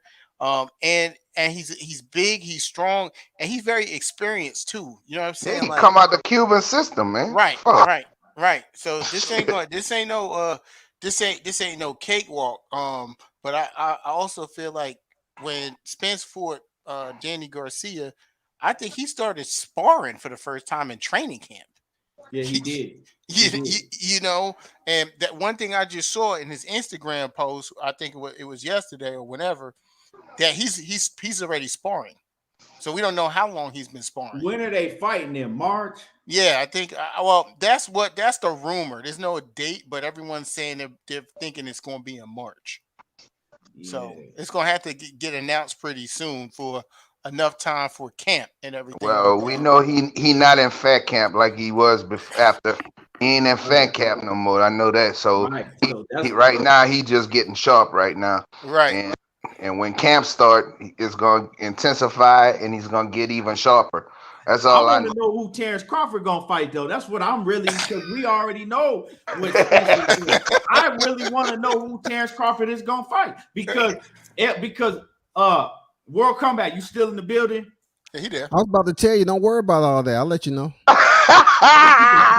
Well, hey. This is what I was going to say. This is what I was going to say, Scotty, because L-Dub said that. But and we talked about it earlier in the show. I don't know if you was in the chat or not at that point in time, but I talked about how L-Dub had said that, you know, Terence Crawford is getting ready to announce his next fight. And it ain't going to be Jerome Boots in it. So I'm looking around and I'm like, shit. Who is it? Who else is it? I don't know. I mean, Scotty, you ain't got to say it. Do you know? For what I'm hearing, it's Thurman, man. So you mean that he's going to wait to fight? Because we was arguing with my man Batman, because Batman said it's Thurman, and I said, well, it don't make no sense for him to announce that he's gonna wait for Thurman. I don't like releasing shit. Like, I ain't trying to be that first nigga, you know, always trying. No, but what I'm hearing is Thurman. But so why would he wait on Keith Thurman? You have to ask the team. You have to ask whatever he got going on, man. I don't know. I haven't found out yet, but I did hear that he was. I hate, gonna be Thurman. and I'm gonna tell you why I hate that. Because if he waits on Keith Thurman, Thurman is fighting in February, right? He fighting the beginning of February, right? Now we know how far apart these fighters fight. Keith February, so you got March, April, May, June, July, August. They probably fight. He'll probably fight again he'll probably fight again in September. So you get Thurman and Terence Crawford in September. Ain't no Errol Spence fight. That's it. That's why I said you can fight. That's why I'm saying that he either sit out or he fight Boots, because he can fight Boots way sooner than that. He ain't gotta wait. You gotta fight. They You ain't gotta giving wait Boots till a shot fucking right now, September. man. Hey It's not man, happening, dog. that's too much risk, man. Boxing is a That's business, man. They ain't giving Bro, Boots but a we shot don't right want now. him wait. We don't want him waiting to September to fight fucking Keith Thurman because that takes an Errol Spence fight all the way into 2023. And I'm gonna You know, say you it know like how I much said it money before. is in this Errol Spence Terence Crawford fight? A Right. lot. Right. Bro. No, there is. Yep. Bro, if they wait to 2023, I don't want to see that shit no more. Move on. And Scotty, what I'm gonna say is I agree with you when you say it's a business, and I understand all of that. My only thing is, since it's a business, and Terence Crawford will have to make a decision based on what's best for him, then I just don't want to hear him stating that someone's scared of him after he have to make a business decision and not fight the best possible person that's available for him to fight now. But trash talk is trash talk at the end of the day. You know what I'm saying? I'm not in a family like that. So if he talking trash and he ain't living up to it, he gonna have to deal with that. You know what I'm saying? Keith Thurman, right? If Keith Thurman can beat Barrios and look good, he got to look spectacular. He got to stop Barrios, right? If he beats stops Barrios and look good, Keith Thurman and Terence Crawford, that's a good fight. But not when you got Errol Spence undisputed and you finna wait for Keith Thurman for fucking 6 months. I don't want to see that shit. Because, like I said, if you got to drag the Terence Crawford and Errol Spence out into 2023, bro, I don't want to see it. It's not. I'm done with that fight at that point. It's pretty much they got to fight this year in fucking Floyd at that Hey y'all. Well, Ki, you might as well get your mind right, bro. Ki, you might as well get your mind right for not wanting to see the shit then. For real. I'm straight up and down for real. I don't want to see that shit, bro. Well, you might as well get your fucking mind. Get your mind right now. Go home and say your prayer. I mean, go to bed and say your prayers. You might well get your motherfucking mind right, nigga, because that's what's gonna happen. That's sad.